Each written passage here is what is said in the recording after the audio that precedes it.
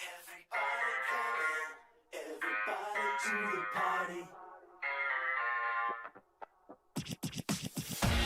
We're online, online, we're online. Step into the night where all the stars are bright. We're back again to do this, and we're gonna do it right. Something wild's in the air, I just know.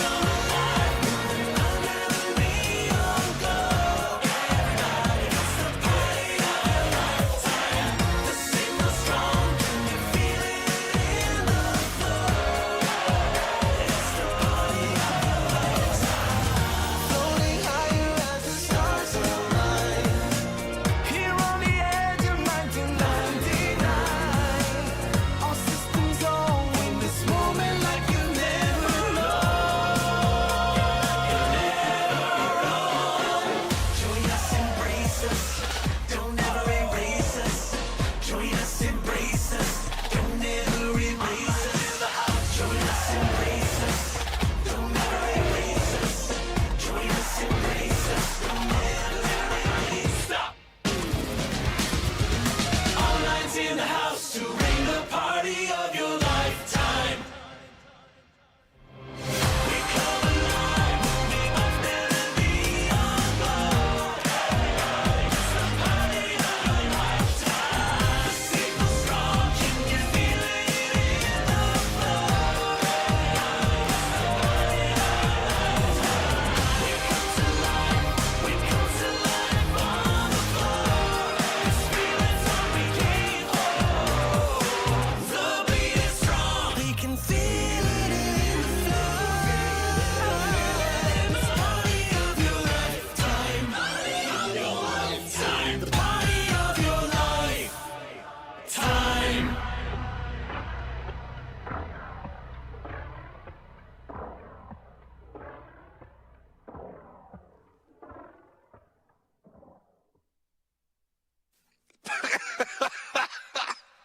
Okay, hold on. Here we go. Hey kids! It's time to have fun!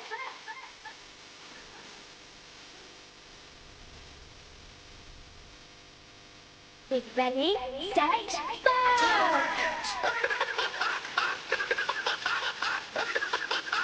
What the fuck did that say? This is so good.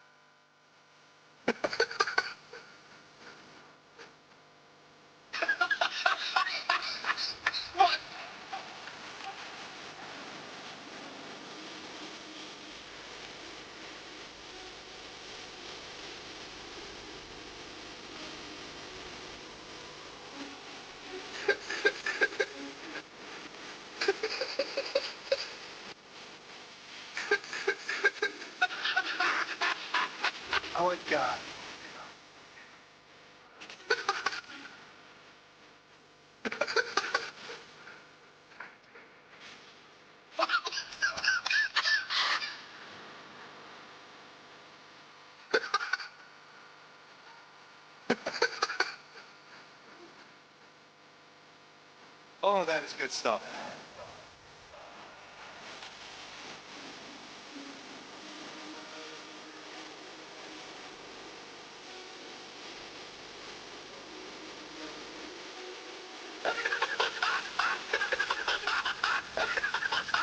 What the fuck did that say? This is so good. I have autism. I have autism. I have autism. I have autism.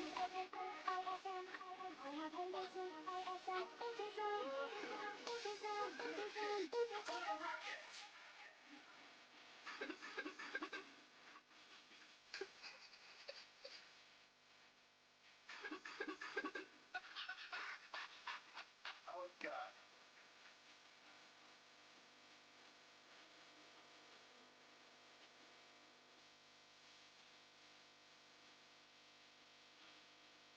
Oh,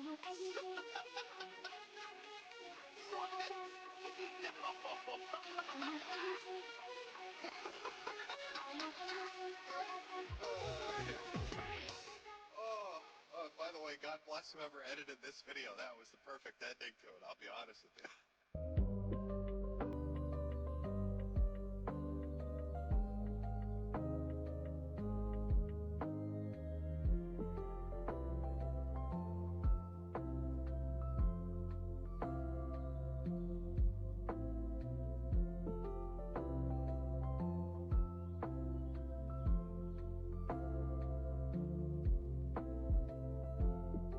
There we go. Muted. Oh my gosh, I'm I'm not even a boomer yet. What the fuck? How am I? I'm good. Okay. Yeah, I'm not muted anymore, I promise.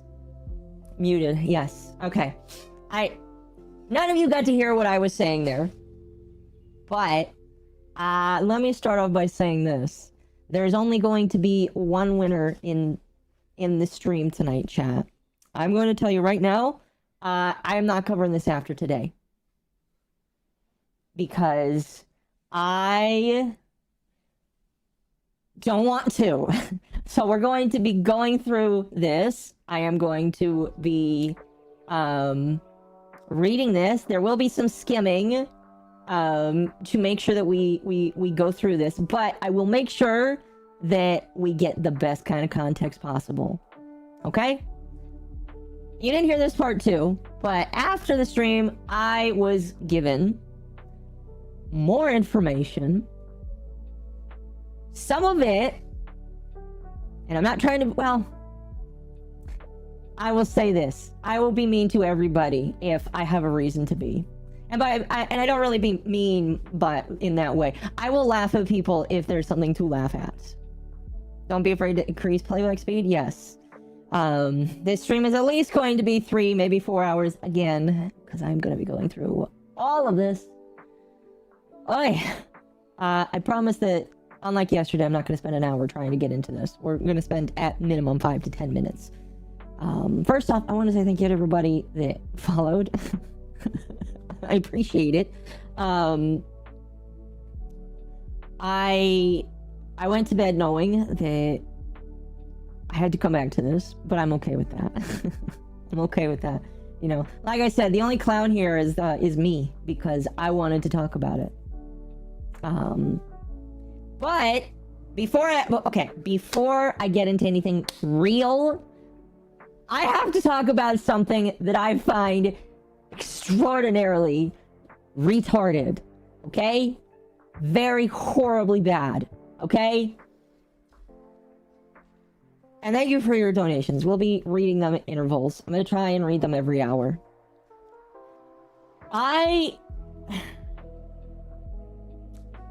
First off, I have been given permission to say this. So, before you ask, I was told this was okay. Can people stop trying to associate my friends with the gay ops of other people? Okay?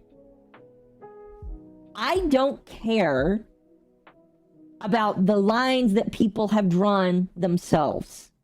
You can do whatever you want, all right? If you want to be mad at Dev or you want to be mad at Kirsche, I don't care. But guess what? Motherfuckers, stop bringing my friends into this. Because I know for a fact they ain't doing anything on purpose or at all. Alright? Alright, do you want to know why this is pissing me off? Because my genmate, Lumi, is being, like, harangued as some, like, blabbermouth. And that's not cool. Alright? Alright? Let me tell you something really quickly here. Lumi, she is one of the genmates, one of the people that is in my group of Juniper. Alright? She is a very bubbly, happy person.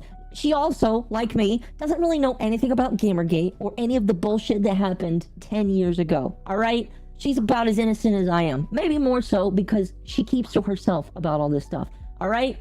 Arch found her. Arch decided to follow her. Arch invited her onto his podcast, and now she is a regular member. Alright? Cool. And guess what? I am very proud of her for that. Okay? I am very proud that somebody took an interest in somebody that I work with. Alright? And I'm gonna be honest with you. Does she talk to Dev? That's not my prerogative. I don't care. Alright? She knows about his drama. She knows that he's a spurg. She jokes that he's a commie as well with the rest of the chat. I don't care what her context with him is, because it's not my friendship, or it's not my association at all. Okay? Alright? But stop trying to lump her in to people when all she's fucking doing is just being herself and being there. Alright? Is she naive? Yeah, a little bit. Just a little bit. Lumi, I love you. Just a tiny bit. Alright? There's some things that you and I both need to learn together. But holy cow, I am getting sick and tired of people trying to loop her and loop other people. By the way, other people that I'm not going to mention yet. I'm going to get to the upsetness of this when it gets to it. But there are other people that are apparently mentioned in this doc, and I don't know what their tie-in is to this. But a lot of them have said, either to me or like in other places, that they don't know why they're being asked, why they're being like lumped into this. All right? And that pisses me off. All right? I don't care. All right? I care about reporting about this because it's drama, but I don't care. Like, stop doing that. You're pissing me off. And it doesn't make your side look any better. I already have criticisms that I'm gonna give, but I'm reserving them for when I'm fucking done. This is just annoying, alright? I don't like having to deal with the fact that my genmate is already having people say that, like, she's part of something that she's very clearly not. Alright? Arch found her. Arch put her on the podcast. I'm very proud of her. Our manager is very proud of her. And the people that try and lump her in that, and they have absolutely no idea, it bothers me. Okay? Okay? So stop doing that. You don't have to take my word for it. You don't have to trust me. I'm just venting out my frustration here. This is dumb. Some people need to chill. Yes. All right? Some people do need to chill. On both ends, in my opinion. Excuse me. All right? All right. Mizu's gonna come in here at some point. He's coming home from work soon. When he comes in, we'll go ahead and have him come in and he'll help me read. I told him to be as nice as he can be. I know he probably won't, because he does know Dev, and he knows his past. So, I don't expect him to... I just told him to keep the insults to a minimum. Alright.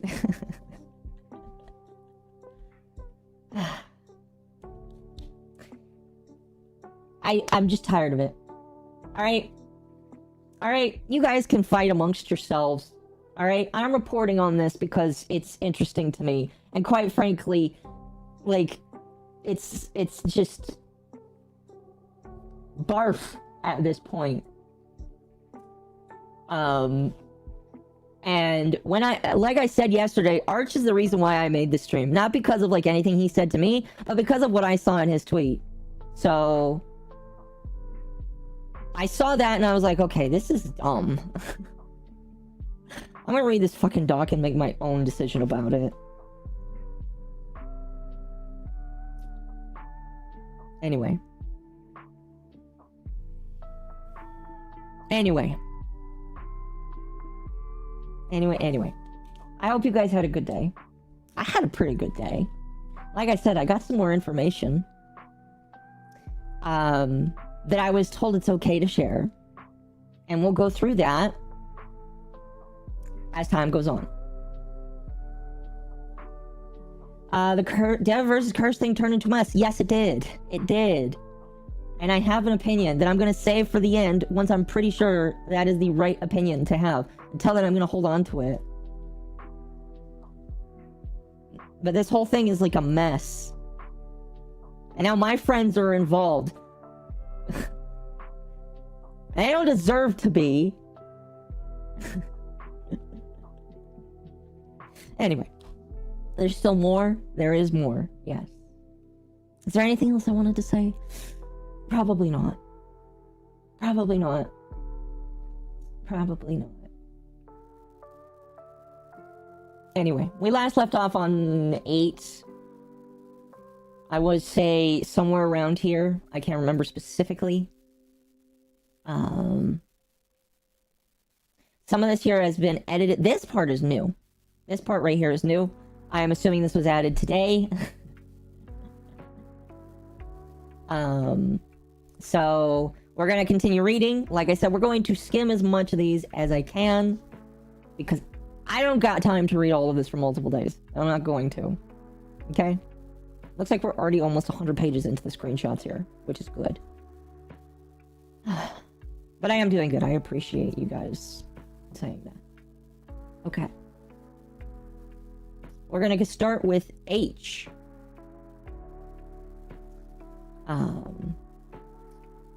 DFD denies disliking Kirsche at all prior to Kirsche speaking to Short Fat Otaku.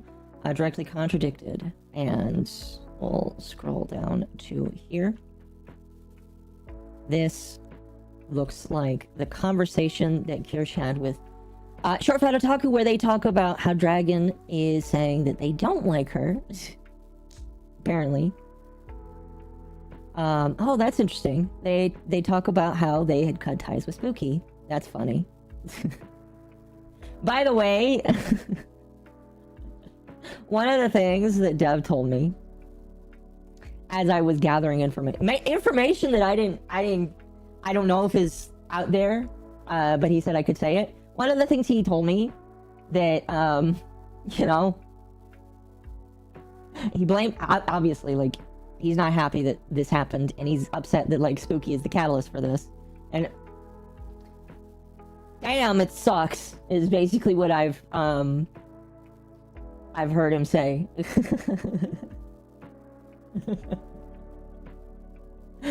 Oh, but, like, you know, what's happened has happened. Anyway. Let me see if I can pull some excerpts from Dragon Fat here. I called her grifter and a clout chaser. Not over Spooky. I feel like Spooky was the impetus of this, so I feel like that might have been a lie, but I can be corrected if wrong.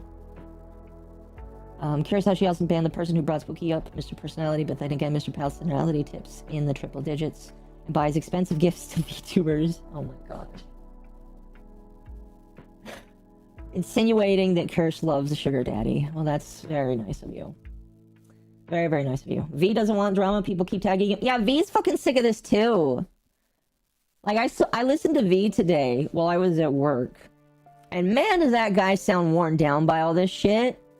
You know, guys, he has a kid. He has a family. And I think he's a game he's working on. I don't know specifically what. Do you think that, like, this is something that he cares about? Like, I don't think he cares. Let the Romanian be? Yes. Leave him be. I don't think that this is something that you can, like, force on him. Just saying. Anyway. And by the way, I am going to say this multiple times because after listening to the podcast yesterday, I was told something that I figured I was right on. And it starts to make a lot of how Dev talks make sense to me. And that will make sense later. But he takes these screenshots and then he says, her view is that she has no vendetta against you and the Spooky not collabing, and she didn't hate you before, and I have a big public combo on your server. Your view is that she hated you due to you and Spooky not collabing, and everything has stemmed from that. Sorry for keeping you up late and stressing you out. It's been the same for me. So, Dev is taking at face value what Spooky, or not Spooky, or Dragon says, and again, you can take that however you will. My thing is, again, if I was in his position, I'll bring up Temp again as the eternal example in this, because he's, like, basically one of my only few mods that actually shows up now. But if a big creator, like a Kirsche-sized creator, comes to me and says your mod's being stupid, and especially since, like, I don't know them that well, like, the idea in my mind is, but why would they lie about that? I understand that, like, both of them had kind of met before, but it's like, if a creator had a mod that was acting like this, and a bigger creator or a similar sized creator, I really don't care about numbers, but, like, if somebody as big as Kirsche came to me and said my mod was being stupid, I understand that, like, you know, you may want to, like, confirm, especially if that person is, like, close to you, but I just don't feel like I could, like, just leave that be. And I know that he asks, but Dragon says, nope, nothing happened. And besides him telling me that he scoured the Discord server for what Dragon said, like, okay, like, maybe you didn't have access to it. I don't know. See, that's the questions that you have to ask when you're trying to figure this shit out. And I don't know. Maybe he did. Maybe he didn't. Who knows? We're just gonna move on from now. Let's see here. Correction. So this was added today. I'm pretty sure this was added today. I don't remember seeing it yesterday.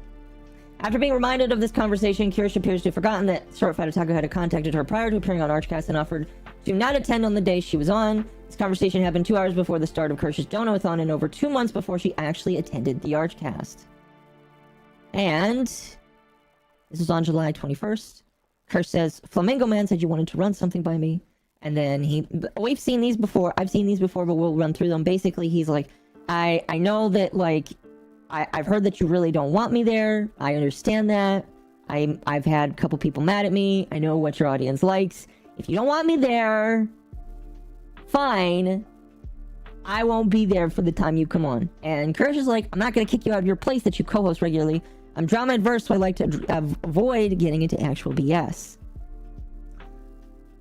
Oh, this is showing off that this happened before her Dono-a-thon.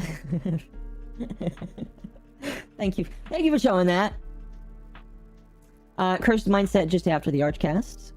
I would just feel bad because I don't like telling somebody I don't want to interact with them, and I just don't feel comfortable with Dev and the way DragonFats has acted for the past effing year. And I don't want to impose on V or Arch by being like, hey, I'm happy to come on again, but I don't want to be on the same time as Dev as there's some issues. Because to them, it'll look like I'm just the one starting drama. Okay. Point 9. An hour and 30 minutes after Kirsch's conversation with Short Fat Otaku, he contacted Arch. All the screenshots, now this has been crossed out, all the screenshots for this section have been redacted. Arch intentionally put these out there, so because he put them out there, we got them. Cool. Arch. Remember this, the TLDR is, my mod said she was a fan of Kirsche. Hold on, let's see. Okay, this is Arch quoting Short Fat Otaku. SFO says, my mod said she was a fan of Kirsche, she wanted Kirsche to cross over with Spooky. Kirsche didn't want to, my mom was fine with it, kept watching and promoting her stuff, and only turned on Kirsche after that event. She was pretty inflammatory about the whole thing, but doesn't care about Kirsche anymore.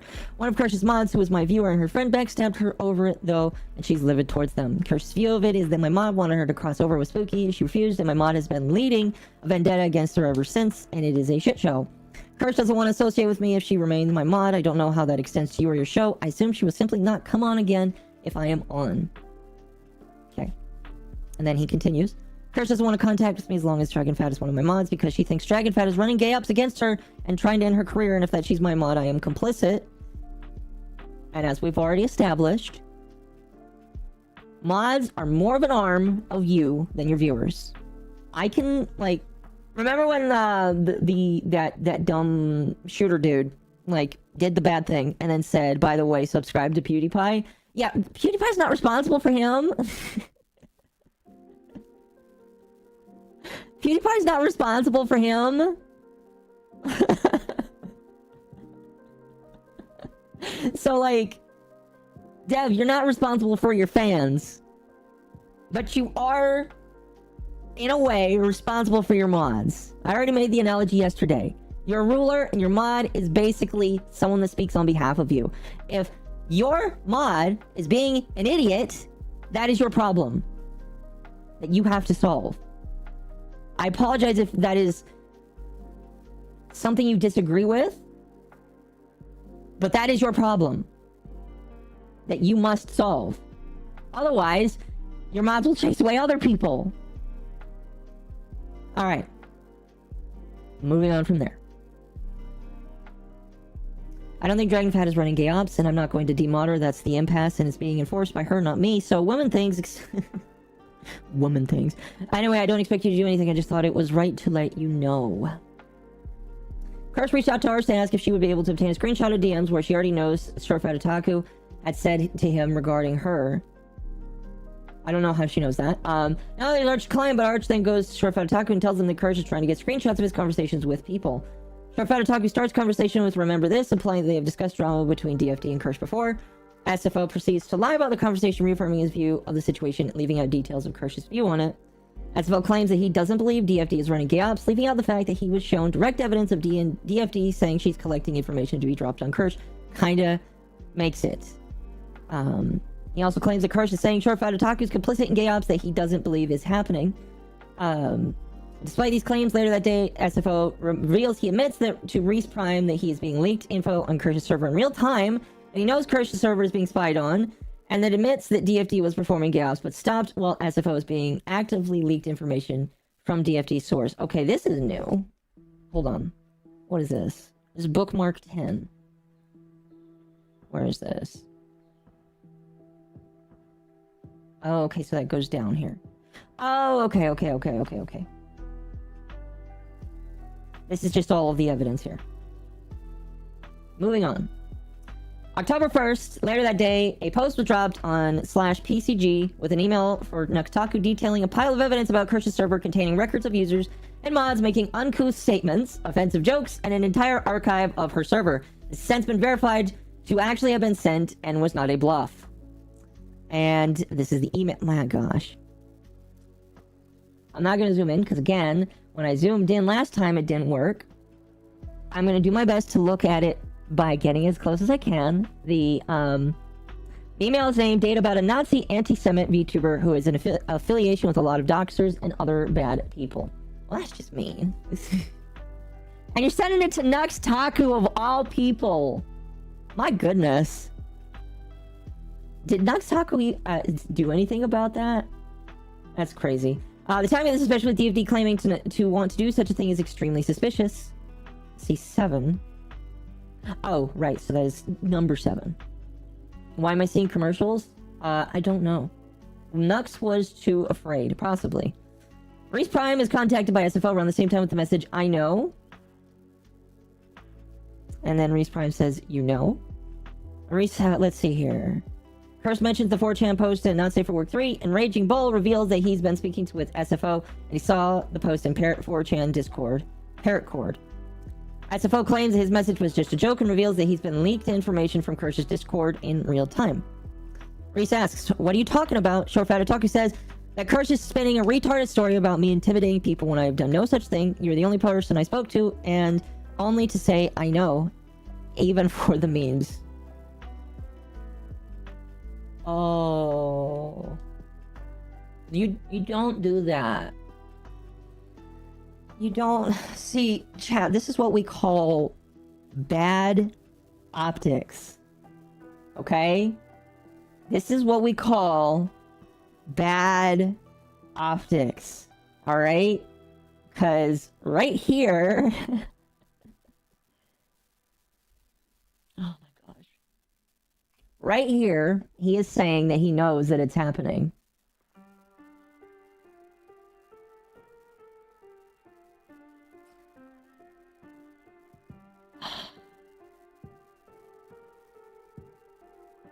So if you know, now you're complicit.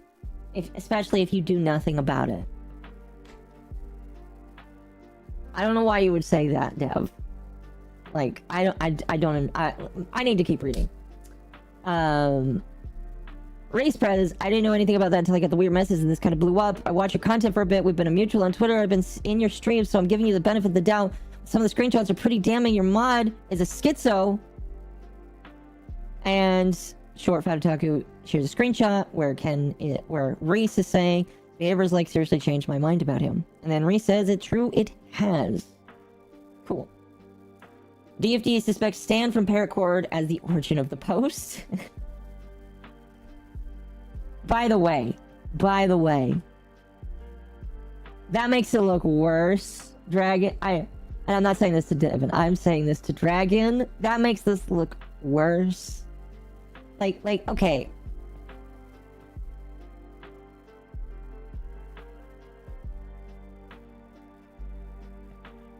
This just looks worse. Ha ha ha ha ha ha ha ha ha. Remember I said Kirsche didn't have to worry about me, worry about other people. It happened. Okay. Let me give you a lesson in how to not look bad. Do you want to, like, ruin somebody's life, which you shouldn't do? How about, excuse me, how about you don't say that you want to do it, and then a day later do it? Alright? Alright? That's autistic as hell, man. Alright? I'm gonna grab my... I bought vitamin water here. It's called Focus. I need it so that I can focus on this bullshit here. Don't cackle like a witch. And then Short Fat Otaku says it's too woke to be a Pippa fan. You think an RW can type like a woke? Let me put it this way. Was this somebody who actually is woke and believes in woke values and is canceling somebody for not being a leftoid? And then Dragon says, because pain like vampire exposes to cross this thing. Dev 4chan has a lot of woke people. Okay. This is not making you look better, Dragon. And Dev, again, if you're trying to claim you didn't know or that it didn't happen, like, either you knew and were complicit and just didn't say anything, or you're extremely stupid, or my opinion that I have later, and you just didn't recognize it until it was too late. Either way, yikes.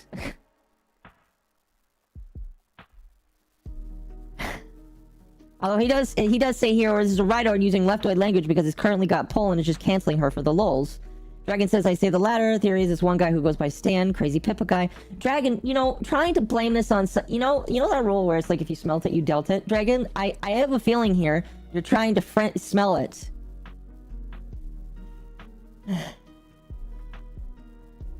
Okay?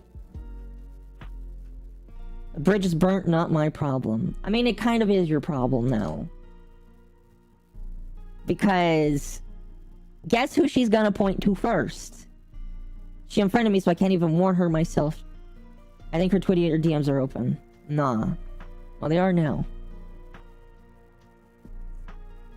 Let's see. Dev suspects Stan from... Or DFD suspects Stan from Paracord. Raging Bull pulls screenshots from Paracord. And these are Raging Bull's screenshots. We knew that Kirsche was a shithead with a VTubing avatar. Look, Kirsche, hope this is all true, but on a serious note, no one who likes her now is going to change their mind, and vice versa. I really want to see... I can't see the email that well. Okay, hold on. I can't, like... I can copy the image. Can I paste it? No. Copy. I can't paste. Okay. I'm going to make this bigger.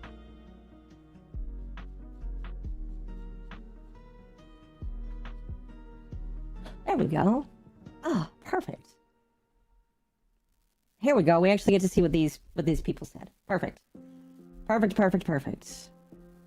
Nux. Over the last few weeks, I managed to gain access to the super secret, not safe for work Discord channel on the official Discord of the VTuber Kirsche, and I wanted to show you what may be the most racist, homophobic, transphobic, alt-right, and anti-Semitic VTuber Discord community nowadays, where the VTuber itself and her mods participate in all kinds of that. I'll link all the files needed for the full context expose below. There's an archive over Discord. One of her mods, for example, is anti-Ukraine and pro-Russia, as you can see in these images. Here's a bunch of the users and mods being anti-Semitic. Here's a bunch of the users and mods being homophobic and transphobic. Here's her head mod, gaslighting everyone by saying it's just a joke multiple times. I mean, like, if it is just a joke, then yeah, say it's just a joke. She also many times on Twitter went against other VTubers like Fruit-Based, did homophobic remarks, and more. There were two interesting and warring events that happened to her recently. The first was on the TVA's one-year anniversary stream. For those who don't know, the Virtual Sign was one of the biggest rogue communities about VTubers and has the nickname of being the Kiwi Farms of VTubers. It is. Owner Proctor doesn't mind having complete doxes. That is not true. As far as I know, he's told me he doesn't allow that. Proctor, I might have to get a disavowal for that one. And encouraging campaigns of harassment against other VTubers, which I have not seen. About a week ago, Proctor did a live stream celebrating the TVA's first year. During the live stream, Kirsche gets on a call with him, and she's supportive, encouraging of his achievement of having one of the most problematic sites about VTubers. And I still think it's cool. A second was the last Archcats episode. The host of the podcast, mainly Not V and Short Fat Talk, are famous for being anti-Semitic and to incite violence to POC and dox people they don't like. This is a big expose of her, but I hope you can bring light to this toxic VTuber and the community who does more harm than good to the world of VTubing. Lovely. Oh shit. Damn it. Hold on. Accidentally just dragged that to the screen that my second computer uses. Hold on.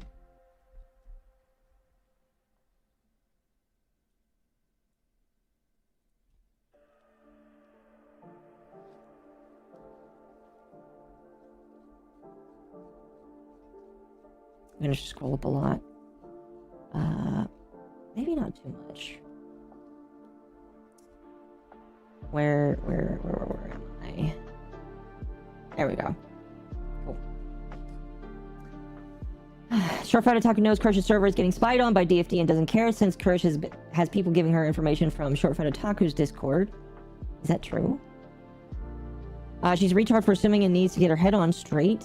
I already cropped it. Send to her. She's asking for the person feeding screenshots and logs to DFD. She just assumed it was you. Getting fed, not doing the feeding. There's exactly zero chance DFD will give me that name.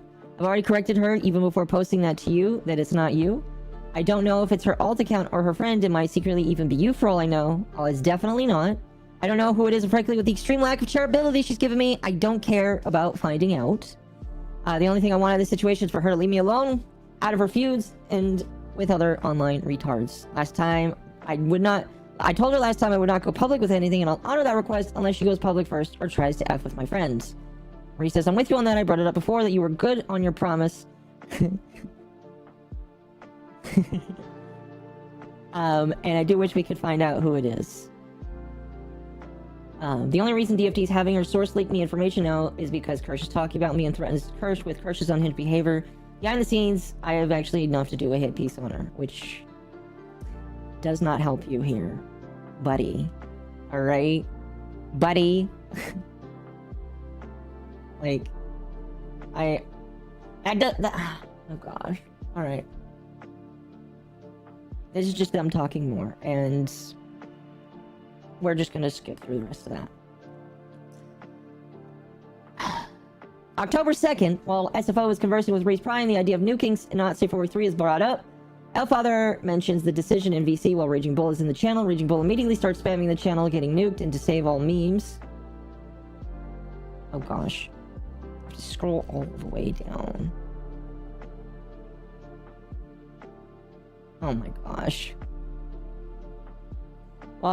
Raging Bull then contacted Stray Wolf, a mod for Kirsche, about a commission, and revealed that it was for Raging Bull's friend, DFD. Oh my gosh. Oh, I think I talked to Stray Wolf once or twice. I think I talked to Stray Wolf today, even. Well, that's funny. Stray Wolf, if you're an artist, I definitely, if you make good art, hit me up. But that's fucked up, Raging Bull.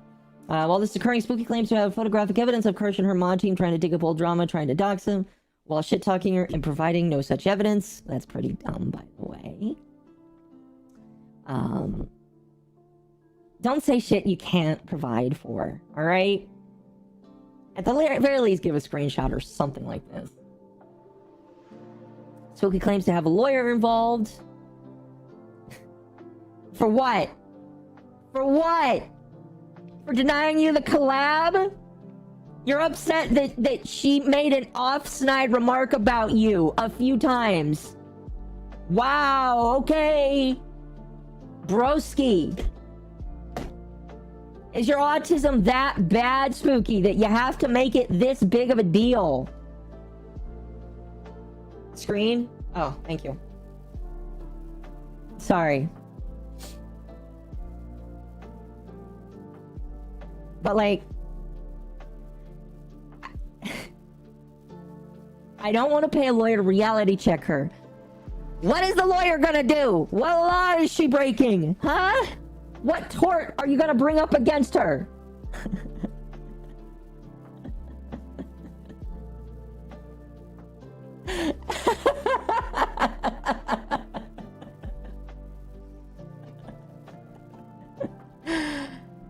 Good luck with that one. Back when Spooky's collab was rejected in 2022, and a few days later, the Mr. Personality Misunderstandings Raging Bull was conducting an investigation around information about Spooky. Apparently, they're not sure why. Raging Bull reveals that he's associated with banned VTuber memes on Discord. Oh, interesting. Is this how banned VTuber memes gets pulled into this? Let's see. This is 11.5. Where they're talking to Stray. And I will read this because I was interested. Because, like, I've heard a couple of these people brought in, and I wanted to know how they were brought in and how it was used. Stray says, want to know something funny? As in, do you want to hear it? Raging says, yes. I've told this story, not safe for work, but not all the details.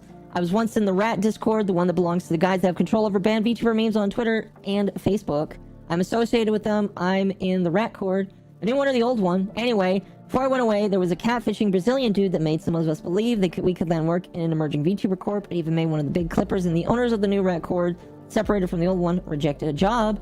Just wanted to work in the industry, but alas, this went nowhere, as we later found out, because of the lies this guy kept piling up. Okay, why is this here?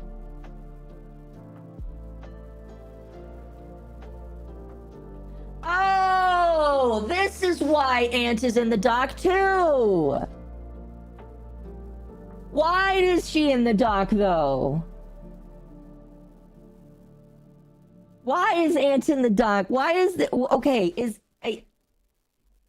Why is this okay? This is something that I'm asking honestly here. Why are these people being mentioned?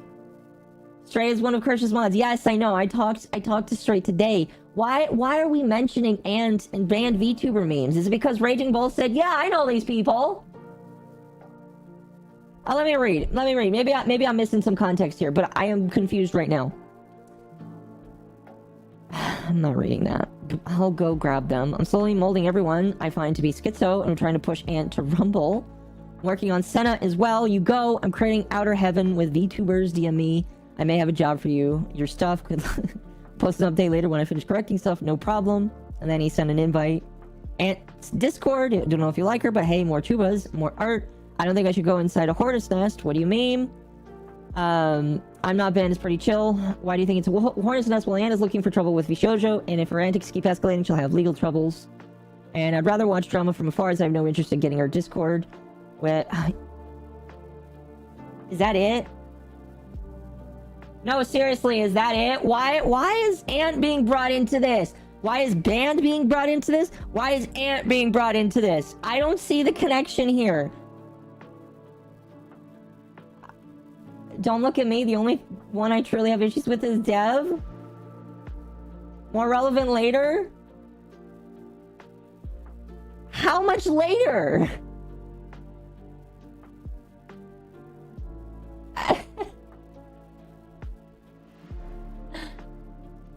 Okay.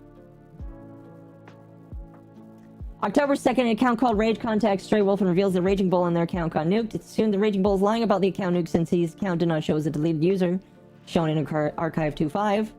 Okay, we're already moving down to 12.1. There we go. Raging Bull joins Kirsch's Discord as Rage and starts pinging people in waifu chat. Due to this behavior from a brand new member, they are banned by Niam, Kirsch's head mod, and their message history is cleared.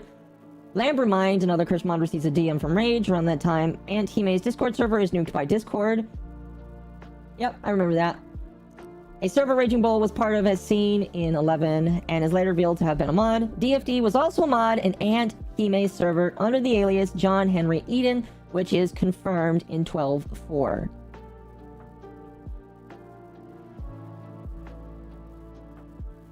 Okay. Is that it?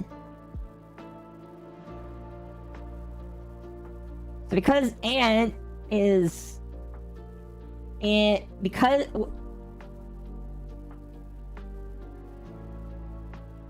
Hang on a moment. Now I have a question for Ant. And what the fuck? This person sounds fucking insane. And not the funny insane, but actually insane.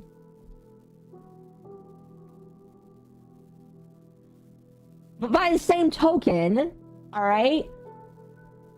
Alright?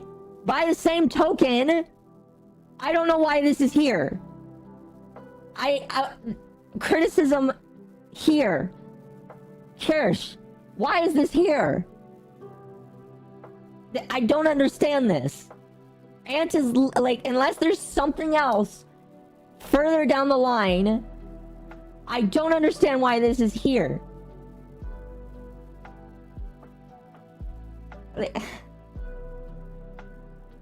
I am confused. Excuse me. I think their inclusion was relevant for confirming Raging Bull's identity after the Discord got nuked. I don't care. Like, you're bringing again people that don't need it. All right? Because now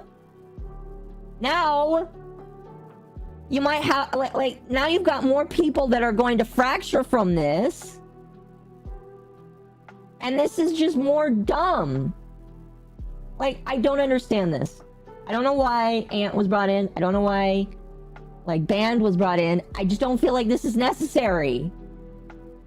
Like, if DFD was a mod, that's... I hope they're not a mod still. I hope. Because this is pretty reprehensible behavior, in my opinion. But, like, I see no reason to include her in. Confirmation of identities? I still don't like this. Because, again, you're bringing in people that have nothing to do with your shit.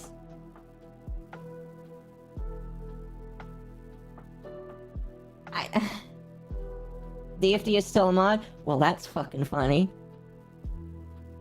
Well, that's funny.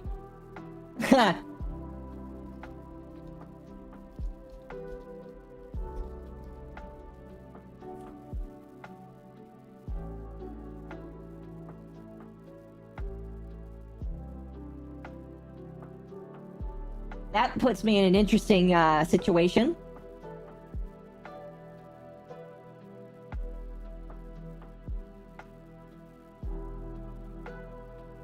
Don't know how I'm supposed to feel about that one.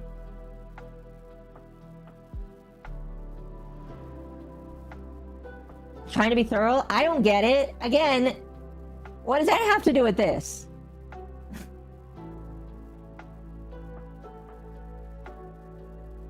You have to connect and to this? I just... Because here's my problem. You connect other people that just don't really, need to be involved, and then they get caught in the crossfire too. Now, honestly, I don't know how people have been treating Ant after this came out, but I heard that she's not happy.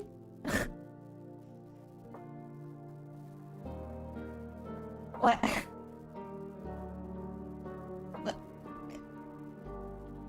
I don't get it. You have to prove the name somehow. I just... Other creators are caught in the crossfire now.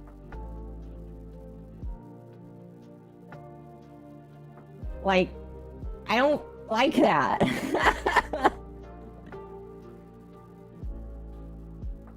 Like, this fight doesn't need to include other people.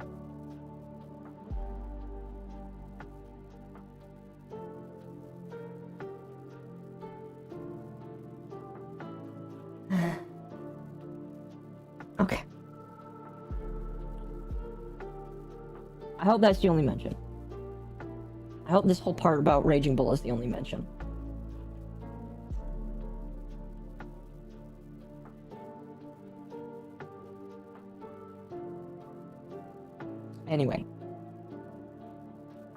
Anyway, let's continue.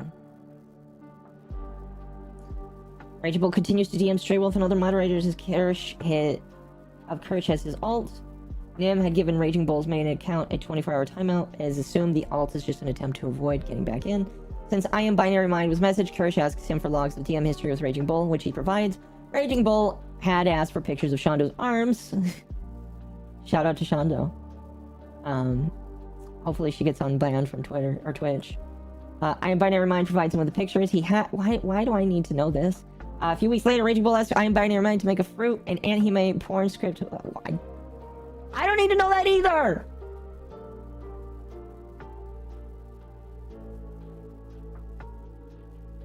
I don't need to know that either, okay? That's fucked up.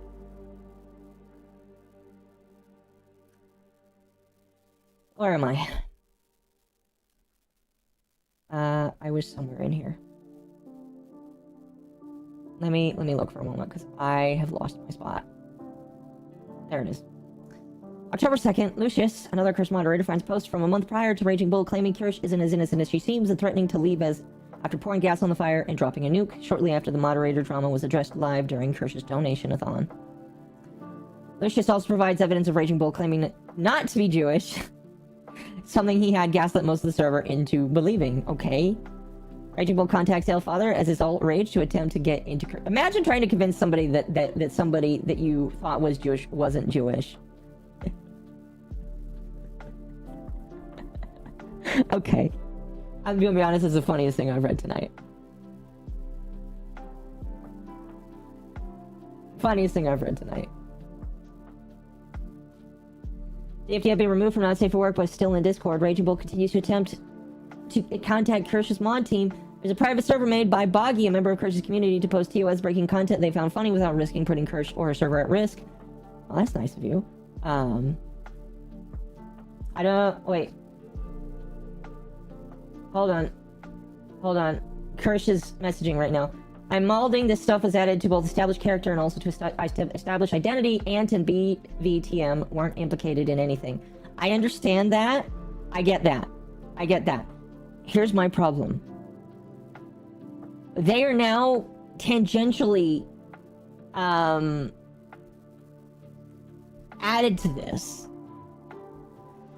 And even if they aren't like the focus of it, I still feel like, again, I'd have to ask Ant personally, like if people are harassing them over it.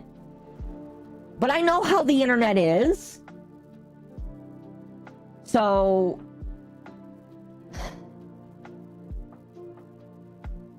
I know how the internet is.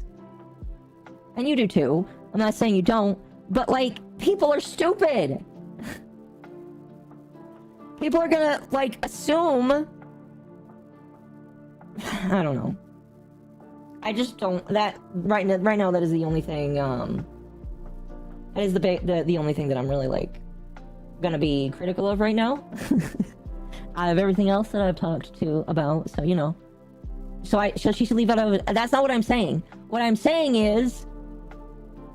Like, you've got this impossible situation here where...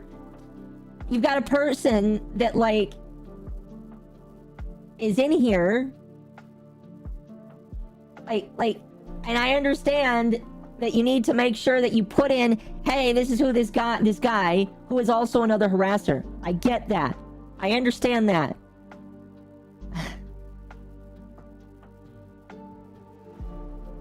Couldn't you have at least said, hey, Ant, I have to talk about this? I don't know. I just...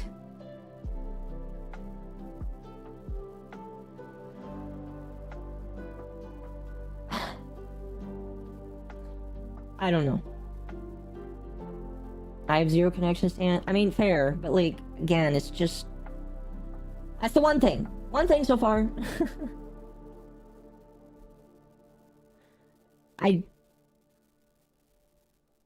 I just think it can look bad to people. And again, I just don't want people to attack innocent people. No one knows who Ant is? A lot of people know who Ant is. She doesn't do a lot now, but... Like, a disclaimer? Yeah, a disclaimer would definitely, like, make it like, hey, by the way, this person isn't really involved. I don't know. Again, I'm not trying to, like, flame somebody here, alright? I still like this doc. It's still very good. I just, like... That's just one thing right now, alright? I don't think that discounts the entire thing at all. I think that just, like... I don't find anything perfect, so, you know. That's my autistic take for the night. I'm gonna have a lot more of them, by the way. But that's the one thing that I was just like, I don't know. Again, sorry if I'm being harsh. I just figured I would put my 2 cents in there. I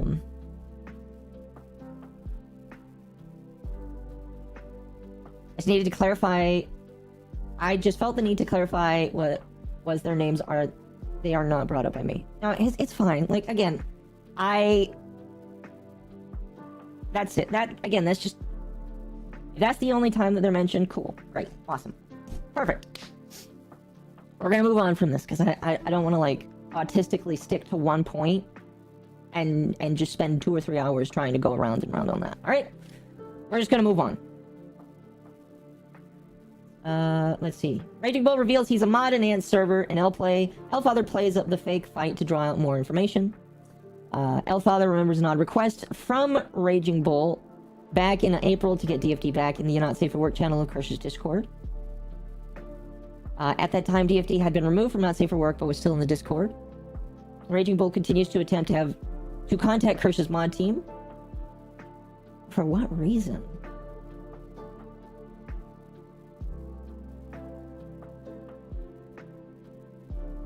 Oh my gosh. There's a lot of shit.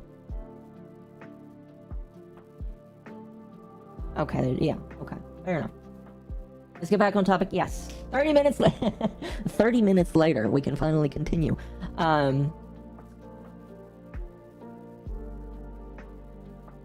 Let's see. Read that.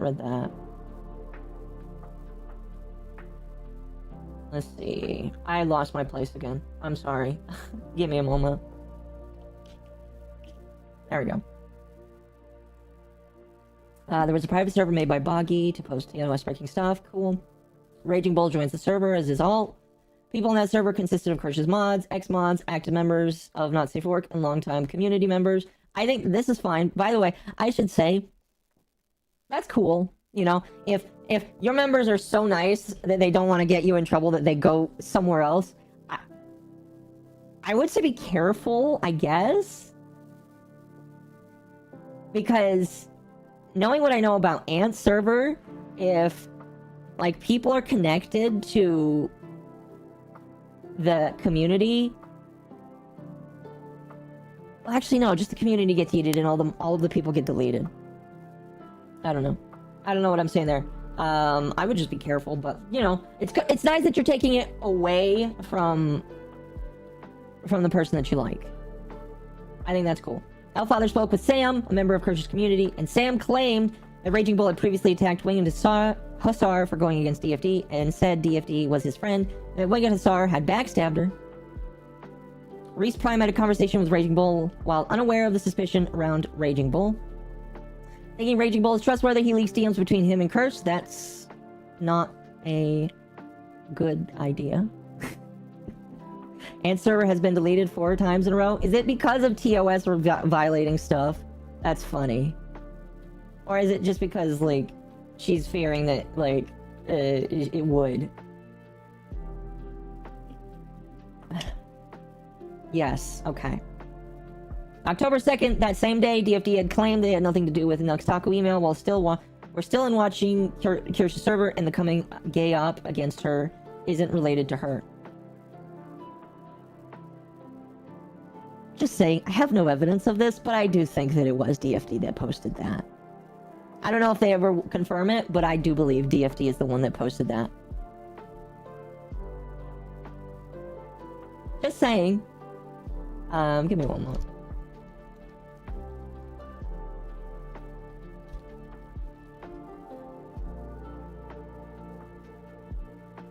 Raging Bull was an agent of chaos. It sounds like it. Definitely sounds like it. That same day, I already read that. Afterwards, Reese talks with Kirsche about the call. Starfighter Taco makes a Twitter post about LuminousCove email where he's mentioned as being an anti-Semite, which DFD responds to. A day later, DFD rebranded their Twitter account to Agent Deep Throat. Again, going with the Destiny names here. Fun shit, bro. You know, if you want to have funny usernames like Agent Deep Throat or Marasov's Left Cheek, all you gotta do is log into Destiny for like 10 minutes and you'll find all of the funny stuff. I'm pretty sure you could make like a fucking thing for that. So, you know.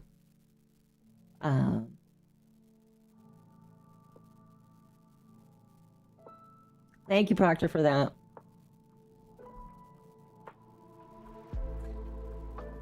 Spooky had their tweets protected but changed their name recently, and changed their name. Here, we'll go down to that.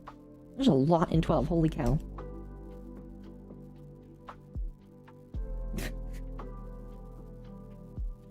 That's a good sign. Blocking your account here. Deep Throat could be a Metal Gear reference. I mean, I've never played Metal Gear, so I wouldn't know. Raging Bull contacts Zekjala, a longtime Kirsche community member, and Skulk, another longtime community member who hasn't accepted. Oh, probably. Okay. Elfather continues trying to gain Raging Bull's trust to get him to reveal that he was leaking, but Raging Bull denies that he's involved. Raging Bull claims DFD is a shitster, loved Kirsche until she built DFD as an El Diablo figure for associating with Spooky. claims Winged Hussar backstabbing DFD caused her to make threats, and DFD wants an apology. The apology from, quote, that shitbag, quote unquote, Kirsche for lying and accusing DFD of gaslighting and having nothing to do with Kirsche anymore. 13. Raging Bull calls Elfather with an offer to hire him for Raging Bull's VTuber company, which would later turn out to be the VT4 Clover agency.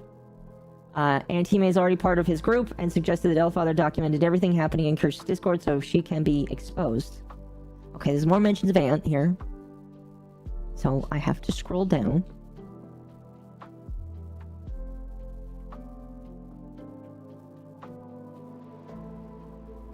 I love that. Being a glowy is stressful.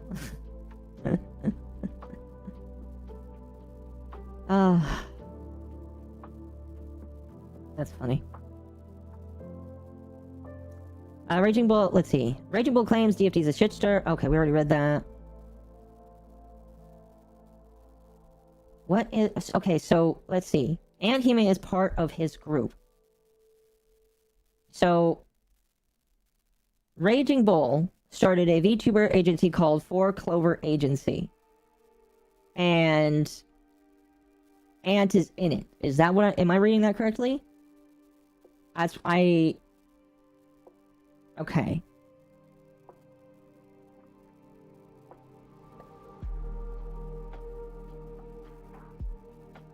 And he may work for him and is gathering information for it.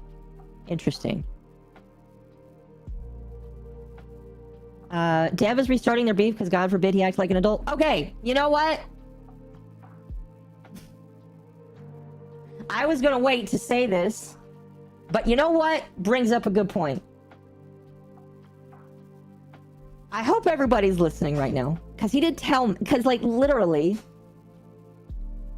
in my investigative journalism, I decided to just say the question that I think everybody is asking. I'm sure everybody's assumed, but I was like, dude,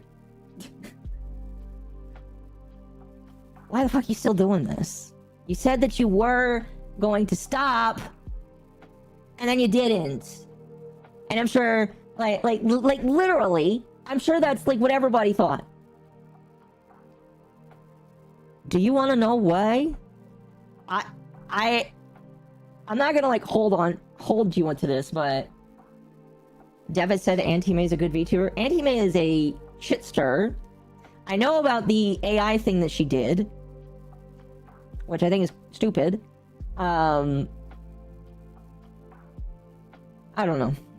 I have friends that are connected to her, and she's been friendly to me. Not saying I'm biased for or against. I am biased for the drama. But anyway, I am just gonna read what I asked. Let me start off with what I read. I'll read it verbatim.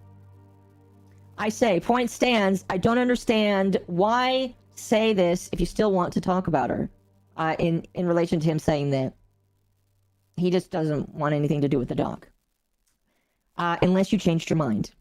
Shortfat Otaku. 2 things happened. 1, I kept hearing that she was still talking about me. So, Kirsche, you can say right now, right here, right now, if that is true. Are you still talking about Dev in behind closed doors? Because he says that you are. I should have asked for screenshots. But he did say that somebody told him that. So, maybe he didn't get screenshots. I don't know. It was midnight when I asked this, by the way. Oh, right. Now I know why. Never mind. Next line. One of those P sources was Spooky, whom I hadn't cut off yet. So... and then he continues by saying, DFD and I both figured out that he was a shitster. Cool. Chat, again, like I said, if... I like my YouTube channel, Temple remove messages that are, like, demeaning. Like, I get it. I understand. You're mad at the guy. Trust me. I'm mad at him, too, for a couple of reasons. But, please, in this chat, I'm pretty sure I have my rules posted. Please be civil. Who gives a shit if she's talking about him behind closed doors? It's behind closed doors. Let me continue reading. So let me reread. One of those sources was Spooky, whom I hadn't cut off yet. DFD and I both figured out that he was a shit stirrer months ago. I reply by saying, and you trust the guy you cut off? Did he provide screenshots? And he said, I did, I no longer do, but he was not the only one. However, secondly, and more importantly, I realized that I did not owe Kirsche eternal silence, considering that the retarded fucking struggle session she put me through for the high crime of showing up in her Twitch chat. I think it was the off-Kai drama where it finally came to a head. And I ask, but did they provide screenshots? And he replies, am I not going to report on a current event, which is my job because Kirsche is a part of it, even though she certainly has no respect for me? Or am I going to say, fuck it, she's a public figure and a big girl. If she's in the news cycle, I'll talk about it like anyone else. And I chose option 2. And then he also replies by saying, they didn't just hearsay. In reference to me asking, did they provide screenshots? He says, they didn't just hearsay. This ended up not being my primary motivation in the end. And then he refers again to the off-Kai drama, where he says, this did. And I reply by saying, right, well, you reversed course partially because of the hearsay of friends, some of which you let go, and because you wanted to report on current things.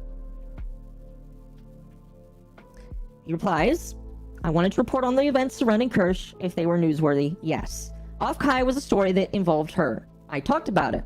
The reason I ultimately decided to do so is because, frankly, realized I was being a cuck. Let me read that again. Dev, I know you're listening. I could not take you seriously when you said this.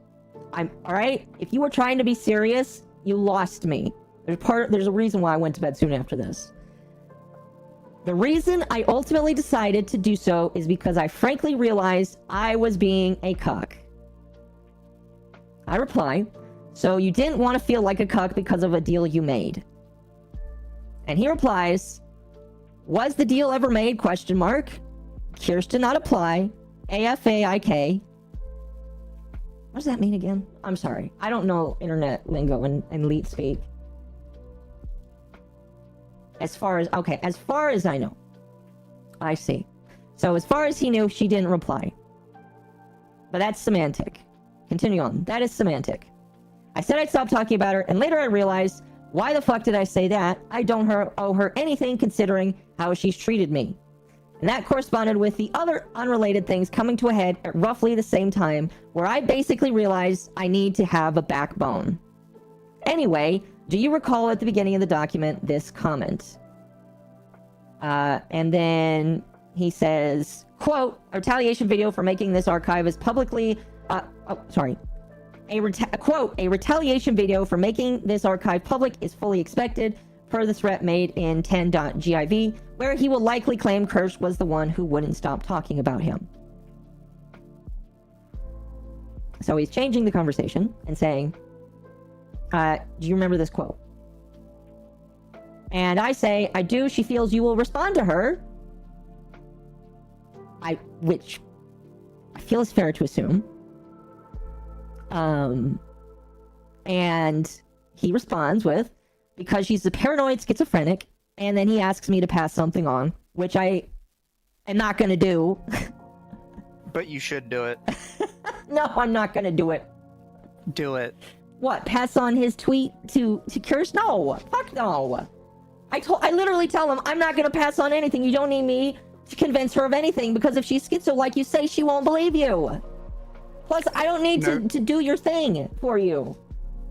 No MommaOcco this time. Hello, Mizu. Let me turn your Fugi on.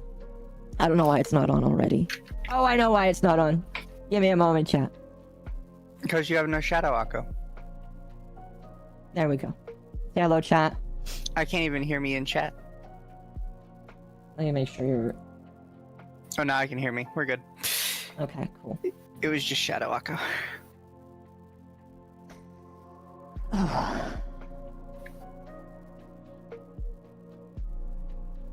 One moment, chat. Let me Where is Like 3 people in chat immediately go, "Hi, Mizu." your foretelling your arrival was foretold. Was it? Mm. I thought he wasn't a cuck anymore. Why isn't he saying things himself?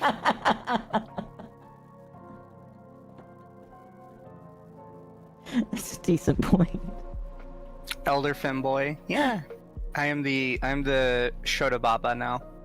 But now that, like, you know, I have the stream going, chat, I will just pull up the tweet. Just for funsies.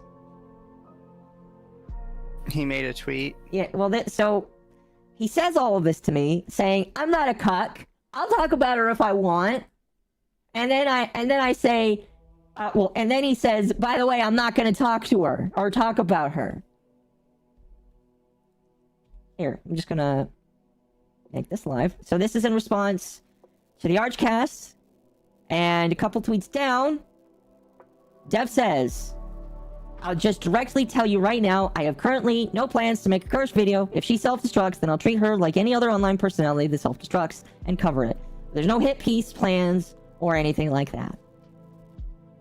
So chat, I told this to Akko the other day, but when Dev ends messages with that, that's just a threat. And I don't know if he's genuinely so dumb that he doesn't know it's a threat, or if he's so dumb he's not able to cover the threat well.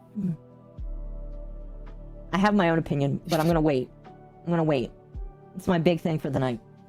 Well, here's what I think. Either way, I think he knows it's a threat. It's just, is he too dumb to, like, realize that it's so obvious that it's a threat? He thinks he's good at doublespeak. I'm gonna tell you, chat, there's a lot of people. Now, again, I'm gonna be the eternal fence sitter here, just because I'm here to present things as I see them. But I have a feeling that there's 2 options here. Alright? And again, I'm gonna present them later. But that was basically it, chat. If you wanted to know, by the way, internet, why Dev came back, it's because he's not a cuck. Oh, also, I'll throw this to chat, by the way. Chat, if for whatever reason Dev sees this, he's gonna be, he'll bring up the fact that I am on it. Because when we got pulled into a chat with Dev, I just insulted him the entire time. Because I genuinely hate him, and there's nothing he can say to make me not hate him. So, you can ask Akko, the entire time, I was just straight insulting him. Yeah. I genuinely don't care. To give some context, chat. We were told we could, like, get our grievances over with him. And Mizu, like, went at it. I think I was the nicer one because, again, like, I was in an area where I just didn't understand everything. But I basically told him, like, I just don't feel good about you. And, you know, that's pretty much it. You said Mizu has experience with devs, at least around that corner longer. Chat, I was heavily around the skeptic TM community when that first started up, around like early Gamergate. So I watched a lot of content from anybody in that sphere. And I saw Dev kind of rise up within that sphere completely by latching on to people. There was never anybody that talked about Dev that was like, hey guys, I saw a new Dev video. It's the same thing with like Mundane Matt. Nobody ever was like, I watched a Mundane Matt video, guys, it was so good. It was always, hey, did you see that Sargon had Mundane Matt on? It was always whose show they were on, never that they did something. Do you not speak the ancient text from Mizu, for it was there in the skeptic sphere? Yeah, pretty much. I told that directly to Dev before we even started the conversation, and I don't know my exact words, but it was basically, he said, like, I'm here to clear up, like, any misconceptions you had about me, and I just replied with, there are no misconceptions about you, because I've been there the whole time, I know you, I don't like you, you kind of asked to talk to me, so I answered your summons, but there's nothing you can say to convince me you're not just a leech asshole.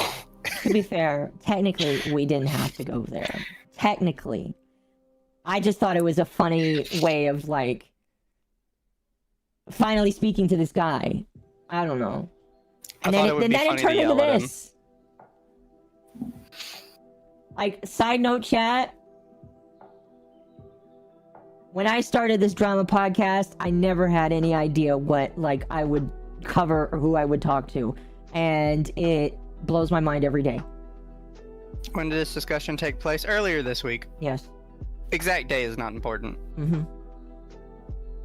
But yeah, no, the entire time, I could post any single message that I sent in there, and it's probably got an insult in it.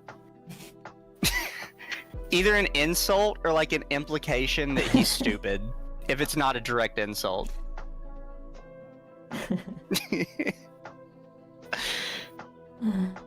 Oh, gosh. Chat, you're supposed to vote for you guys losing, because we all lose being here.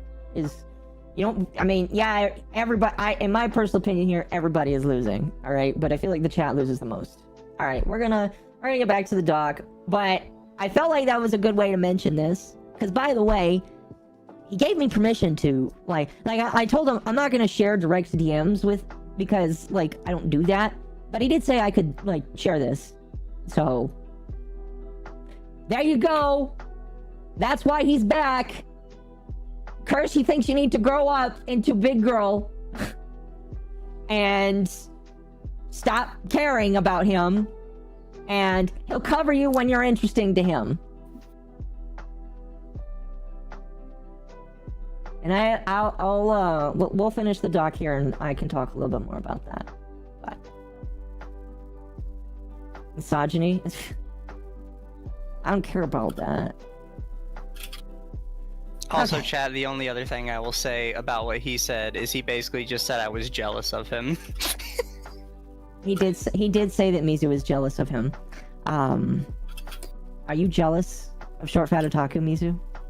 No, God. I can't imagine being that.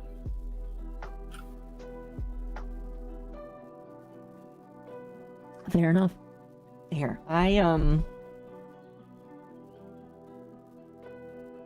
I will bring up the screenshots for you to see as well.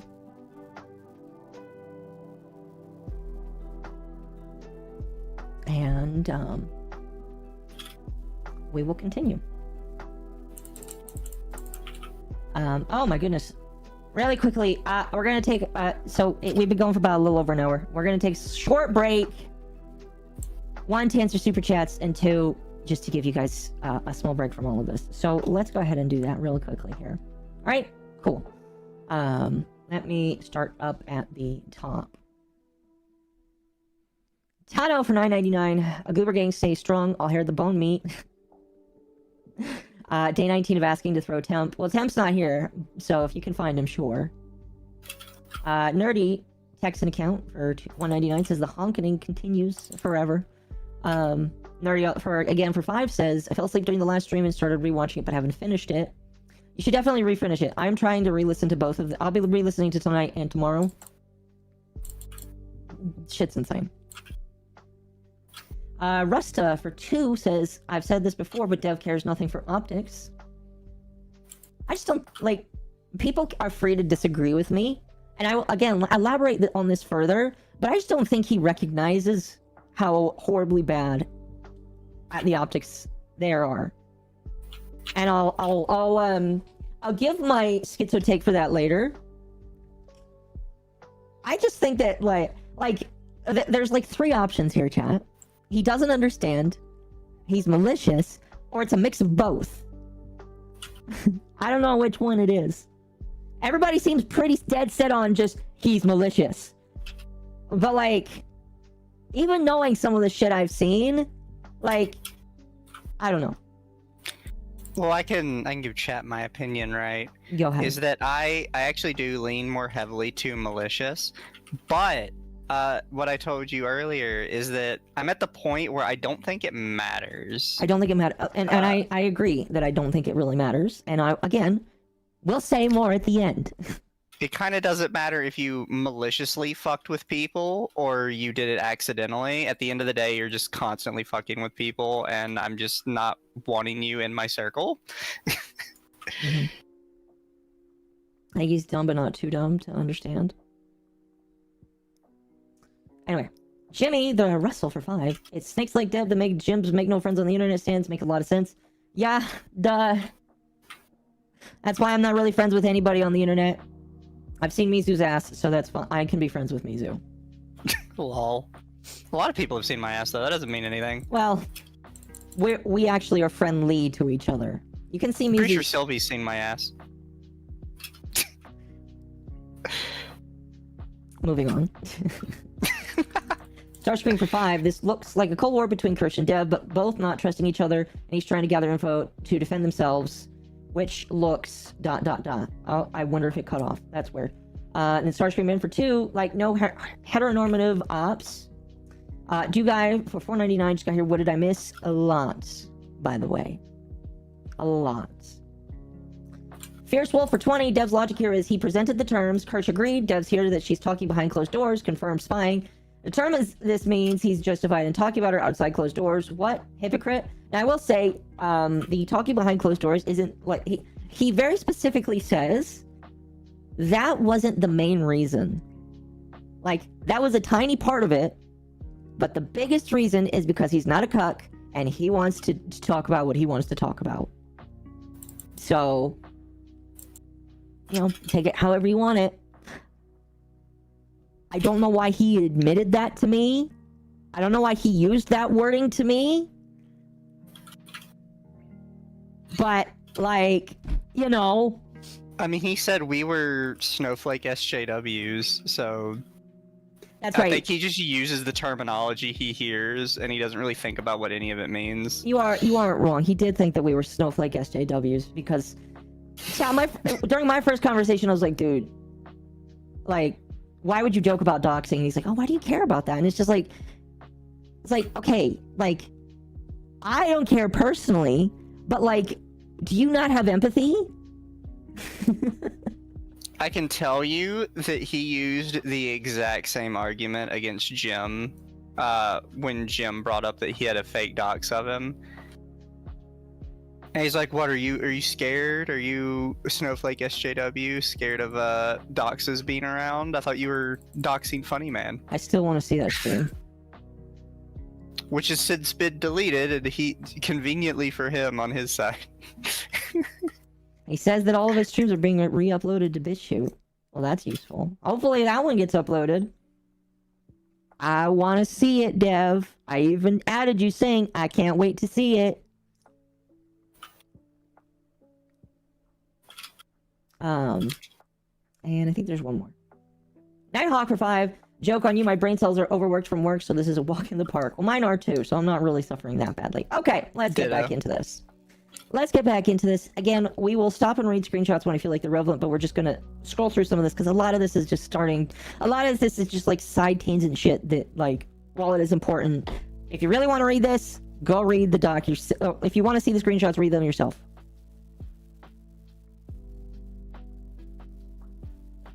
Alright. 14. Sword Fighter Taco asks DFD about her gay ops crack squad, where she is also seen to be using the alias John Henry Eden.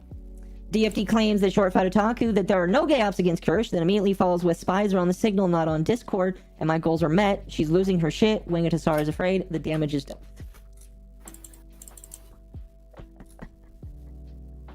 That's so gay.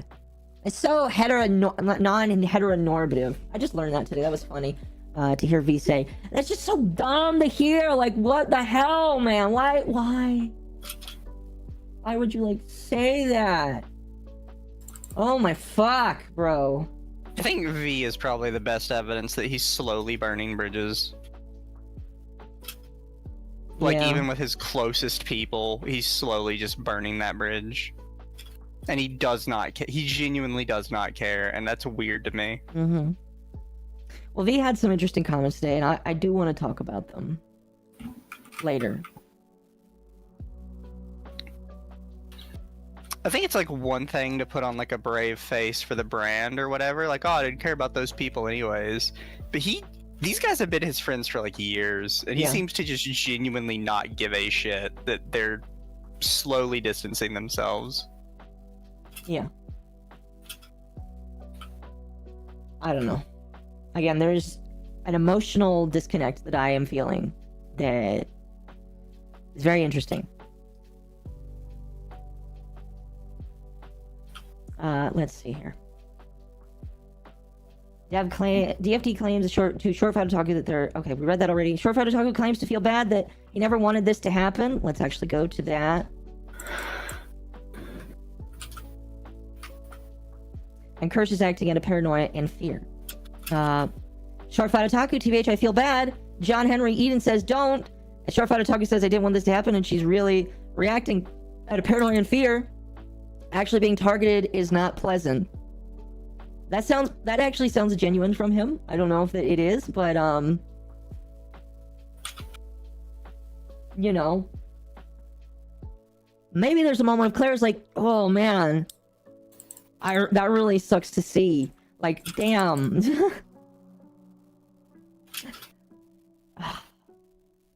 I don't know. Maybe he had a moment of clarity. I don't know. To me, it feels like cope. It's how he talks about everybody, like, that doesn't like him. It's like, oh, she's just scared. Not scared, annoyed. That she has to, like, deal with this when this is, like, her whole business. Mm-hmm. Like, do you think, I think a good comparison might be, if you get thrown out of a grocery store, do you think the manager and his security team are scared of you when they're throwing you out? Or are they just really fucking annoyed that they had to, like, stop everything they were doing and annoy all their other customers just to deal with you because you wouldn't go? You use the security analogy. Dude, I fucking hated people like that. People Yeah, so that... like, you were never scared of... Well, not never. There's probably somebody that you're like, maybe this guy has a gun. But... No, for the most part, I you're just had like... the gun. I was the Yeah. armed one. You were the scared one getting pushed out of the store.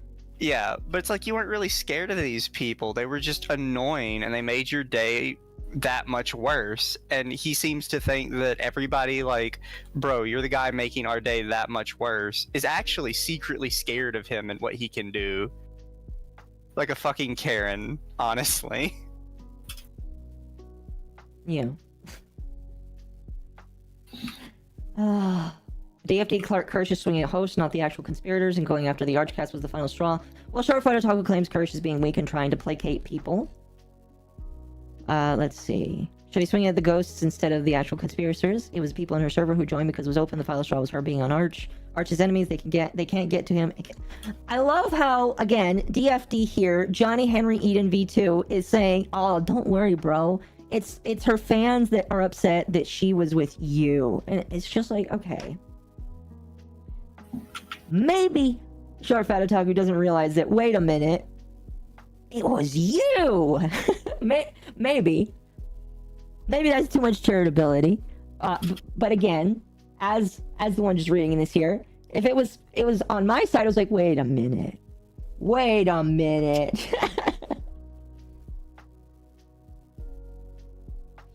And then he says, the best thing for her to do would be a Chad. Yes, I went on Archcast. What about it? But she won't because she believes that the truly edgy VTuber cannot survive. I don't think that she says that. Also, she's genuinely much edgier than anything they've done. Yeah. Same with Pippa. Yeah, like literally, and I know it's because Pippa and her are best friends, but like with how Sakuna is kind of like strict, it was just like they must have a good relationship for that, because like Sakuna's like very iron gripped on some things. So Yeah. I don't know, she's pretty fucking edgy. Unless she wasn't edgy a year ago, but I'm pretty sure that's not true. Again, I think this is like just cope from him. Like, that's the only explanation he can come up with, is she's just scared of being too edgy, not that he's an annoying ass fuck and nobody wants to deal with him. Mm-hmm.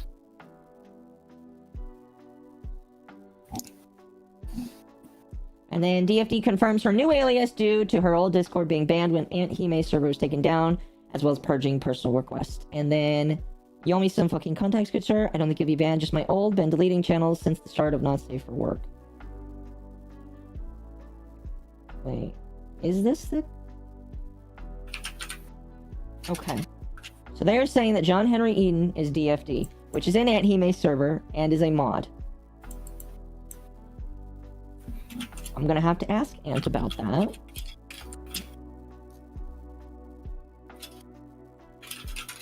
Just saying.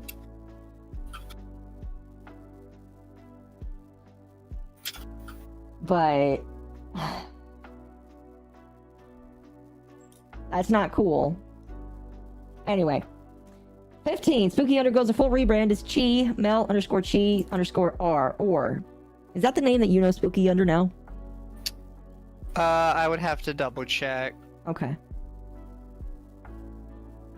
Discord bans almost all the mods and maybe some of the biggest chatters in a server when they eat a server. Yes, they do. Yes, they do. Yes, they do. 16. More fallout from Aunt Hime's server getting deleted. Connections between Parrot, Aunt Hime, and TFD. More connections again to Aunt. So, why exactly is Aunt mentioned in this again? Just because they existed in her server? Because of Raging Bull, who needed to have their identity confirmed because they are part of this document. And I am assuming also because DFD is a mod. And again, DFD, if you guys need a refresher, DFD, the motherfucker, is the one who was trying to do life ruination on Kirsche here. I don't want anybody trying to defend this motherfucker saying, oh, that it was obviously just... No! You can't tell me, after seeing what I've seen, that this was just them being upset at Kirsche for not letting on their buddy. That's fucking dumb. Alright? No defense. Whatsoever.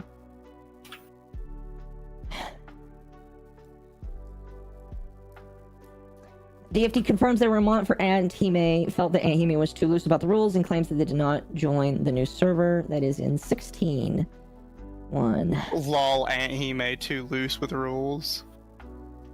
It was just a Discord account. What you expect? If I don't get it back, too bad. Shit's given 0. Makes sense. Speaking of, how is she taking her Discord ban? Sure, she asked me to join the new server. She's cooking and be a moderator again. I'm not interested. She's a young impressional zoomer. She doesn't like rules. She wants everything to be anarchic, and when you are that way, it's too easy for someone to post actual CP, which you can get off 4chan easily posted than report. Okay. Thank you for that. And Discord blasts the Discord immediately. She needs to get it in her head that she needs dedicated mods, people with free time to do better than police. Cool. Cool. A clip of a collab between Parrot and Aunt Hime talking about a fanfic. It has DFD in the chat talking about the fanfic, linking all three together. Oh, interesting. We're not going to open that up, but it's just another little interesting thing in there. Parent 4chan interacting with Fruit's mom after she claimed to be the one to take down Ant's server. That's another link there. I forgot about the Fruit's mom saga. I forgot about that too. Chat, by the way, we did have Fruit on the stream at one point on our podcast. What are you talking about? You mean Aunt? Not Fruit, Aunt. Yeah, Aunt. Not Fruit. Sorry, that was other way around.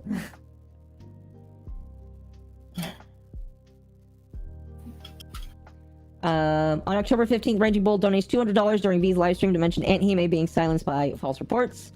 Much later, on May 23rd, 2024, Aunt Hime throws a fit, and shit fits on Parrot 4chan leaking to Kirsch's Discord, contacting him tonight. Is that why Parrot and Aunt are not friends anymore? Is that why they're not friends anymore? You gotta finish like the full reading. Hold on. Leading Kirsche, contacting him, and him denying any involvement in the gay ops against Kirsche. Okay, I'm gonna open this up. This is a ghost archive. Because I knew that they weren't friends anymore. Why does this all go back to one person? What is that meme where the guy's like holding up the poster board here? What do you mean? The one that's in the middle of the Nazis and the Antifa guys? No. The guy that's holding up the board with all the ticks on it. Saying... Oh.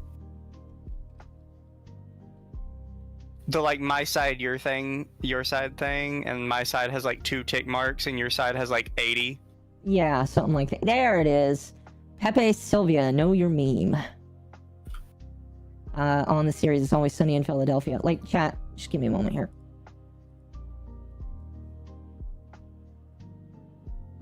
Why is it all going back to Kirsche? Why are all these people involved?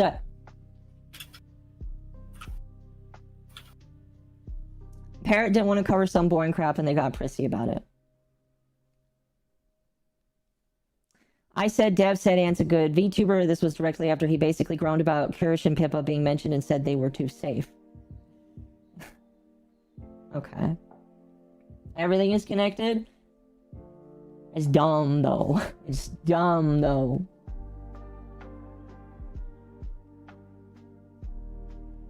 Do you have any idea how much losers hate a successful person who's better at the job than they are? Who are you calling a loser, Proctor?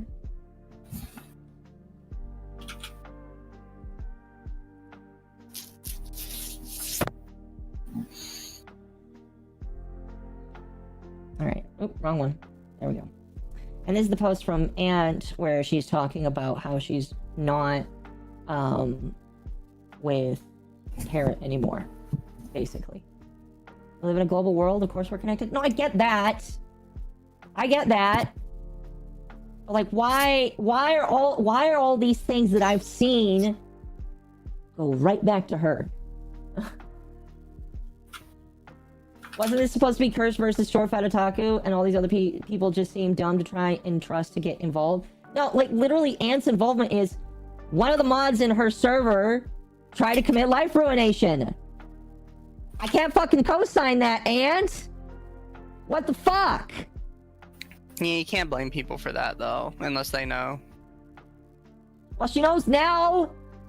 If they're a current mod, what the fuck? MommaOcco, you have to look into that stuff first. You can't just say it.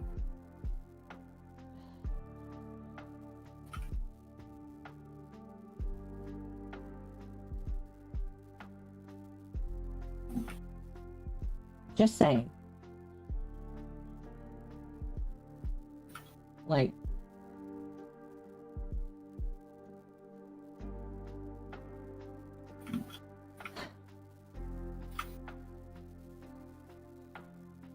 No longer a mod? Good. Good.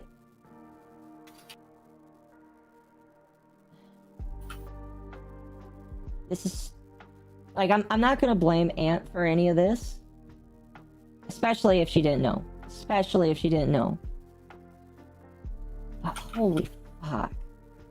Does Ant make videos? I saw that she did make a video. What is gay ops? I looked it up the other day. I'm gonna look it up again to make sure I say it correctly. Or Mizu, do you want to say it?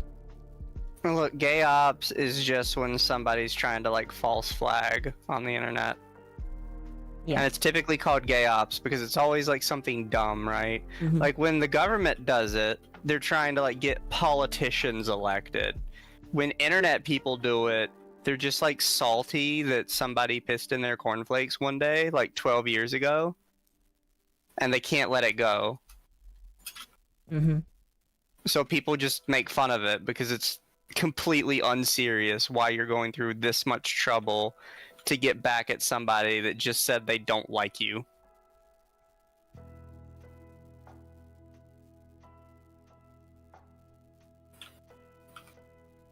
Alright, let's continue. October 21st. Raging Bull is removed from Boggy's private server by Lotus due to being highly suspected as the leaker. Raging Bull immediately denies leaking anything and blames Wing and Hussar for the suspicion. After being presented with the allegations, Raging Bull tries to claim that it was one of Fruit's simps that was leaking information to DFD and were the ones to write the email to Nuxtaku. This is like... Okay. It's a lot of bullshit here. Lotus points out that Short Fat Otaku has mentioned that he heard anyone associated with him is getting banned from Kirsche's server, and now Raging Bull is repeating that idea. Raging Bull denies having heard it and claims to have left Short Fat Otaku's server. Out of the blue, Raging Bull reveals that him and Aunt Hime have worked on the proof package together. Why would you say that? Why would you say that? Are you trying to implicate another person? What the fuck?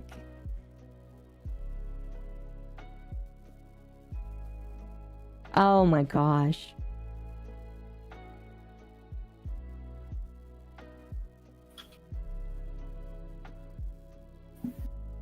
I don't even dislike Ant. I don't either. I like Ant.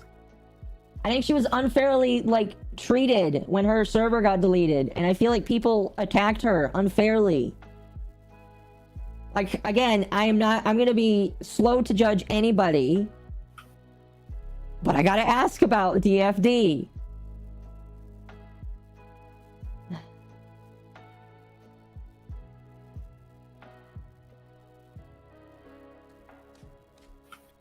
Perhaps Raging was using her as a red herring. Yes, that's what I am going to automatically believe that. Because chat, I talked about my feeling meter. Ant doesn't set off that feeling meter. Dev set off that feeling meter. Ant does not. I was in Short Fat Otaku server the whole time. I'm sorry. Alright. Let's continue. Lotus point out the Short Fat Otaku had mentioned that he... Okay, we already read that. Rage asks for a copy of the Spooky Doc, then claims he hates Spooky. Lotus asks for any information that isn't public that could exonerate him, but Raging is unable to provide any. Feel like the only shit that would exonerate me is when that fucking schizo who dropped the Nux document goes off and does something else to her. Raging Bull gets angry about his association with Aunt-Hime being called into question, claims she has nothing to do with anything, and claims to have no knowledge of the virtual asylum despite Aunt-Hime having an account there.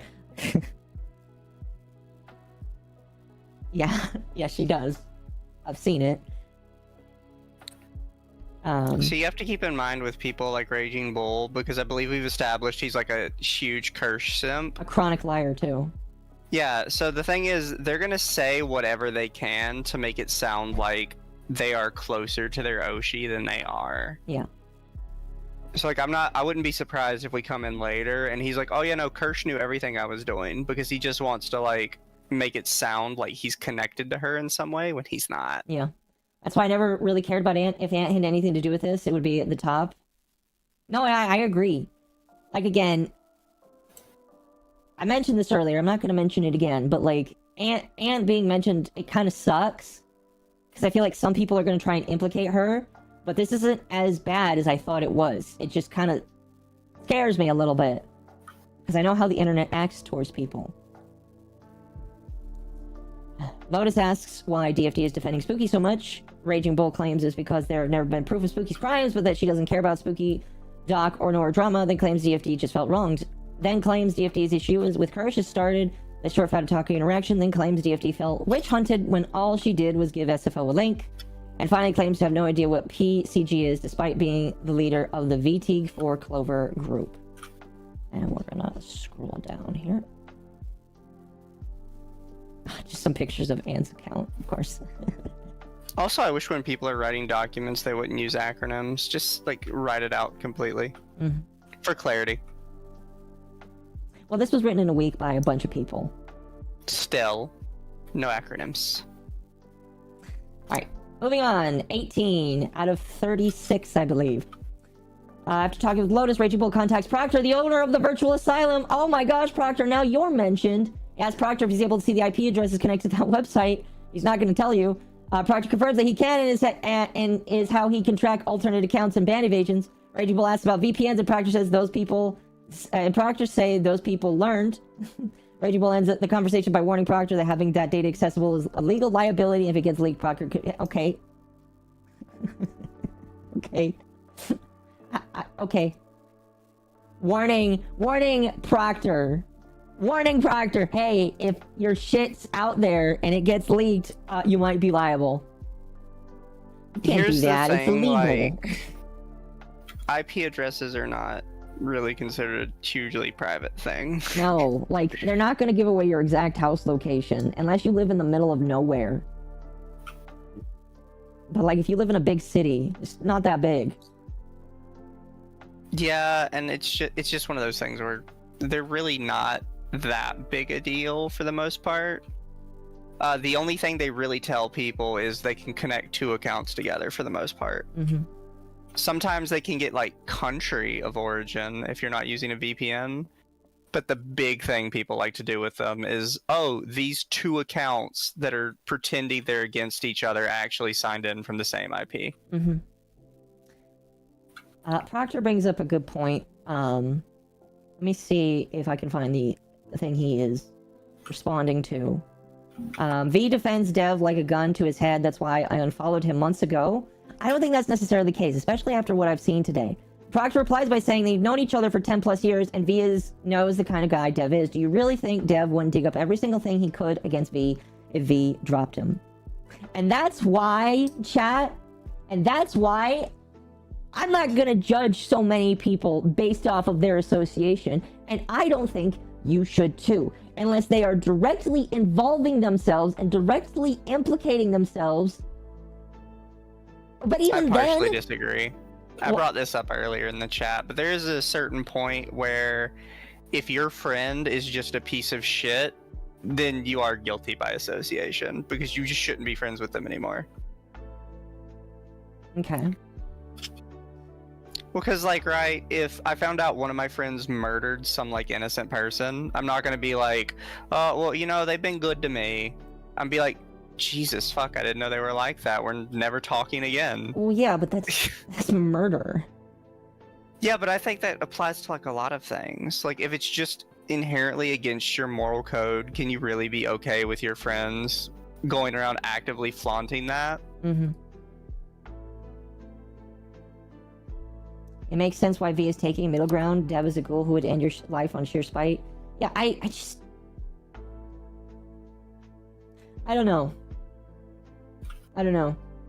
I am of the opinion that, like, it's difficult. It's kind of difficult. And I'm not going to speculate on either of those people because I don't know any of them. I don't know anything about Dev, or not Dev. I don't know anything about Arch or V. All I know is that, like, they're friends. I don't know the depth of that. I can immediately think of some things from the past that could probably come out that would severely damage their reputation if it were true. Because there have been whisperings for many years about stuff in the past. You don't want to. You don't want to mention it. Wondered. Well, I mean, there's a lot. It'd be a lot to go through. I will just say that the skeptic community, as it were, tend to be very in lockstep against certain people.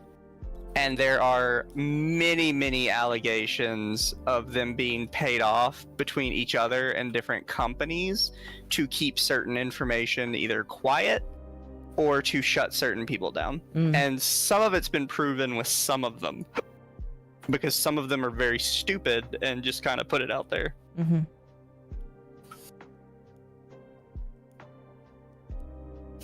Interesting. I could take you through it one day if you're curious. There is a... Maybe it's off too deep stream. for this. Maybe off stream because I just like 3 deep for me.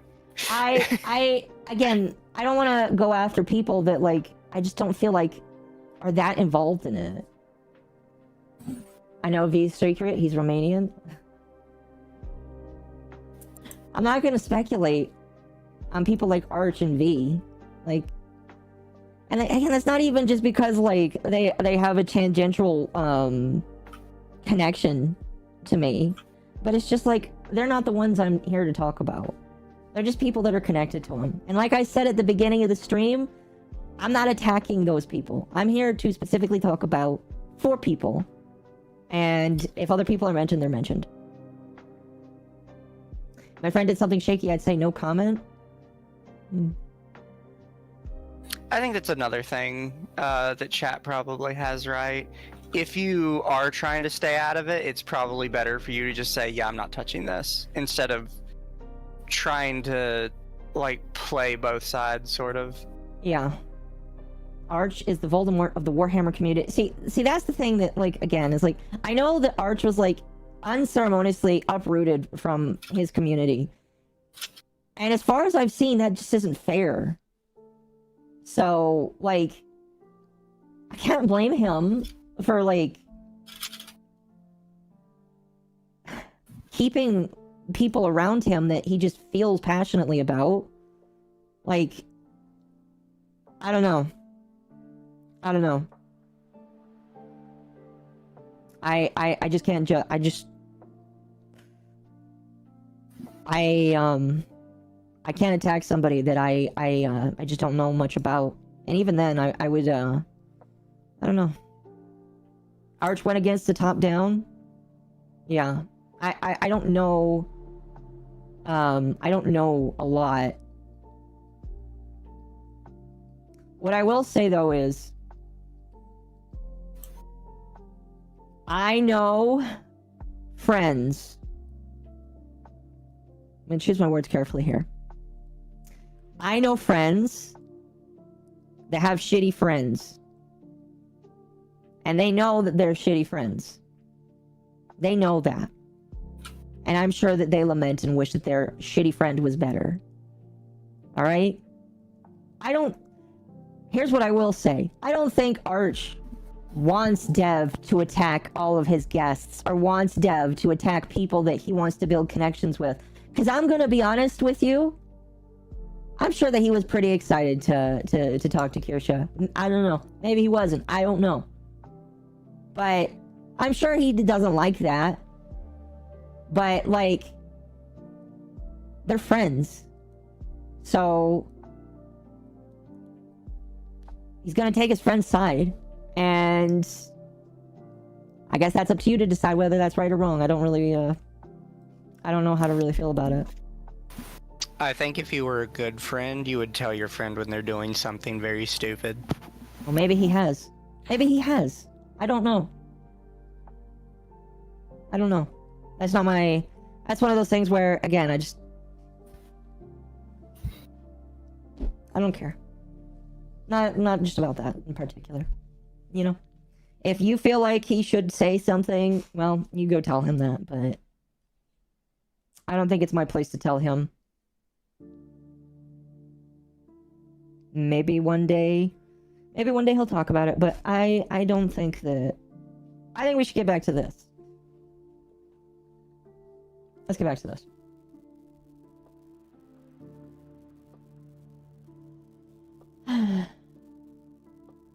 Having been around Arch in the old days, Arch has a hard time telling his friends not to do things. Yeah, I don't know his character, so I'm not gonna judge him. I would like to. Because again, he sounds like a decent guy. Okay, 19. DFD is found out to be using the name Dagoth_er as of November 2023. Over a month after Raging Bull's conversation with Lotus, DFD is still a moderator of the now deleted Short Fat Otaku server. Dagoth attempts to claim that they are not DFD, contradicted by 19.3. Records show that Raging Bull has also used the same name as Dagoth in the past. Alright, moving down. January 11th. We're now into 2024, chat. January 11th. Things are quiet for a few months, then down D4NOW4R, a member of Kirsche's community, joins the Discord for the VT Clover VTuber group. Turns out that Raging Bull appears to be the head of the group and immediately warned Down4 about Kirsch as soon as he joined. The group consists of Raging Bull, Kaya, and teammate, banned VTuber memes, and a few others. Hold on a moment. Is this still a thing?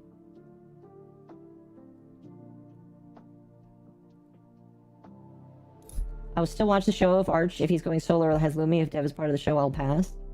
That's up to you. Arch has said that he was backstabbed by a lot of people, so he won't turn on friends that have done the same to him. That haven't done the same to him. I understand that position, but it does make me think less of him. Well, again, I get that. I get that. So, maybe he's just... Again, like, when you're hurt, and I'm speaking from personal experience, when you're hurt by people, and then you have a friend, sometimes when you have a shitty friend, you're willing to just let things go because you don't want to lose that friend.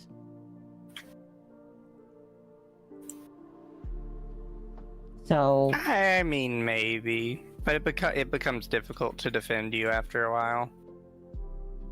Arch has his principles. Again, I think that's something we'll disagree on, Mizu. But it's whatever. It's whatever. I will say this then. Arch, I hope that it continues to be the friendship that you want. Forever and ever. I really do. I really, really do. But there will be no judgment from me if it's not. Just saying. Maybe I have too much empathy, chat. You know, autistic people don't have empathy, so you know. Maybe I have too much of it. So.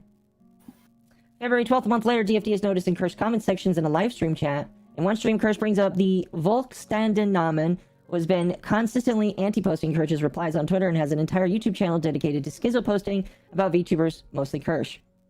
DFD using the J. Henry Eden alt says in chat, she's talking about me. Could be a joke, no confirmation. When staff is made aware that J. Henry Eden is an alt of DFD, the account is mute banned and is discovered that she has been posting in YouTube chat since January 7th per linked chat logs. Now in March, Down4 mentions his experience in the Clover Discord. And then Kirsch asks him for more details and permission to discuss it on stream.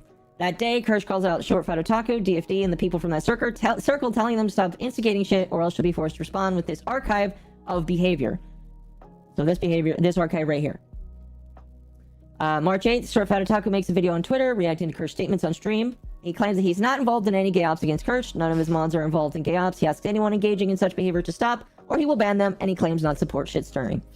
He makes a community post on YouTube about it, and someone comments, Dev, even if my dislike of VTubers, you don't have the best track record against them, make sure this doesn't blow up.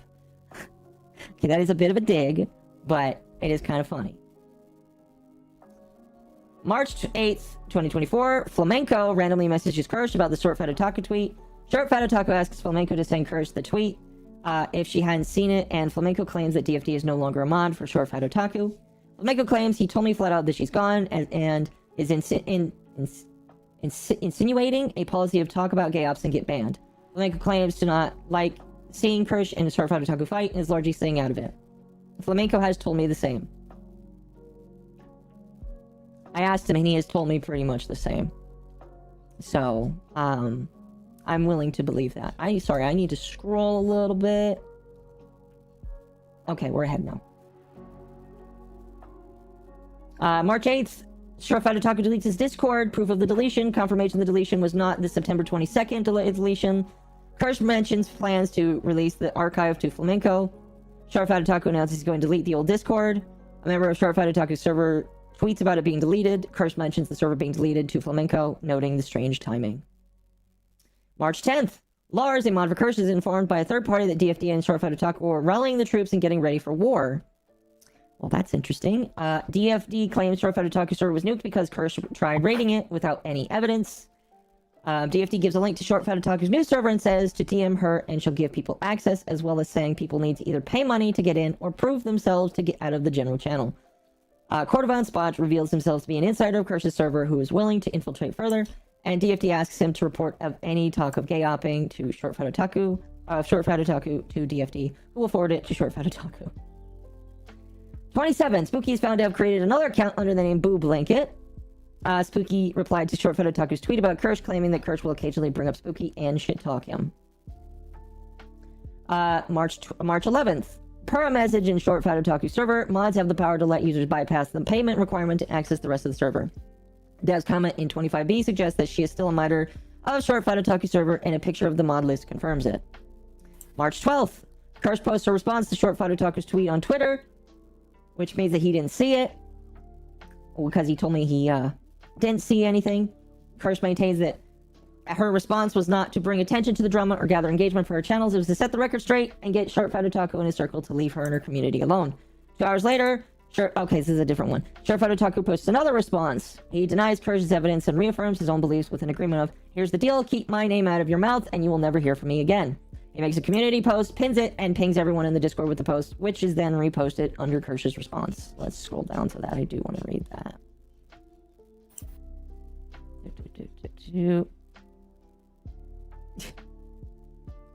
Kirsche declined my invitation to leave me alone.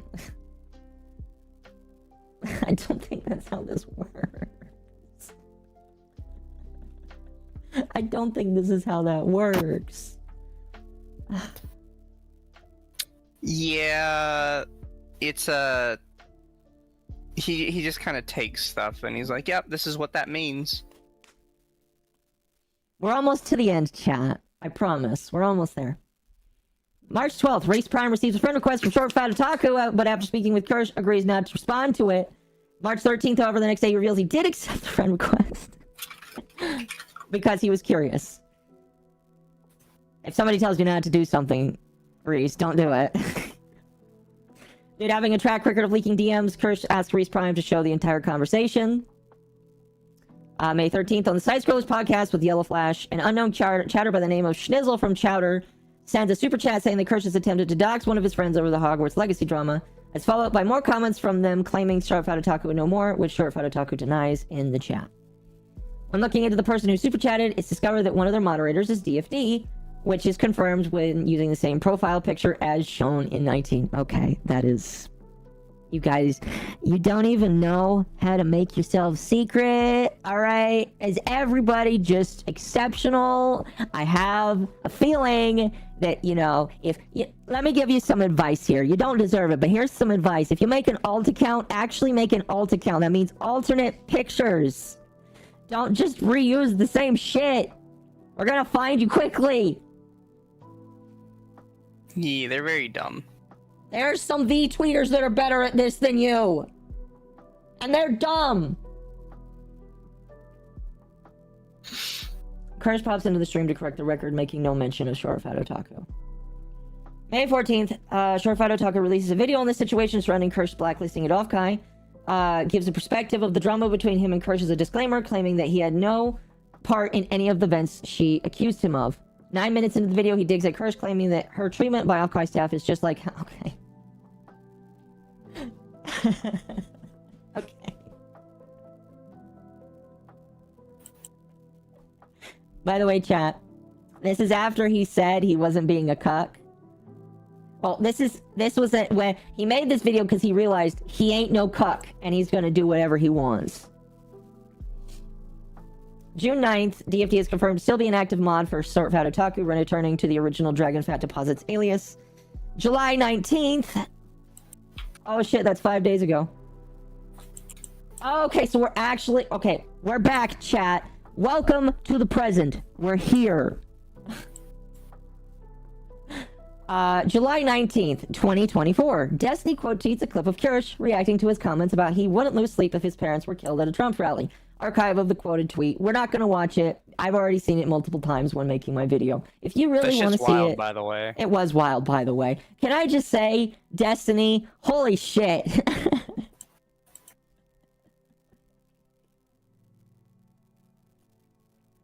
Holy shit, man. I heard that that was one of the few times people had seen Kirsche cry. So, that's insane. Let's continue reading here. Destiny posted out of context clip of Kirsche saying all jokes are acceptable, insinuating that he was just making a joke despite clearly not. July 20th, Short Fat Otaku posted a significantly more cut down and out of context version of the clip that Destiny posted. This is the second time Short Fat Otaku has violated the agreement per 29B, where he is included saying, I won't talk about you if you don't talk about me. But again, chat, I've already reiterated, he ain't no cuck, so he'll say what he wants.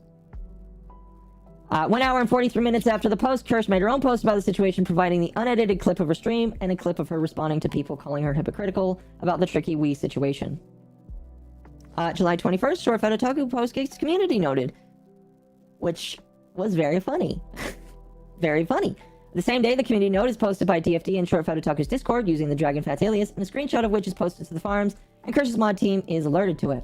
The color of the DFD name matches the color of the moderators in the server, as shown in 28. Alright, now that is it. That was supposed to be the end, chat. And then there were some edits. Okay, edit, July 22nd. A bot of the live stream by Kuiman is discovered In it, 2 comments by Short Fat Otaku are highlighted. At 6:10, he calls Kirsche a Pippa orbiter who's trying to join her company but keeps getting rejected. No, that's just not true though. And then he said, and then again, the jealousy thing. Always with the jealousy. People can't have real opinions. They just have to be jealous.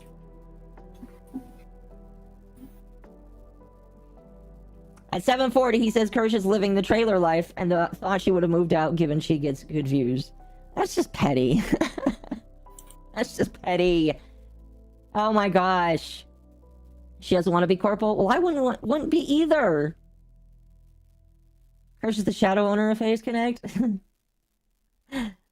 Kirsch's Fistman? Edit July 22nd. Since some people are confused, the rules regarding not-safe for work channel of Kirsche's Discord reference in 2C have been added as a link, and then fixed a duplicated image. July 24th, third edit. July 22nd, Kirsche receives a DM from Flamenco saying that Short Fat Otaku has a message to pass along. This was 2 days ago. Due to the history with Flamenco, she does not accept the DM request. Not long after, Kirsche receives a message containing Short Fat Otaku's response to Kirsche. After questioning the source, the path the document took was to go from Short Fat Otaku. Oh, fucking hell.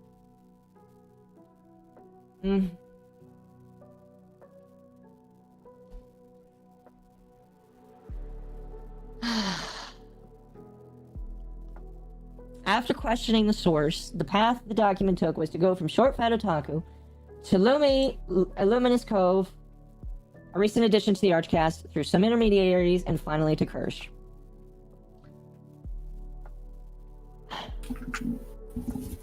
Again,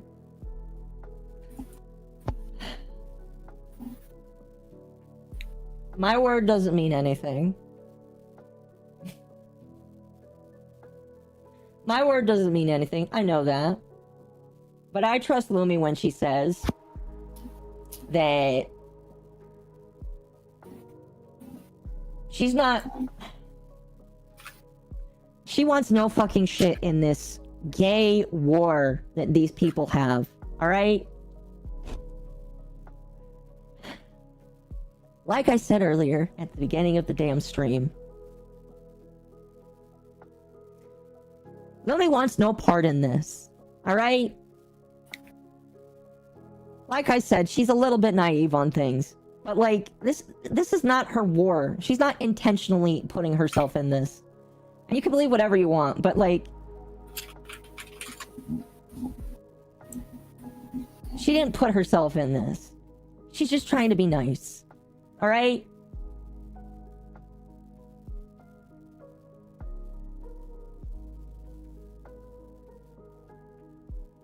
Alright. Yeah. Also, you didn't put that she's part of the Under the Tea podcast, because that's where she started. Short Fat Otaku claims in the response that DFD has moved on despite demonstrably being involved with other people starting shit as recently as May 13th, in addition to still being his moderator to this day. And outside being an agency, your behavior reflects your colleagues. Yes. July 23rd, Arch makes a tweet regarding the situation in the document. Arch defends Short Fat Otaku throughout the tweet, claiming that Short Fat Otaku has not sent him anything incriminating about harassing Kirsche, because if he had, Arch would have shared that information. The issue was not that Kirsche thought Dev was bold enough to tell Arch what his mom was doing, and he was covering for her. It was that Dev lied to Arch in his DMs about the situation, the details of which had been added. After this tweet, she received permission to release the screenshot of DM to Arch, which has now been added to the document. Kirsche made a response tweet to Arch, pointing out inconsistencies and lies told by Short Fat Otaku. July 24th. Today. And that's it. After discovering a conversation from Short Fat Otaku prior to attending the Archcast, a correction has been made to Section 8. Additionally, a screenshot of Kirsche's thoughts on the situation just after attending the Archcast has been added. Added missing image 215.2. Okay.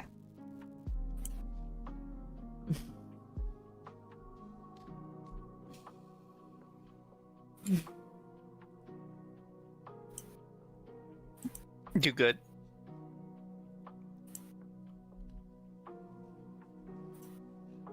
No, I'm not fucking good. I'm not fucking good right now.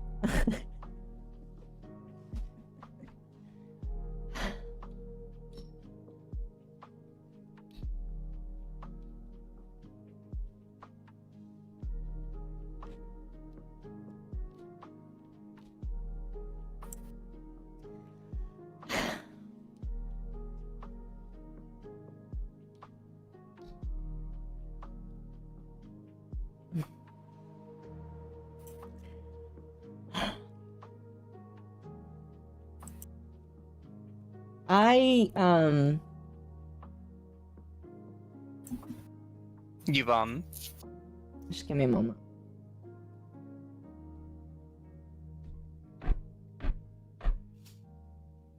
Was the journey worth it? Abso-fucking-lutely not. Abso-fucking-lutely not. Alright?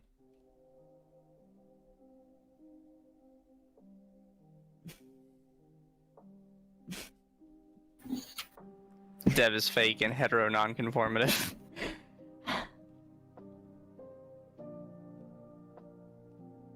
Now I'm gonna piss off a lot of people here. Probably.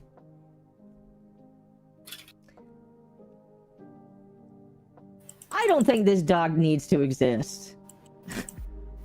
I think that I'm gonna echo what V has told me. Or not me specifically, what he has said. Proctor wants to join in. Are you fine with that? Well, it's your stream. Proctor, get your ass in the server. Or are you in the server? Jump in some fucking voice chat. So you can give me your shit.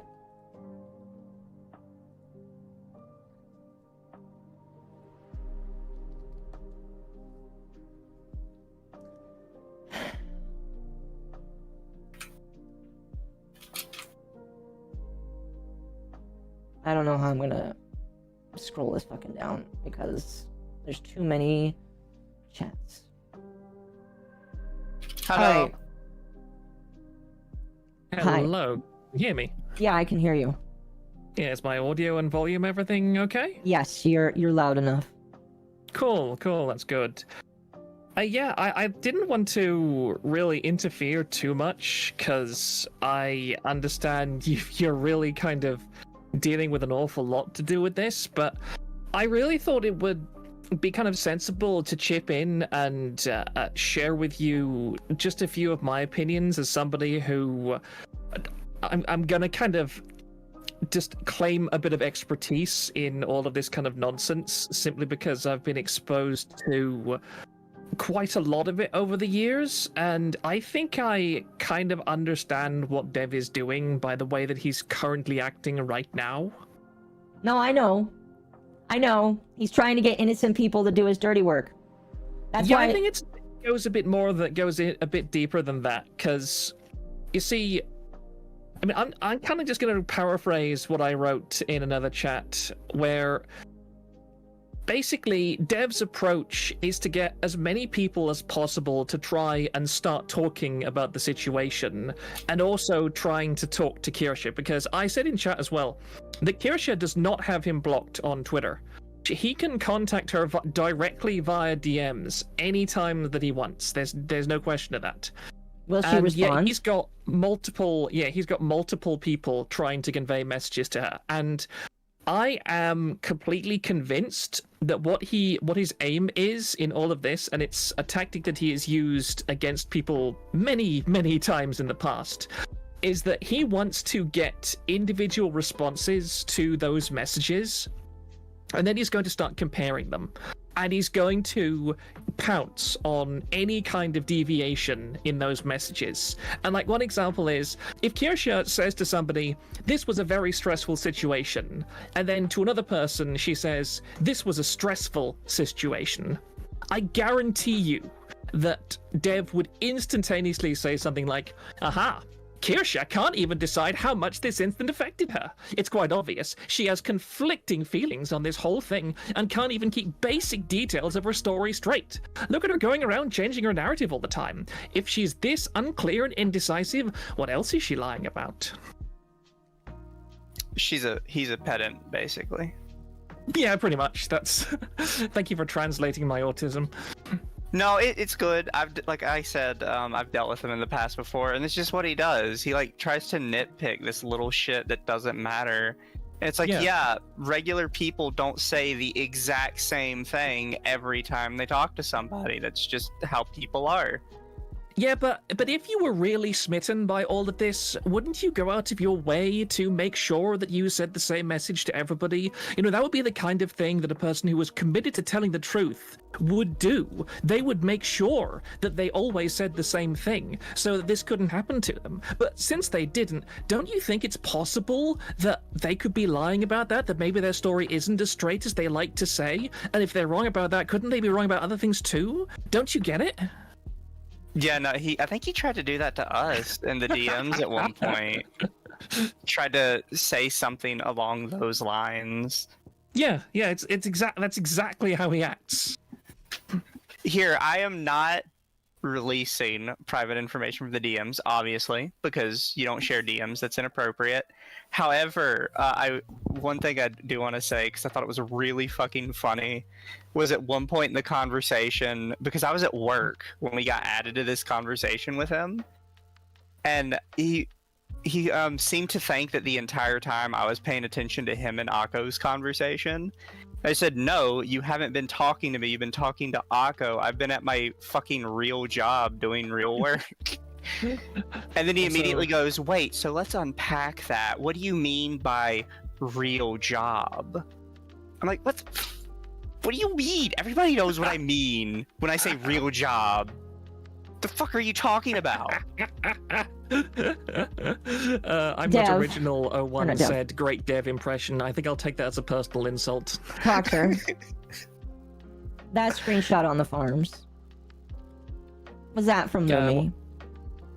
Or was that from Flamenco? How did that Sorry, when you say the screenshot of the Dev apology?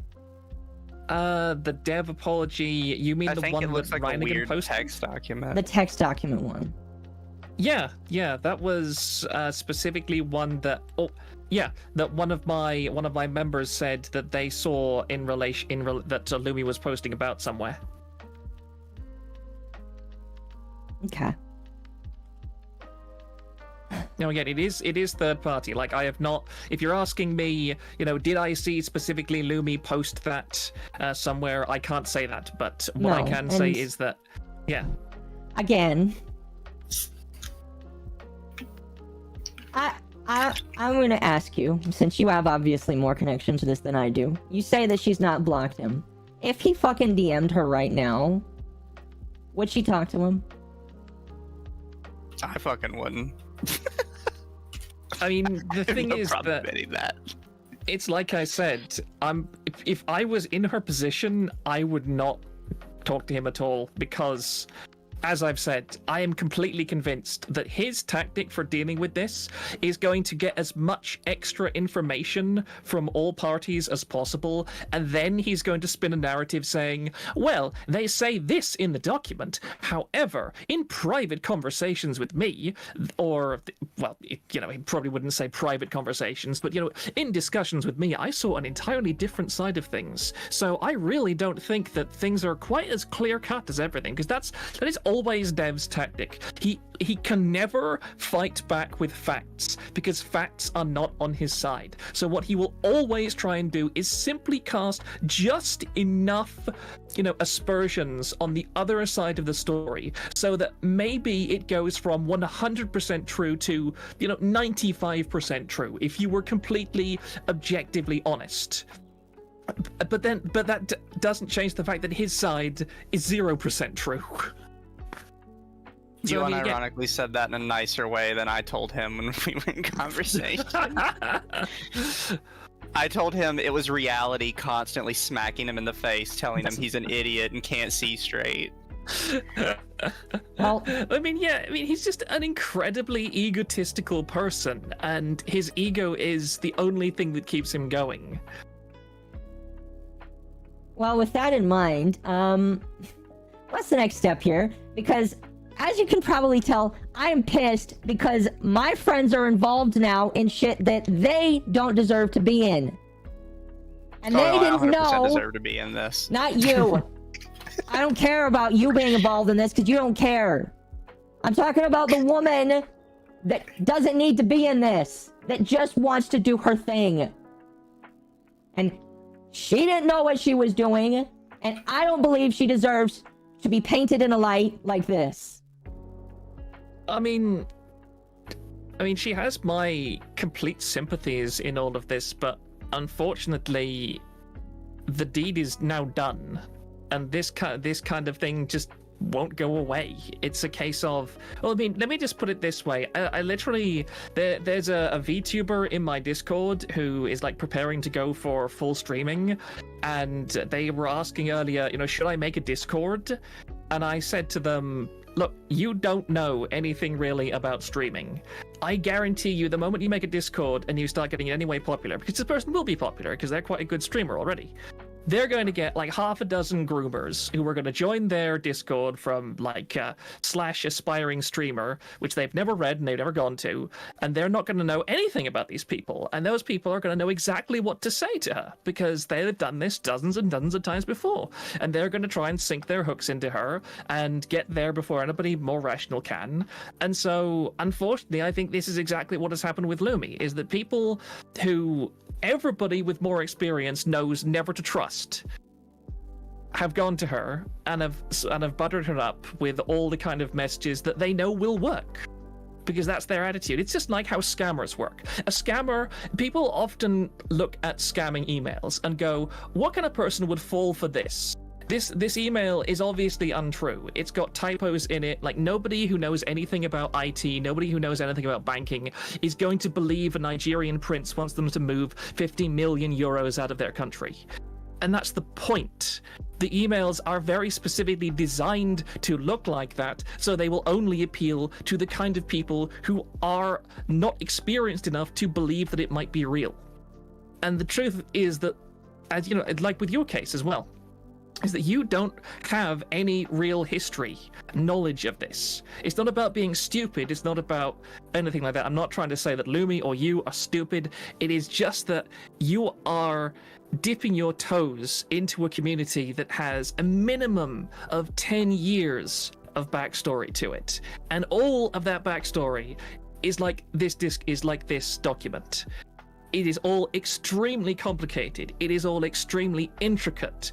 And it all comes down to, this person said this in a Discord 5 years ago that connects with this other person because this person was in the room, and by their avatar, we're able to tell they're connected to this account over there. It is that level of convoluted and difficult. And it's that level of convoluted because, as stupid as people like Dev are, he at least understands how the game is played. And he is able to play that game incredibly well. And that is how he has managed to stick around for this long, despite having such a dreadful reputation and a dreadful personality. Because every time he is completely disgraced in one community or another, his response is to go to another community and find someone else who will give him just enough benefit of the doubt to dig his fingers in, and then by that time he's got enough of a hook in the other person, just like when they're talked to about it, goes, wow, I can't believe all this stuff is happening, but this is all really complicated. This guy seems kind of nice. I don't want to think about this. Can I just be left alone? Sorry I rambled there. I'm really sorry. I think part of the problem is his friendship with Sargon and V, because a lot of people look at that and they're like, well, obviously these guys like him. Like, I don't understand how there's a problem with him if these guys are so friendly with him, because they're like big creators. Yeah, but remember that Sargon is literally the guy who wrote on Twitter, "I wouldn't even rape you," to a known political figure. Yeah, I don't know why he was that stupid. While he was running for office, by the way. Yeah, exactly. and also, like, a point to make is that when Kirsche interacted with people like Arch and so on, out of the sincere belief that the kind of things that were said about Dev, that were said about Arch and so on, were too unrealistic to be true, because that's the world that these people come from, is where everybody fires at everybody else all the time without any discrimination. And the kind of internet that you are starting to make content in is so much tamer and much more innocent that it's hard to believe that. But I asked you, Oko, if you'd watched like iDubbbz's Content Cop and stuff before on Discord, and you seem to have missed that message. But the reason I asked that is because it's only when you watch things like Content Cop and the stuff that Keemstar used to produce before he went semi kind of mainstream, that's the way people like Dev are used to operating. It is totally and completely merciless. You know, it's the kind of thing where entertainment is finding a literally 70 IQ person with a YouTube channel and then brutally bullying them for months and months and months at a time, and then calling the videos of them crying their eyes out and begging for mercy the funniest thing you've ever read or watched. That's the kind of world that people like Dev started out in.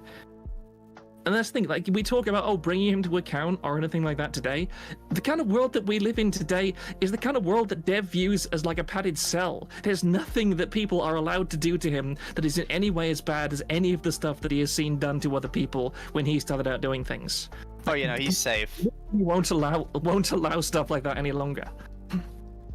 Like, I've kind of said this before, but because a lot of people think the edgiest thing they've ever had is Mr. Medicare, but Medicare is actually really, really ethical when it comes to the way he handles things. I don't think people understand just how nice he is in this space because of the reputation. Yeah, exactly. And like, Really Jin is quickly. also a great example of this. Really Like, quickly. I do apologize. Sorry. Please go on. Lumi is here. Yeah. Hi, But I Wumi. mean, yeah, there is just one other example that I want to bring up about the kind of world that people like Jim and so on occupied 10 years ago. Like, do you know H Bomber Guy? Yes. Yeah, I don't know if you know anything about H Bomber Guy's past, but H Bomber Guy, Jim, and a whole bunch of other people similar to that used to be very close together. They used to all run in the same circles. I think they're all from Something Awful at some point in time. And H Bomber Guy, at one point, he was involved in a group whose... I mean, H Bomber Guy is a huge guy now, and he has a good reputation. But this is the kind of shit that H Bomber Guy used to do.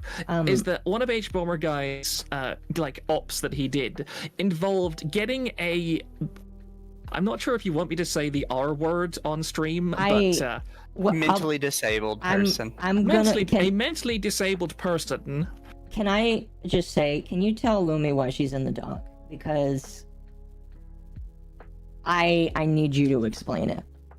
Because Okay, I'm too upset. this will literally just take 5 seconds. So I will just finish this story first. But yeah, the H Bomber Guy and his crew basically got a mentally disabled person to believe that his computer was hacked, and that the only way to get it unhacked was to take a dildo and use it on his own ass until and then live, and then they took that video and they uploaded it to Pornhub.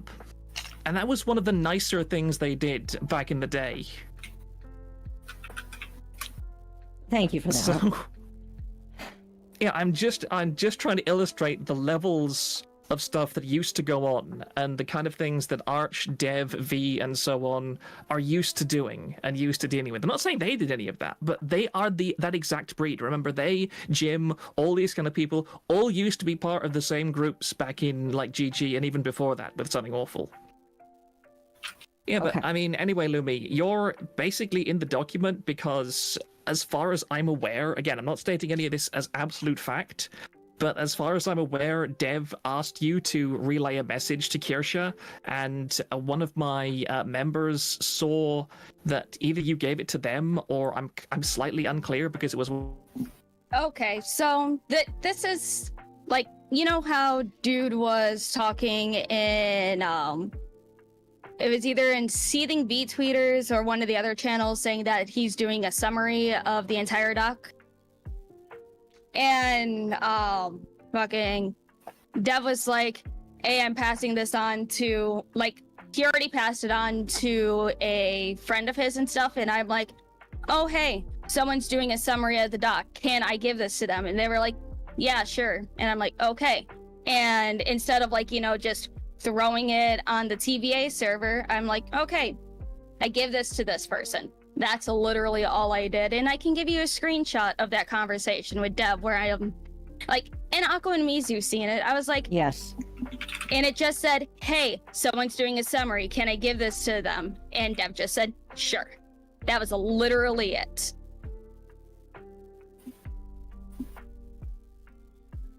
I don't know why I'm being pulled into this retarded fucking petty argument that whatever the fuck's going on. I don't give a shit. I hardly know Dev. I don't consider him a friend. He's just a co-host over on fucking Archcast. It's like, I don't know anything about him, didn't even know the man existed until late last year. I seen his Skullgirls video, and that's it. Literally, that's it. Well, he died, I He think. died.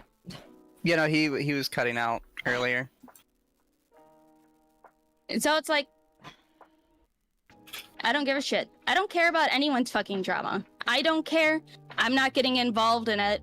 Which, again, I don't care. Not my circus, not my fucking monkeys. I'm not a retard wrangler. I don't have that type of specialty.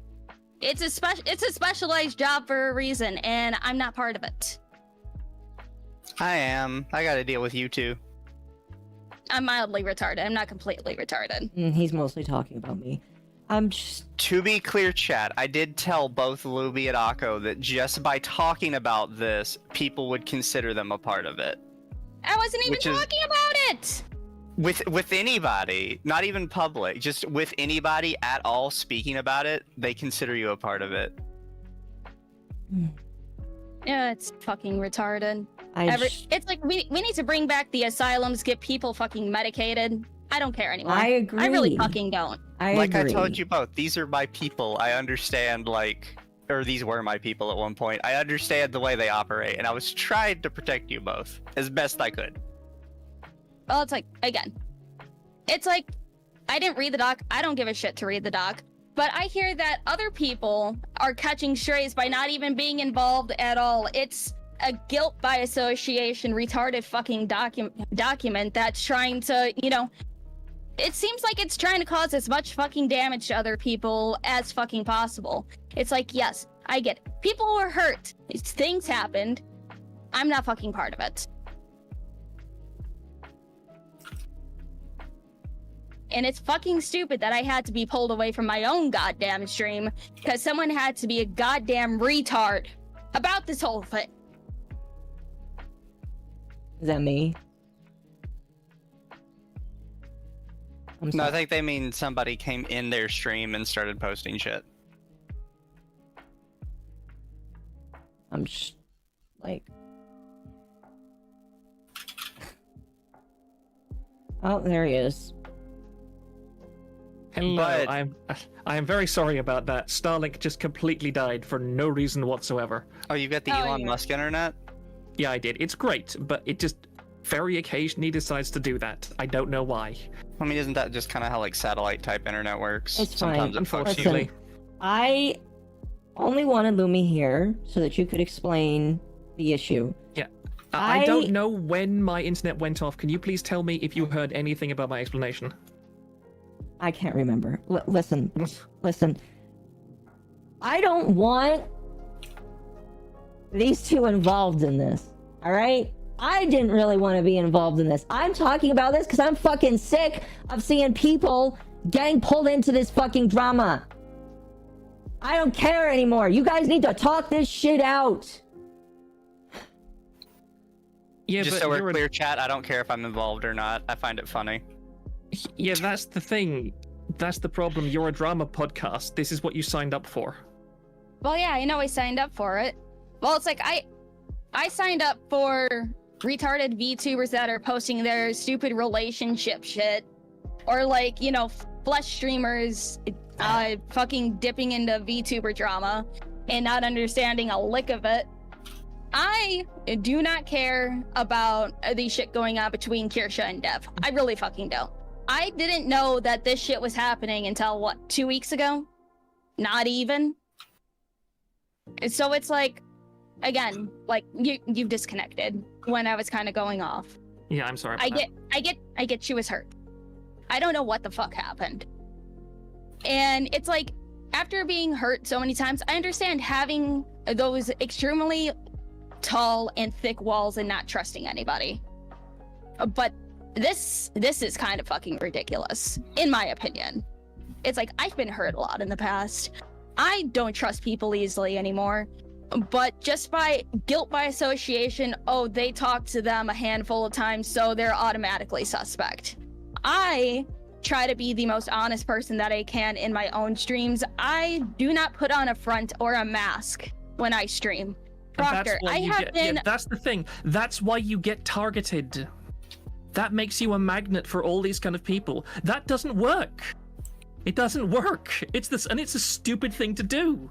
Every time you reveal something about yourself on the internet, there are people who will immediately turn it against you. Your honesty is the worst thing you could possibly do, and it will guarantee that you are taken advantage of like this over and over and over and over again until you learn otherwise. And that's not me like extrapolating, because it happens to everyone. Like, you are not the first person to try this approach, and you will fail just like every other person unless you change. That's just simple fact, and there's nothing you can do to change that. So it's like, essentially, turn into a bitch, otherwise I'll get used. Essentially. No, You not a don't have- bitch. Just don't like. First off, just listen to me, because I told you guys not to. I was very clear about that. But you just have to, like, not bear it all to these people, because that's the thing with gay ops, and that's why Kirsche can't trust anybody related to Dev, is because they do use these extremely underhanded tactics constantly to get at people. It's Yeah, not like and something they did once or twice. It is their entire existence is doing this to people. Yeah, exactly. And here's the thing, like, I try my best to be open and honest. And I have been incredibly lucky. And again, I emphasize lucky. I have been astonishingly lucky to get certain people to talk to me and to trust me. At the same time, I know there are many people that are directly attempting to use me. They are trying to influence me. They are trying to abuse my trust, to get information on other people, and to take advantage of the kind of connections that I have. I know that for a fact. And at the same time also, when I was first in Kirsche's community, the overwhelming majority of people wanted me gone. Like, the number of people that spoke out against me, I've literally been accused. I've been accused by people who are fortunately not particularly heavily involved in Kirsche's community, but just because they were suspicious of me. One of my favorite shows is Made in Abyss. Okay, I really like Made in Abyss because it's a great anime. Because I liked Made in Abyss, and because I once said that a small character in Made in Abyss would look cute sitting on my head, there are people out there who to this day will swear that I am a pedophile, and will use that as an argument why I should be banned and never interacted with ever again. And those people are still out there to this day making that argument. Yeah, That I've heard V use that same one. Yeah, I've heard V use that exact same argument, and it's like, I know you can't befriend everybody because that's impossible to do. No, but no matter what you do, you can be like, the most kind person in the world. There'll always be at least one person that hates you, which I get. I didn't let anything bother me and all that because, again, I don't care. I'll probably be cooling off after I hop out of call.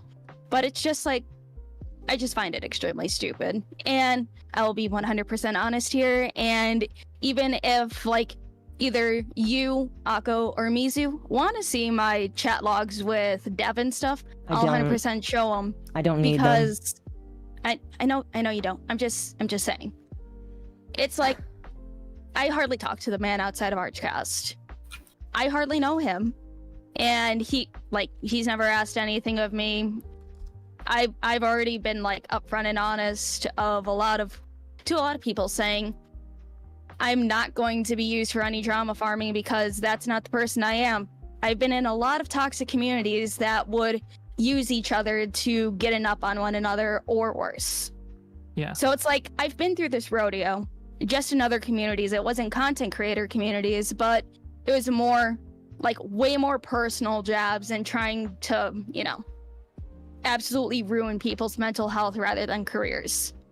So it's I know that I don't know the inner workings of a lot of people, but I also don't need to be handled with kitty gloves on. Oh, she doesn't know what she's talking about, or oh, she doesn't know this person. we have to warn her about this, this, and this. It's like, I do trust my own instincts, and I know when to, you know, be at arm's length from people.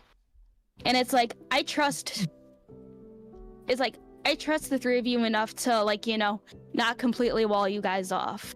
It's like, even after Akko told me that you messaged her and everything and all that, it's like, what was I, like, a little surprised that you didn't just come straight to me? Because we've had conversations before. I would much rather have a one-on-one conversation with you, Proctor, than like I'll be honest. Akko mediate. I want to apologize for not coming to you in person. I really am. I'm very sorry about that. I went to Oko pretty much because I have a rapport with Oko, and like we've talked about autism and so on before. Which I don't understand because she was there first. How am I like a better friend to you than she is? Lumi is in your community way more than I am. She's a better friend than I am because she actually gives a shit. I'm there because I like the community, but I'm too busy to be part of the community. Lumi is part of your community. I think it's because I call him prostate. I think it's because I call him prostate. Like, okay. I don't think that, and again, this is probably a character flaw for me. I mean, it's a character flaw for a lot of people, but I mean, again, there are people in my community that have thousands of posts that talk on a daily basis. But I know those people are waiting for me to mess up. And the moment I mess up, they are going to make a giant post saying how they expected it all along, that I have always been disingenuous, that everything that I've ever done and said is a facade, that I was obviously holding just to lure people in. And that's why I take a long time to trust people, because I've been on the internet for 20 years. And I have been through dozens of different communities, and I know for a fact, if somebody is really active in a community, even if they talk to you a lot, that's no guarantee that they are being honest with you. And unfortunately, there's no situation where you can't apply those filters in the end. And it can get away, it can get in your way. I'll fully admit, it got in my way here. It made me go... Sorry, my throat's quite rough. It made me go to Oko instead of you, simply because my instincts from all this time kind of said, I think that Oko is probably, because I know a bit more about them, I know they're autistic and so on, I think I can read their responses better than I can other people's. Mm-hmm. And that's a cynical thing. I won't lie to it, and I won't pretend otherwise. But again, that's the kind of mindset you develop in these situations after so many years of dealing with it. Yeah, and it's like, even if it's like you not wanting to talk via text, even if it's just like over a call and stuff, because it's easy, like, you know, you can actually read people's emotions with the call and all that. But it's like what I told Akko and Mizu, like they were saying that they've been stonewalling people from bothering me. It's like I told them, unless people are going to be coming straight to me with like their issues with what I'm doing, I can give two shits on what their opinion on me is. It's like I've gotten to that point where if they don't have the balls to talk to me, they're not worth my time.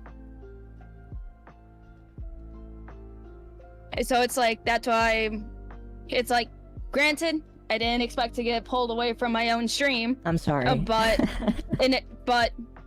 nonetheless, I'm happy that we're actually able to talk, Proctor. It's like, my DMs are open. I'm not going to be an asshole towards you because it's like, I do have respect for you. I have a lot of fucking respect for you, Proctor. Thank you. Because Thank you.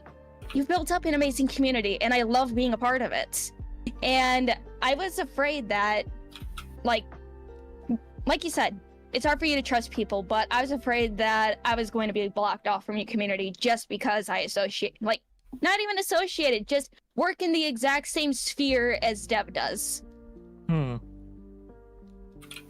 Because again, I'm not gonna lie, this chat has gotten really fucking gay. Shut up. Mizu, shut the fuck up. Anyways, let me be mushy for a little bit so I can calm myself down. God, it was either I calm myself down now or I go pee for about 5 minutes. So you get this instead. No, it's Anyways. totally fine. Well, I mean, I'm sure some of your chat would rather watch you pee for 5 minutes. They would, and they would pay for it too. They are. Lumi's on the toilet right now, chat. Oh my gosh. But like, Anyways, it's like I like being in your community, Proctor. I like being around the freakishly autistic people and the Menheras in your community. I adore all of them. So it's like, I don't want something this stupid to possibly ruin it. And I was 100% ready to leave your server if you were not comfortable with me being in there anymore. Because sorry, you want? No, you're okay. It's like, I don't like being an inconvenience to people. It is literally my worst fucking fear. So yeah. And the trouble is that, as you've just said, that one of the worst things you can try to be on the internet is a friend to everybody. And even if it's the case of, oh, I'm just friends with more people than average, because the thing is that people judge based on association all the time, especially on the internet. And the fact is that being an associate of Arch pretty much, you know, it makes people judge you immediately, because if they have all of the context, then again, they're filtering it all through a certain lens. And you're expected, that's the thing, on the internet, you're expected to do your own, you're expected to do your own reps. And and see, this is one of the major differences between, say, people like you. I think Mizu is a lot better about this, because I mean, he seems to have to know a lot more about this than he grew up with it. Me and Lumi did not. Yeah, he did. Yeah, precisely. I'm playing catch up because I don't want to get left behind, and I'm trying to make sure that my gen mates aren't caught up in the damn crossfires of somebody else's beef. And I already told Lumi that I will take her side over all of this. Like, I already know that a lot of people look at us differently, and I don't care anymore. All right, I just don't care. To be fair, a lot of people look at you differently just because I'm here. And again, I don't care. You did warn us. I don't care. Yeah, I warned you guys like ahead of time that like who you associate with in these kind of communities does affect how you are viewed, which is why I typically have to warn people, hey, if you associate with me, there's some people that really fucking hate me, just so you know. Yeah. Yes, but you're more tolerable than half of those people that hate us now, because, so, good lord. Imagine if I fell in those friend groups instead of this one. We almost did. Me. I mean, like... That's also why, like, sometimes I'm like, I kind of wish you guys would trust me when I'm like, trust me, you don't want to associate with that guy. Yeah. Well, it's like, it's not like I told you guys, hey, I'm suddenly going to be a frequent co-host on Archcast. He just kind of appeared and he was like, hey, you, and I'm like, oh, hi. And then it just kind of happened naturally. Let me just share because honestly, this is pretty much the exact same kind of thing that V says. And V is, I'm sorry, I don't like V. I really don't like V. And for a simple reason, is that V has an idea of himself in his own head that is totally at odds with the reality. I mean, it's on his most recent stream, he is insistent time and time again that he is not a drama channel. It is like, I've literally heard him screaming at the top of his lungs on his live streams, and he's done this for years. Every single time that drama happens in his community, he does the same thing. He starts a live stream and he starts ranting, and he starts saying things like, I can't believe people are bringing drama to my doorstep. I never get involved in drama. Why do people keep bringing drama to me? It's ridiculous. I'm not a drama channel. I don't know why people think I'm a drama channel. This is absurd. I can't stand this. Everybody else but me is crazy. And at the same time, if you go to his video catalog and you look at it, every single one of his videos is confrontational. Every single one of his videos is pointing out something like a highly controversial article on something and saying, oh, the people in here are insane, like they're rabid SJWs. And it's not wrong. He's not wrong. But what he does not understand, and what he has refused to understand for years on end, is that when you present yourself like this, people will automatically assume that you are a drama channel, and they will give you that brand and they will move on, and they will not bother listening to the context that you want to give them. I mean, it's no different from, say, the way that people view lolly content on the internet. Is that when you're in that mindset that if a character is under 6 heads, or whatever stupid arbitrary scale you have on the internet right now. It always changes. If it's under 6 heads, it's automatically a child, and any sexualization of that character is automatically CP. That person is not going to sit there and let you explain to them that no, actually, this character is older. No, the situation, the context is different. No, this OVA or whatever where they're featured in does not actually contain, a 36-person shotter gangbang. You were just told that. Go look it up yourself, you idiot. They're not going to listen to you. And that's one of the worst assumptions you can make on the internet, is trying to get involved in something and thinking that if people question you, you will have the opportunity to explain yourself. Because the explanation is never, it's the same like the saying that a lie can run around the world twice while the truth is still getting its pants on. And that's a very true statement, because your truth will always lag far behind the lies, and those lies can get you kicked out of entire industries. As a side note, is V really still doing the "I'm not a drama" channel thing? Yes, he was doing that literally 7 did it years less ago. than 6 hours ago. He was saying that 7 years ago. Like, I know, this is my point. These people never change, and it drives me insane. how is he still fucking doing that 7 years later? I will not say my true opinions on this matter because it would not be fit for YouTube. Well, I appreciate that, considering that I like my channel. Point being, it's like, I get it. I understand. It's like, it's harder to, defend yourself if you're a smaller channel, because, who gives a shit about a, 1 view, low 2 view channel? Who gives a shit? It's the larger people that can actually put together a defense and possibly push it through. But it's like, it's something that I learned from seeing other people's experiences with stuff.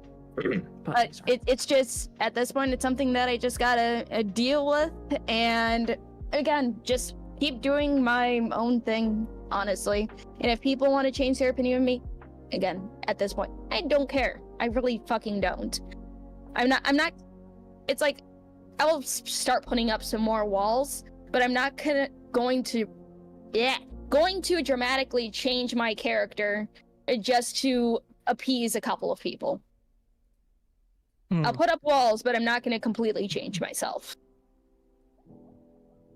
Yeah, I understand where you're coming from, and it's a really, again, I try and be an optimistic person. I mean, I've had people yell at me incredibly loudly and incredibly aggressively that I'm setting myself up for disaster when I choose to let certain things happen, when I choose to let certain things slide, either in my community or in the kind of groups that I'm in. But I mean, I've said to them, my principles, if those result in me getting backlash, then I understand. So I definitely understand where you're coming from when you say that, you're not just going to do whatever anybody else tells you and be like, oh, I can associate with this person but not that person, because it gets to your head. It really does. After a while, it gets to your head.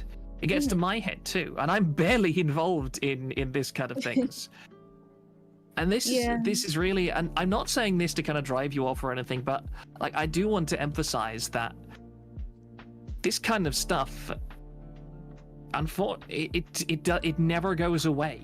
It's just who's doing it at the time, and it's really exhausting. I mean, Kirsche would tell you herself that this is exhausting. Like, in her own streams, she's pointed out, she has literally had to go on anxiety medication for things like this, because it is so hard to deal with.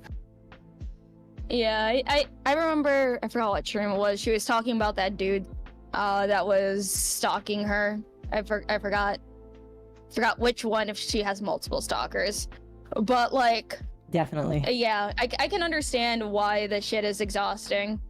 And like, because I have a feeling at this point, just because I'm like, I managed to lay the like starting foundation of my community. If I'm like, just completely switch things all of a sudden, then people would start questioning or saying, okay, what's up?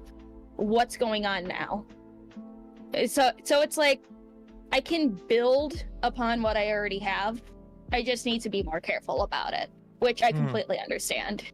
So it's like, you know, just got to deal with what already happened, and I will just adapt from here, honestly, because it's like, I don't want to, you know, leave the Archcast and stuff, because a lot of my community and a lot of people that, you know, I am thankful for as community members came from the Archcast, and they really like me as a co-host when Dev's not around.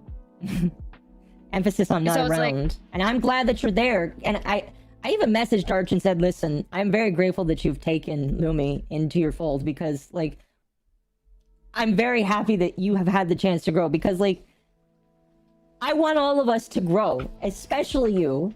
And I've said this before, I want all of our dreams to be realized. And I was grateful that he decided to do that.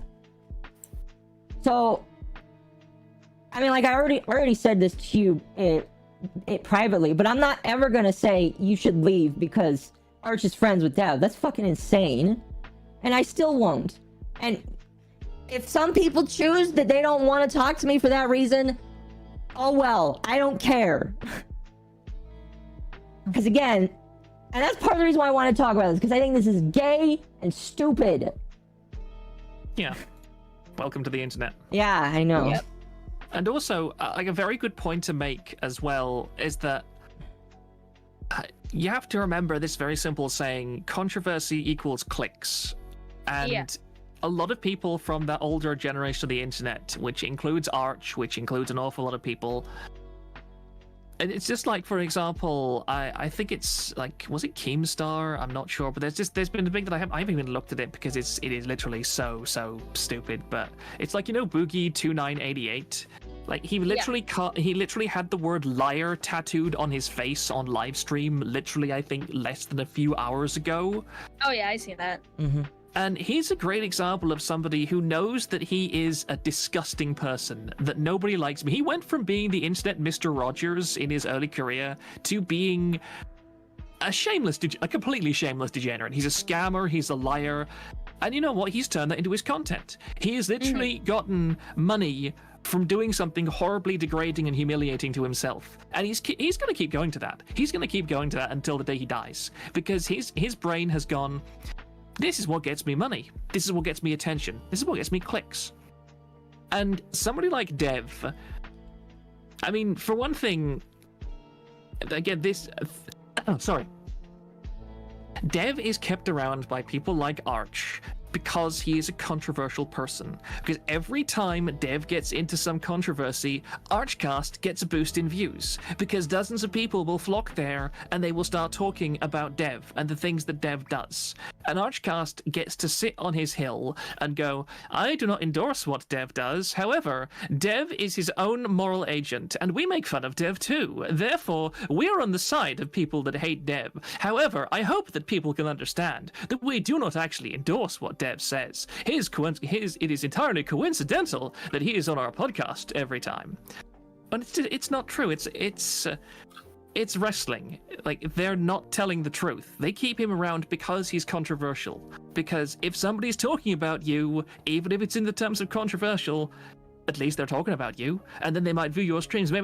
Hate watching is a thing. Entire channels have made their careers of people hate watching them. Look at DSP. DSP's audience is 99% people that would kick him off the edge of a cliff if he was standing on it. But that still gets him a pretty comfortable living. Mm-hmm. I forgot I got to call Dev DSP in our chat. You did. You did. I think I'm gonna hop back over to my stream now because I've been on a VRB screen for like, I think 10 minutes at this point. That's fine, I understand. And again, like, I just want to emphasize before you go that if you had decided to just cut contact with me, to block me, and even to call me out for how I acted, I wouldn't be mad at you. I would expect that. And I'm just want to again emphasize that I'm very grateful that you decided to talk to me and sort this out, because I agree with you. I should have spoken to you first, and I apologize for that. Thank you. It's Thank you. okay, and it's like I wouldn't call you out for something as stupid as that, because again, there's a difference between petty internet shit and like actual like, oh, I'm gonna go after Lumi's X, Y, or Z. It's like, that's different. This is petty internet shit. I would probably, like, if I decided to, I would just leave the server and just fade away. Because call-out posts are cringe and gay. Unless they're serious. But that's just... I get you. Oh yeah, just if there's anything else that you need to talk about, or if you want me to leave the server or anything like that, just let me know. No, I don't want through you to leave the DM. server. I don't want you to leave the Okay. server. Okay. Yeah, that's why I wasn't really talking there much, because I wasn't sure. Yeah, What you wanted me to do. but I know, like, I've never seen anybody on Kirsche's server or anything like that ever say, oh, Lumi is in the wrong, Lumi is obviously in collusion with Dev. No. The worst that has been attributed to you is that you are letting somebody who you shouldn't get close to you and use you as a patsy. Nobody is saying Lumi is a monster, nobody should ever talk to her. Because, again, hope it stays that way. people... Yeah, people who are in Kirsche's community understand how this works, so they're not going to throw you under the bus just for that. But Yeah. At the same time, to be blunt, you're fortunate that her community is as forgiving, because there are many that wouldn't be.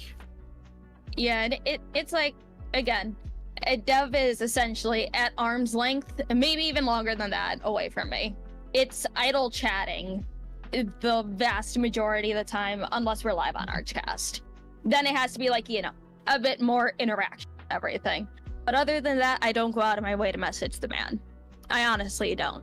Unless I'm asking about weird Canadian politics and what's wrong with Justin Trudeau. But that's about it. What's right with Justin Trudeau?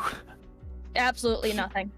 That's a good point. That's a good point. And again, like, part of the reason why I wanted you to say that, Lumi, is just because this is ridiculous.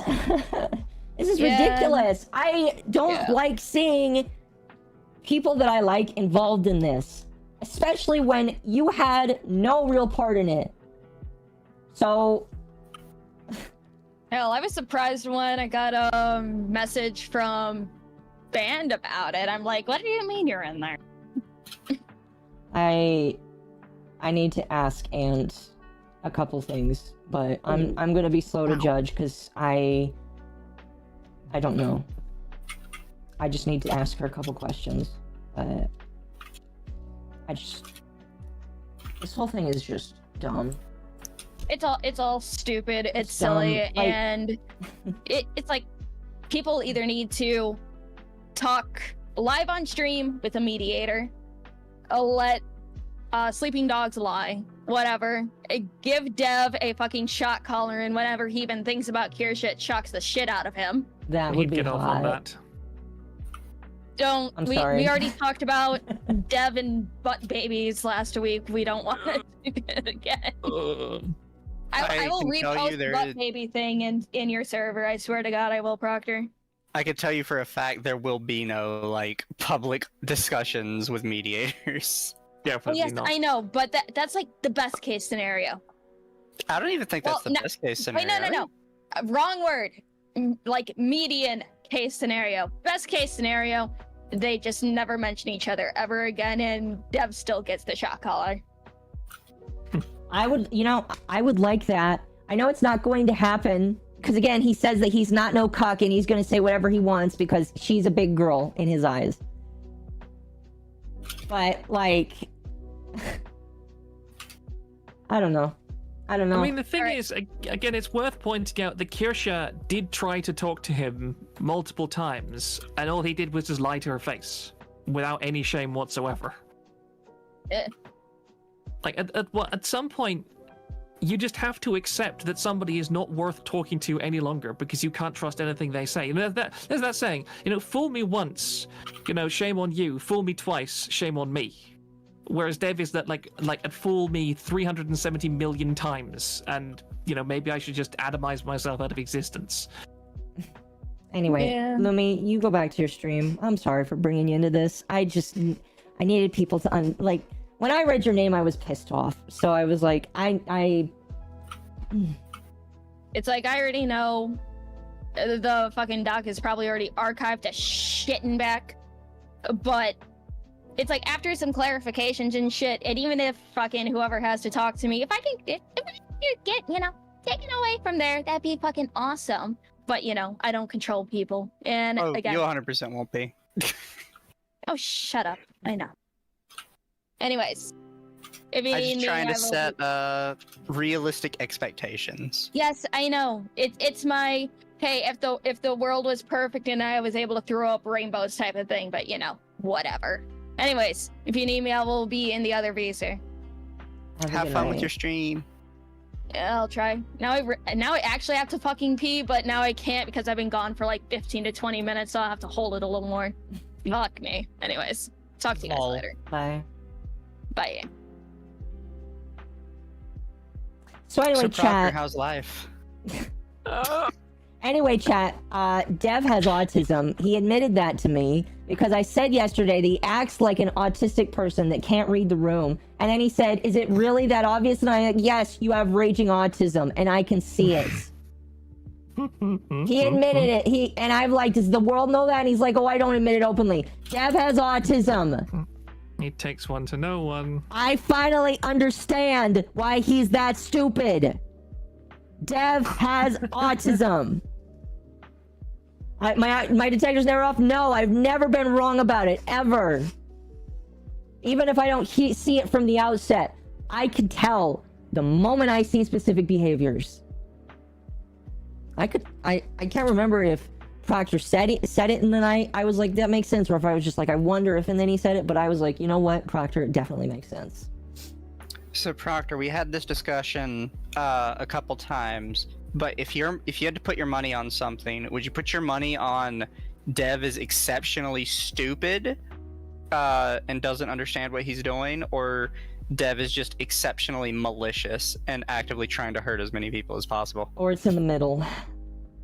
I would see. The thing is, it is ironic. Like somebody else asked me this earlier, and I think the only analogy that I can give is a story that I read in a psychology paper many years ago. It was about a mentally deficient person who was very severely under the standard. Something like sub 80 IQ, so incredibly stupid. But he was also obsessed with pornography, like completely and totally obsessed. Every waking moment he would be watching pornography. And the thing was, over time, his taste got very, shall we say, orientated towards the youthful demographic. And his caregivers, who lived with him all the time, cut him off from the internet because he was in home. And he basically went through this paper, which I'm very angry I didn't see. I can't find again. Basically, the story was about all of the very elaborate schemes that he dreamed up to get his internet access back, which culminated in him murdering one of his caregivers, because that way the state would sentence him to life imprisonment in a mental asylum which had internet access that he planned to use to continue looking at youthfully orientated explicit material. And I share that story because I think it emphasizes the fact that being stupid is not an excuse for malicious behavior, because stupid people can also be incredibly malicious because there is much less rational thought in their heads telling them, don't do this kind of thing, it's socially unacceptable, or for any other higher reason. They're just like, I want something really badly. My life is not going to be complete until I get this something. See, I have to agree on that. But also, we kind of came to the conclusion that it didn't really matter whether he was it was malicious or stupidity. The end result ended up the same no matter what. So it really just became a question of how much malicious or stupid percentage do we think it is, just out of like sheer curiosity, not out of like an explanation. Sorry, I was just sent something in a DM. Could you repeat that? I do apologize. No, you're good. I'm really bad at multitasking. It just kind of came down to how like we actively believe, regardless of which one it is, it's bad for him to be that way. But the Yes. question becomes, which one is it? Just out of pure curiosity. Again, I would say that it's something in the middle. I think that Dev is not a particularly stupid person. If anything, I would call him a midwit. He's probably just slightly above average intelligence, because when you're an average intelligence person, in my experience, you tend to just not care about these kind of things. You use your intelligence to focus much more on average, everyday life goals, and maybe some petty, stupid things here and there, but it doesn't really evolve all that much. Whereas Dev is just intelligent enough to like grasp very large ideas just by the fingertips. But he's also too stupid to do them in a convincing and effective and clever manner. I guarantee you put somebody of Dev's mindset in 120, 130 IQ person, you have a terrifying narcissistic manipulator that can destroy entire communities without effort, just by the sheer level of gay ops they're able to do. With Dev, no, I'm sorry. He's always going to be found out by his own inabilities to do things. Well, I was gonna compare him yesterday to Sylvie Sparks, but I felt like that was too mean, and now I'm okay saying it. He's like another Sylvie Sparks. And you know who that is, right? I do, absolutely. Like, literally, the guys are like twins. The only difference is one is Slovenian and the other one is Canadian. Speaking of, did you see that we did a stream the other day where we were going over a transcript that Azahara posted to the TVA? A transcript? I don't think so. I had to go to bed last night about halfway through Oko's stream, so I didn't catch anything after that because I was desperately tired. Yeah, because you were Well, repairing your website from the brink. It was 2 days ago. It was Lumi's stream. She was reading Okay. through it. And it was, what was it? It was like some Twitter space that was about the Lollipop girls. Oh yeah, I've been tangentially know a bit about that. So what was funny is towards the end of it, Sylvie comes into the conversation, and I think he says like two things about the Lollipop girls, and then proceeds to go on like a 30-minute rant about me. Just completely unprompted. Because somebody mentioned that our podcast had covered the Lollipop Girls thing. What's funny is I wasn't on that episode. I was in California enjoying Anime Expo. So completely unprompted, he's like, so by the way, there's this fucking guy called Mizu, right? And he genuinely does. His story about me has gotten crazier over time, by the way. It's gone from I doxed him one time to I've doxed him multiple times and harassed his family, and I dug up the dox personally just to get back at him and try and shut him down. Like, it just keeps evolving. Yeah, and that's actually a great point, because like Sylvie Spark is like one of Marina's greatest simps. And I actually can't even remember exactly how much of Marina's conduct is public, but I mean, Marina is probably one of the evilest people. I mean, unironically, Marina is completely evil in every way. I mean, Marina, at the absolute bare minimum from what is known, deliberately inserted themselves into a community of disabled streamers purely so that they would have victims that they could abuse and gaslight and bully with less chances for them to speak out about things. And that is just a baseline of how evil Marina is. There is other stuff that I don't know is public that I'm not going to share. I'm pretty sure the stuff I'm thinking of that you were talking about is not, but I have a feeling that one day it will be. I hope it is one day. I hope it is too. Yeah, because Marina is another excellent example. And I'm not going to say that Dev is as bad as Marina, because I'm not that kind of person. Dev is not as bad as Marina. I mean, he's more widely known than Marina, but in terms of like specific acts of vileness, he's not like that. He's kind of just a bumbling fool. That's the problem, is that he tries so hard to be his own like gay ops dude, and all he does is fail. And then Yeah, people but get hurt in the unfortunately, crossfires. he does manage to hurt people in the process. I mean, again, that Kirsche is not even the first person he's tried this on. Like I shared with you, people like Aiden Paladin, yeah, said that she's going to either release something or maybe even pursue legal action against him because, again, this is the problem, and that's why there is absolutely no way that Kirsche would ever speak to him on like a mediated debate or anything like that because.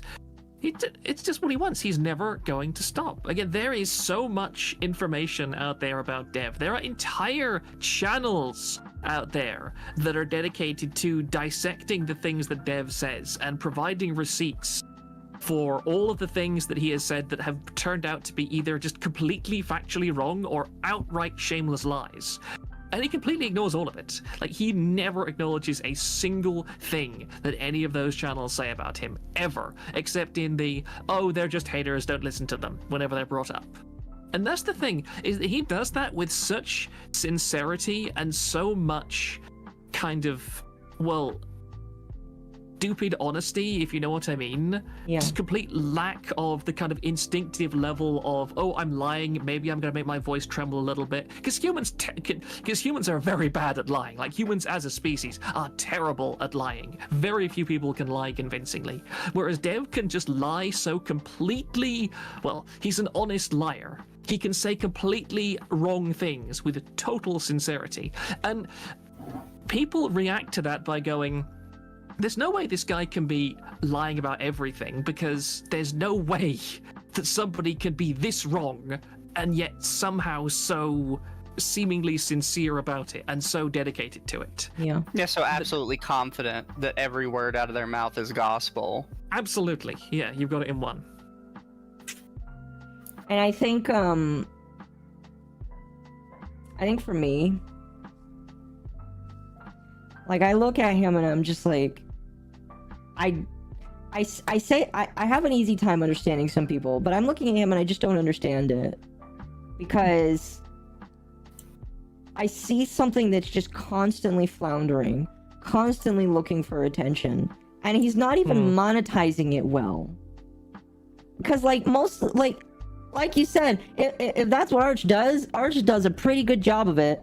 And I don't know if he pays Dev for it, but like Dev does not do a good job monetizing his pain and suffering. He does, absolutely. V has confirmed this directly, that both him and Dev are paid to be on Archcast.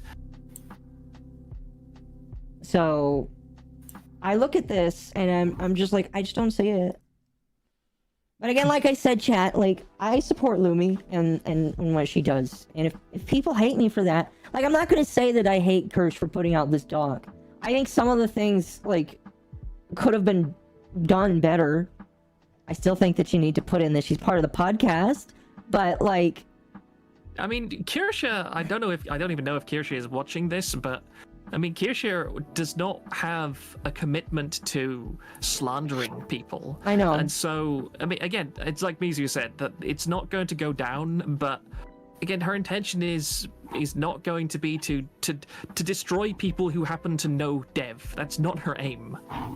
And like it's also an optics thing as well, is that, you know, she has to be, and this is another reason why Dev feels okay going after her, because Kirsche is a large channel at this point. As much as she clings to the fantasy that she is a literal who, like, she's a pretty large and influential person by now, and a lot of people very sincerely believe all the things that she says.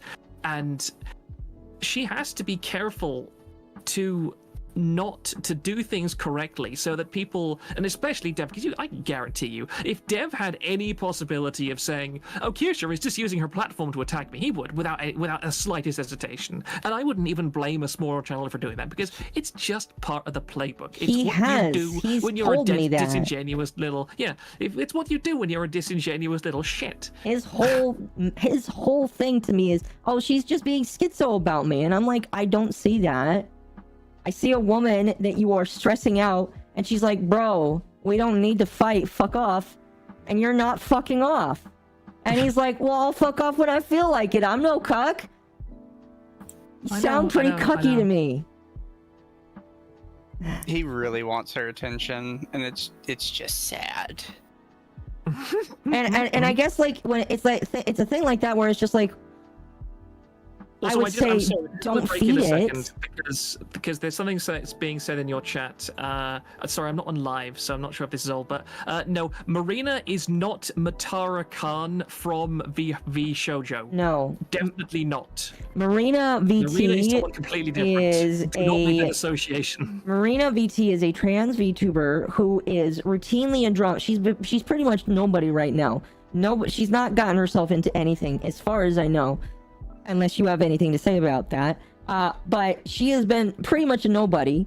If you go on our podcast, she's one of the first people we talked about. She's an evil person. And I never thought that she was worse than Dev, but now, you know, I kind of agree with you. Yeah, as far as I know, Dev has not manipulated mentally ill women into having ERP with him. Although, you know... That I didn't know. I did not know that. Yeah, that's what Marina did. Like, Marina was the head of a whole bunch of VR chat parties during COVID, when COVID was when like VR chat was how an awful lot of people got their social lives. And what happened was, basically some regular VTubers set up a bunch of VR chat servers where other VTubers and content creators could be part of.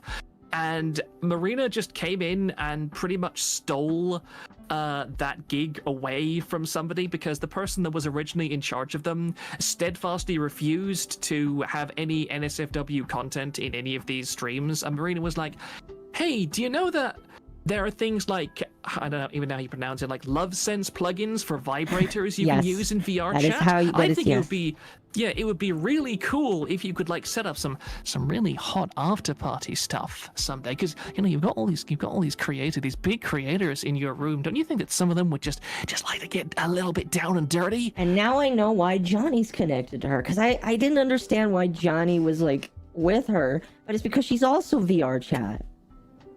VR chat is the source. VR chat is a wretched hive of cum and sodomy. You're gonna be mad at me, but I like VR chat, and I have friends that do stuff like that, but they're not like this. I have friends that do that, but they're chill. I'm not saying that everybody who uses VR chat is a bad person, but not even some. I'm sorry. VR chat wiki is a great example. I mean, VR chat. If you ever want to have some fun, go and look at big VTuber names and big VTuber corporations, and just like go to VR chat wiki and start matching names. Because the thing was with crazy. Yeah, Luca Kaneshiro of Nijisan Gen, literally, he catfished Hassan Piker in VR chat once. That was one of the funniest things I've ever seen in my life, is that Luca Kaneshiro, there's a clip on VR chat wiki of Hassan Piker being convinced that the guy who is now Luca Kaneshiro is actually a woman, and like gets into something suggestive with him in VR chat. It's like, I was just like, when I was doing my videos on like the Lucas stuff, I was like, what is going on? What world am I living in where I'm seeing Luca Kaneshiro and Hassan Piker on the same goddamn stream? Yeah. Do you remember that there was a call-out document that was between Johnny and a bunch of his friends over some random guy they said was harassing a girl that was in their group? I will send you our stream, because you will find that fun. Sorry. So it was about VR chat stuff mostly, which should be obvious because I think Johnny's mostly just VR chat stuff, as opposed to some other people that have mixed content. But they were trying to out this guy in their group as being like this creepy weirdo who is harassing this underage girl that was apparently in their sphere. And every single document from Johnny and all of his friends opened somewhere in their first paragraph with going, girl's name, who happens to be the roleplay daughter of Johnny on VR chat. And every single time I read it, I was like, why are you guys admitting this? This sounds like so creepy. And he's your roleplay daughter? That is also a child, by the way. I just can't. I mean, it's horrifying, but at the same time, it's just so completely. It's one of those things that it's like. See, I agree with you. It's horrifying, but the problem is not necessarily that it happened. It's the fact that all of them said it with just such confidence that it was the most normal sentence they ever uttered. Exactly. That's the thing about VR chat. Crazy people with the most bizarre parasocial fixations just gravitate to VR chat. I mean, Zentreya got its start in VR chat. Like, the connections are just insane. Somebody needs to do, like, one of those, walls, like conspiracy theory walls that is just linking back to weird people who used to play female avatars and catfish people in VR chat, because that diagram is going to look like a spider's web, I swear. Are you saying that VR chat is the next something awful? Yes. That's what you're making it sound like. I mean, when something awful stopped being a place where people could go to do something awful things, they had to go other places. Pretty much. The absolute state of the internet. Chat, by the way, I deeply apologize for ignoring you. It wasn't on purpose. Like, the last, half hour to an hour has been crazy. I mean, it's been 3 people in a call. Like, you've got no fault. I mean, I watch collabs all the time, and when there's a collab, I just never chat because I'm like, no streamer's gonna see this. No, yeah, they're too busy bouncing off each other. Also, people like the conversation, I think. Yeah, and that's that's not really why I wanted to have this conversation. I wanted to have this conversation because I just want to illustrate a point. I think this whole thing sucks. I think that the fact that it happened sucks, and I don't know where you go from here. Dev lives in Canada. You gonna sue him? I don't know. To be fair, that's actually probably easier in Canada. What is the next? What is Kirsche's next step, Doctor? I mean, Kirsche's next step is to hope this all. I mean, I can't speak for her, but from everything that I know, Kirsche is completely genuine. She just wants Dev to shut up and go away. Yeah, I believe that. I 100% believe that. And that, again, this is the thing that people like Arch and so on don't understand. It's the mentality of everything is content. And it's just like I think what's his full name? Like the aristocratic spoon. Like the aristocratic spoon has been on Kirsche's not podcast. He was on Kirsche's stream at one point. And he's not a bad guy. He of all the people in that kind of little content sphere, I would say that the aristocratic utensil. It's the aristocratic utensil, not the aristocratic spoon. I'm sorry. Is that he's not too bad of a guy. But he's like completely honest, is that he had like 3 or 4 videos in a row that was just completely tearing into Dev in every way possible, like calling him the worst, well, not the worst thing, the most honest thing, shall we say. Just the kind of stuff that if I'd said it about any one of you, I would fully expect you to cut ties with me forever and never speak to me again. Like that kind of thing. Yeah. And yet, like 2 or 3 months later, he starts putting out videos with titles, I mean, it's not literal titles, but stuff like, Short Fat Otaku owns ridiculous SJW on Twitter, huge win for Dev. And it's just, and he says stuff like, I think he said something like, what you don't understand is it's not about being right, it's about getting clicks and getting the content. And again, I don't blame him because that's if he's honest about his attitude, that he doesn't really care about which person is in the right, which person is in the wrong. All he wants to do is make a video dunking on somebody that gets laughs out of people. And if you're honest about that, that's okay. That's fine. No, I agree. And you can get into that content. I mean, that's the thing with Jim, too. Like, Jim is completely honest that he's not a nice person, that he's not a good person, that people shouldn't look up to him. Like, he has some level of morals and standards, which I think has endeared him to a lot of people. But at the same time, I think it's kind of wild that he's one of the few people that are like, you really shouldn't trust a word I say. And then you watch videos like his Nick Bates one, where he gets genuinely angry at the idea that this guy was abusing his sister. Mm-hmm. Yeah. Or the Terry Davis one, where he genuinely has like a heart-to-heart moment where he's like, this guy was severely mentally ill, and it sucks that his life was taken from him. Yeah. Yeah. But then you get people like Dev, and they're like, God, isn't it hilarious that this mentally ill person jumped in front of a train? And it's like, not really. Yeah. What? I mean, that's also a good point, is that I actually made a post about this on TVA. I can't dig it up right now, but I know exactly what I said. I said that what people don't understand, what the newer generation of both drama channels and also people that are just really into drama content, that are really into doxing and all this nonsense, what they don't understand is that Jim has a wife. He has a house. He has pets. He has a successful real-life career. And until cancer and so on, he could literally just step away from the internet and lead a normal life whenever he wanted. But, I mean, the problem with today's society is that disaffected people who don't have any of that kind of grounding in reality get into this kind of stuff, and it becomes their entire world, their entire life.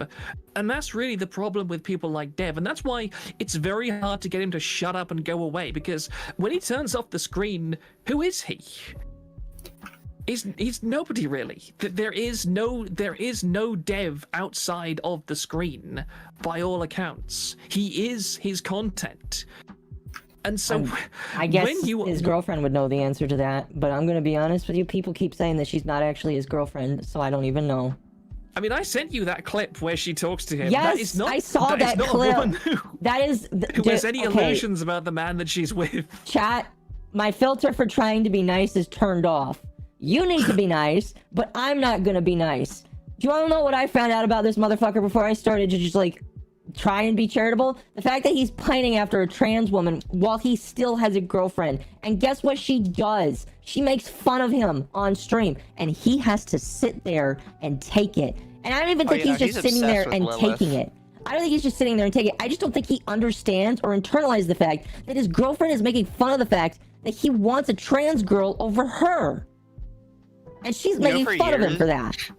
For years, people thought his girlfriend was fake. They thought he was his girlfriend. Yeah. Oh, I think he legitimately did lie about having some kind of girlfriend. Like, he does have one now, but I think those are two different people. I think. Again, I'm not gonna say that for a fact. But yeah, he's obsessed with a trans woman called Lilith Lovett who did porn. Did they even acknowledge him? Yes? Question mark? I think that, like, I forget, it's been a while since I watched that clip, but I think that what she says in the clip is that, like, something like, do you know that this person that you simp for has posted receipts of you saying these things to her and laughing at it with the people that she has sex with, aside from that you want to? It's that kind of thing. It's the kind of thing that if you said it to me, and it was true, and that'd be the kind of thing that I would throw myself off a cliff over being known to the internet, unironically. But he's just like, nah, it's not really. I mean, yeah. It just opens up the question of why she's around. Is she the car wrangler? I don't, because it's not like he's attractive, right? Oh, like, well, okay, that's subjective. Face. I want to say that's a subjective thing, but there are some objectively not good-looking people. See, chat, Mizu is bi at the very least, so I feel like he can make that comment. Well, no, here's the thing. Like, I mean, I guess I can make that comment, because even though I prefer, like, Twinkie boys, if I see a guy like Jason Statham, it's like, I would consider it. But no, and it's not like he's got a great personality. He doesn't have a job outside of YouTube, I don't think. Which is why every time somebody brings up anything YouTube related, he's like, "You're just jealous of my success." And it's like, bro, you're kind of a mid-tier YouTuber. Like, you're not. I'm not gonna say like you aren't getting like views. No. I do feel like you're getting DSP level views though, where everybody just kind of hates you. But and it's just like how I said with Boogie earlier. Those aren't the views that I want. Sorry. No, I was just gonna say, having the views where just people hate on you, that's not the views that I want. No. You have to be some sort of masochist to be okay with that. Yeah, that's why I laughed when he told us that in chat. He's like, "You're just jealous of my success." He's like, "I'm not jealous of being the laughing stock of the internet. I don't want to be known for that, even if it pays the bills." No, yeah, exactly. Like, yeah, sure. You might be bigger than me, bro. I'm not here to measure dicks with you. I'm here to have a conversation about why I think you're morally reprehensible. And again, I told him. And again, this is something that again is a struggle for autistic people. and maybe you can relate with this, Proctor, but sometimes empathy is hard for autistic people. Sometimes kind of it's a real between- struggle. Trouble is that I have a mother who was has an incredibly powerful personality, and is also a very Was she Mary Poppins? both a very empathetic person, but also incredibly decisive. And so I kind of flip-flop between feeling great deals of empathy for people, and also just wanting to press a button and make them go into the cornfield forever. No, yeah, I kind of have that too, because my mom was crazy like that. But like, but like literally when I said, dude, you have no empathy, I was like, this man has autism. This man has autism, because only autistic people, I've only ever seen autistic people have, because like obviously they're psychopaths, but I've only seen autistic people with this levels of unapathy, or whatever the fuck the opposite of it is. So, or apathy. Is it apathy? I think it's apathy. Whatever. Yeah, apathy, I think, is what you mean. But I also think that, I mean, I like to kind of get grand about this kind of thing. And to me, the problem is society, because looking at my own experiences as an autistic person, like, I'm fortunate in that I was born with an intelligence that was high enough to compensate for my autism. Like, I'm literally gonna have my own farts here. Like, I have a high IQ. This is I have a very high IQ moment. You have to have a very high IQ to understand the world the way that I do. I never got mine checked because I just don't care, but... Yeah, but again, I can use my intelligence to overcome my autistic symptoms. Put it that way. Whatever you want to read into that, you can read into it. But the problem is, and I have banged my head against this wall so much, is that if I were to go to a psychologist and ask them, I've literally tried to do this. There are some behavioral things that I don't know. For example, I'm easily satisfied on a physical and emotional level. Like and I have to use extrinsic motivation to make me do things, like, say, clean up after myself, because mentally I'm like, I don't really care. Like, it doesn't affect me if there's a dirty dish in the corner or something like that. And but I don't like that on an intellectual perspective, because I know that it's important to be clean. I know that it's important to have standards. And there's that war between those two parts of me all the time. And I've been to psychologists and I've asked, how do I deal with this? How do I fix myself? And every single one of them has said, oh, well, this is all about feeling comfortable with yourself. We don't do that kind of thing. What we do is we do our best to make sure that you are happy in yourself, that you aren't stressed out, that you don't have these kind of problems. Okay? So if this doesn't bother you, maybe you just shouldn't let it bother you. And I'm just sitting there screaming inside my own head, you don't get it. I know it doesn't bother me. I know I'm okay with this. That's the problem. I want you to tell me how to beat those parts of myself into submission so that I'm not ruled by them any longer. Yeah, I know that feeling. And that's the problem with people like Dev, especially in places like Canada, which are at the absolute forefront of all of this love yourself, you are perfect the way you are kind of bullshit. And it is bullshit. It is toxic, cancerous bullshit. I'm sorry I'm getting loud, but you've honestly not gotten much louder than you already are. Yeah. No, but I agree. Sorry. Literally, chat, I struggle every single day with the idea, and I struggled with this when I worked for Amazon. Especially when I had stupid customers, I was like, I want to screw that person over so bad. Like, legitimately, do you know how easy it is for an Amazon driver to screw you over and you can't do anything about it? I can just choose, 100%. I can just choose to return your fucking package. I can just be like, you know what? I think this thing is damaged. Rip a corner off of it, take it back, and say, sorry, I don't think the customer would like this. I'm bringing it back to you. You'll never get your package. I had to struggle every single day with certain people because just like, I want to do this, but at the same time, I don't want to do the paperwork. Yeah. But it's just like, I get that, which is why it just boggles my mind when people like Dev just don't have that empathy to just be like, wait a minute, there should be more to this. Unless, of course, there's just like a total disconnect. I don't know. I think there is. And I think that honestly, it's not even a case of he doesn't have empathy. It's the problem that he doesn't see why he should take the effort to have empathy. And that's kind of my point, because as an autistic person, I have to fight that urge inside of me all the time. Like, as I said, to just be content with mediocrity. Because the world around me is okay with that. I mean, I could go to the government of my country and I could say, I am a helpless, feckless, useless person who has no ambitions in life. Please pay me to be like this. And they would. Mm-hmm. They would, because I live in a social welfare country. I choose not to, and I choose to make it harder on myself than it has to be, because I don't want to be like that. But it is entirely an external incentive that is keeping me like that. And that's why I bang on quite a lot about the needs for moral standards and external forces in society. Because without them, the average person is just content to lie around and do nothing all their time. And an autistic person is much worse. And Dev, regardless of autism or not, is pretty much exactly like that. He sees no point in putting any more effort in than he has to. And he's also the worst kind of person in this, because he's actually managed to monetize his laziness. That he has managed to turn those, it's exactly like Boogie. That Boogie has managed to turn being a fat, feckless, useless, obese degenerate into an income stream. And when you've got, it's like, when you've got those incentives, why would you ever change? Because not only do you have low standards that you're willing to tolerate that, but it's also your lifeline. And to change that would mean you have to change what gets you money, what gets you attention, you're basically destroying your own personality, as horrible as it is. Oh yeah. And most people don't want to do that. Especially autistic people, because if you have to deviate from the norm, that's a major inconvenience, just that nobody else thinks about but you.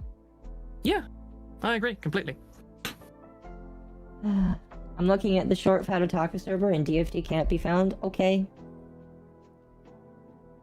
I don't care at this point. Like, if he finally decided to get rid of DFD for whatever reason, cool. That's not gonna change everything. Well, yeah, now if he decided to get rid of him, it would be because of backlash. To be like, see, he was never there. Like... Yes, deleting evidence. Every innocent person does that. Like, do I believe that he doesn't that he regrets having Spooky around? Probably, yeah. But, like, I don't care now. This is the bed you've chosen to lie in.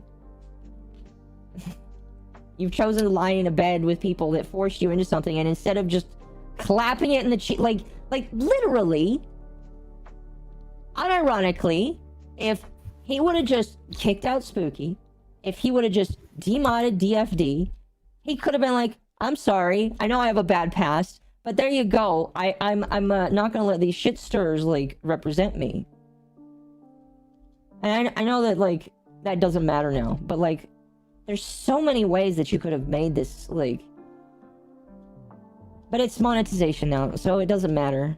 Yeah. He said... And I think also, sorry to break in here, but, I mean, to put on, like, my psychology hat again for a second, I think also a problem that you have, Oko, and it's not unique to you, and it's an autistic thing, is that we want things to make sense. We don't want to think that there is sometimes just the reason. Sorry, my check reading. The reason is it's just stupidity or it's just laziness. We want to figure out this explanation in our head that is detailed and it takes into account all the variables and all the factors, and so it makes sense. So you understand why it all happened. Mm-hmm.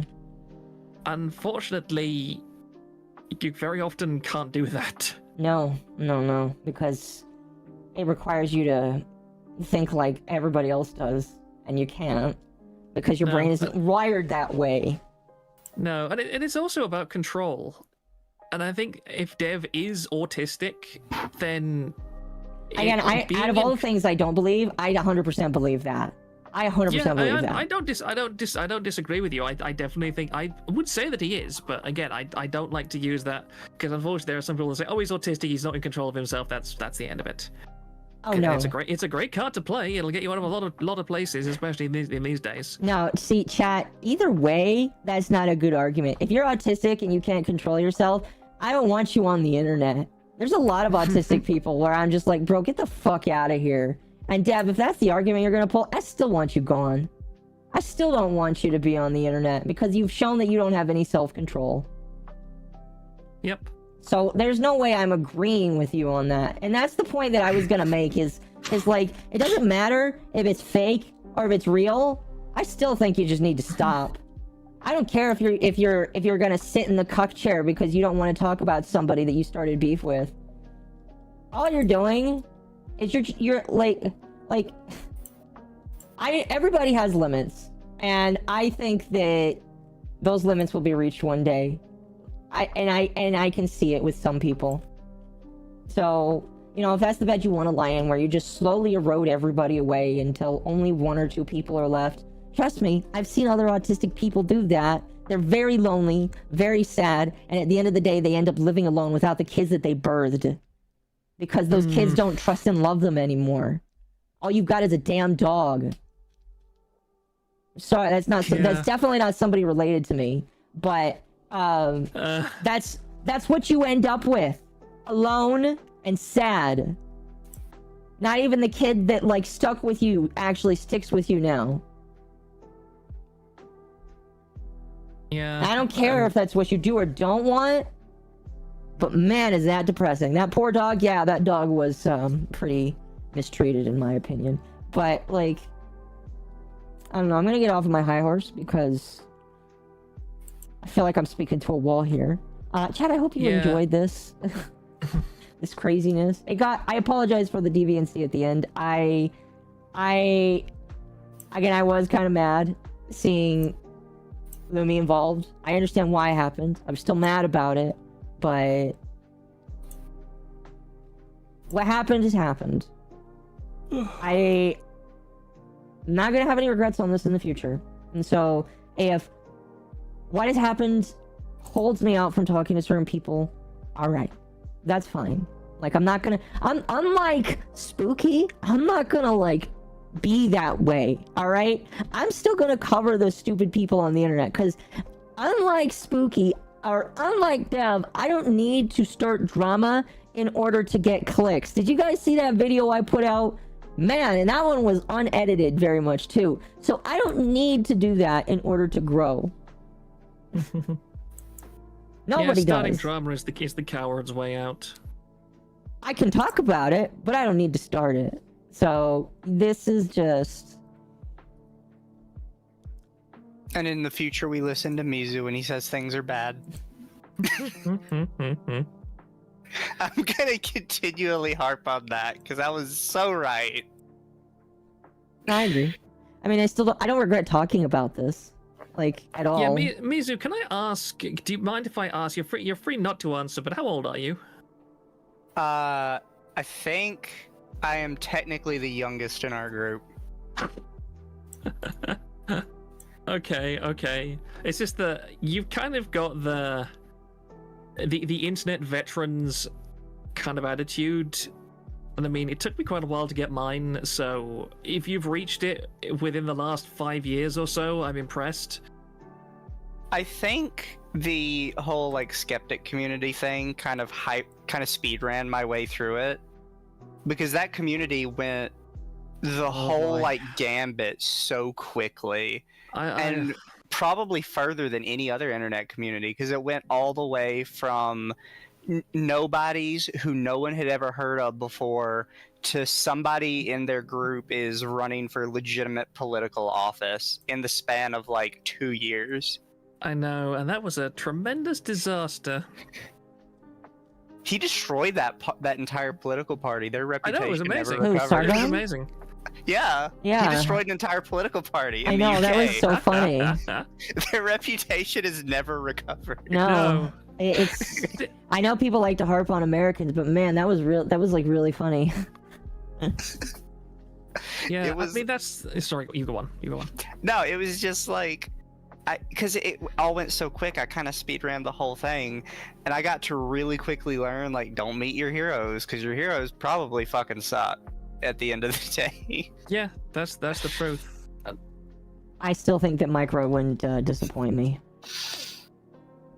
All Maybe. All he does is get down and dirty in the mud and talk about how much he likes to sell items from different presidential candidates for Here's, I charity money. think, what probably really hit me, right? Because there's like a thing, right? Like as you get older, you get more honest, especially as you get like closer to death, because you know that what you say doesn't really matter. So also at the time when I was coming up the internet is when Total Biscuit died. I remember that.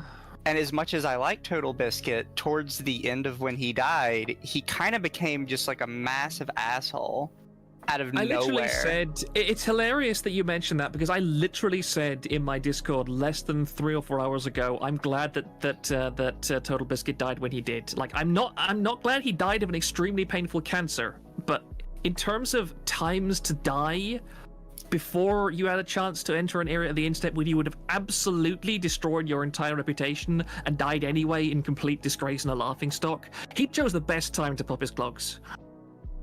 Yeah, it was kind of one of those things that made me realize that, like, towards the end of when he died, I was like, you were one of the few people who I thought physically could not disappoint me, because you had such like a narrowly tailored interest, and it had very few like actual drama around it, and then you just slowly started to implode, and I was like, you were the chosen one. That's why I have like no bones about ever dropping Jim if he ever turns out that way. I don't think he will. I think Jim will die before that happens, if it would happen. Unless he's recovering. I'm gonna be honest with you, I feel like Jim is recovering slowly. I hope. It's sheer spite. I'll be honest, it does feel like sheer spite. Either spite or the fact that he just doesn't want to leave his wife in the cage all alone. I think it's karma. There's so much negative karma in the universe right now. He's the only bit. Think about every single major content creator. He is probably one of the only ones that actively still believes in edgy content has a place in the world, and full bore believes it. Yeah. Whereas a lot of people will sometimes say it for clicks, but they don't truly believe that it has a consistent place in the world. See, chat, I understand that he was maybe influenced by Jesse Cox, but that is I was at CoxCon for like 3 years running. It was pretty good while it lasted, but it was definitely starting to get a little bit weird at the end. But yeah, I was around for all the skeptics thing. I remember the thing is, I clocked a lot of them as being a bit dishonest from the start. Because the ones I personally picked up were people like Harmful Opinions, who ended up completely ostracized from all of them. Yeah, because he was honest. Yeah, after he started like really looking through stuff. And then he would be like, guys, I called this out. Here's the DMs of like all the skeptics messaging me to tell me that I need to shut up and stop messing with their cash cow. And it's like, Jesus, they're all like just doing these shitty backroom deals.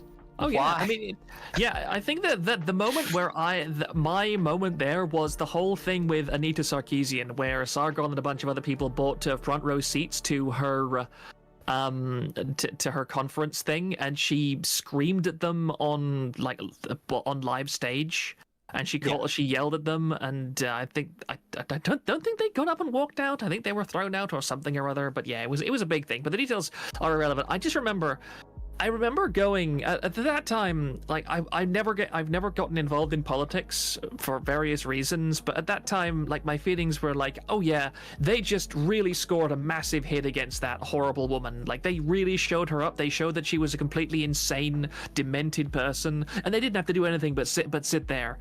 And then I kind of went and looked around, and I started seeing a bunch of people saying, wow, Anita Sarkeesian just had the best moment of her entire career. She stood up to these bullies who were oppressing her and attacking her on her own doorstep, and she destroyed them, and they're never going to recover from this. And I kind of looked at the two takes, and then I thought to myself, how much money did both of these people earn in this moment? Like, how many thousands of dollars did people donate out of pity for Anita, for her cause? And how many people donated thousands of dollars to Sargon and his people for them going there and doing that? And that just made me feel, I'm sorry, I can't trust any of these people any longer, because regardless of what their politics was, they did something that earned them both enormous amounts of money, and they did that by playing to the exact kind of character their fan base expected them to be. And it made it disingenuous. It's called grifting. It left a sour taste in my mouth. It's called grifting. Now, really quickly, exactly. I don't mean to cut you off, but it is midnight, and while I could definitely chat all night about this, chat, I have work tomorrow. Like, I'm super glad I got through this doc. I definitely am happy that at least I got through it. Let me give my closing thoughts, chat. I'm still debating if I want to like do a summary video, just like giving a quick summary on it, because I feel like that would be a good thing to put up. But let me just summarize. This did not start with Dev, but this ended with Dev. All of the people, for the most part, that this started with have moved on and are gone. And he is, for some reason, continuing it. And the only reason I can think of is so that he can bring himself attention. Good luck with that, buddy.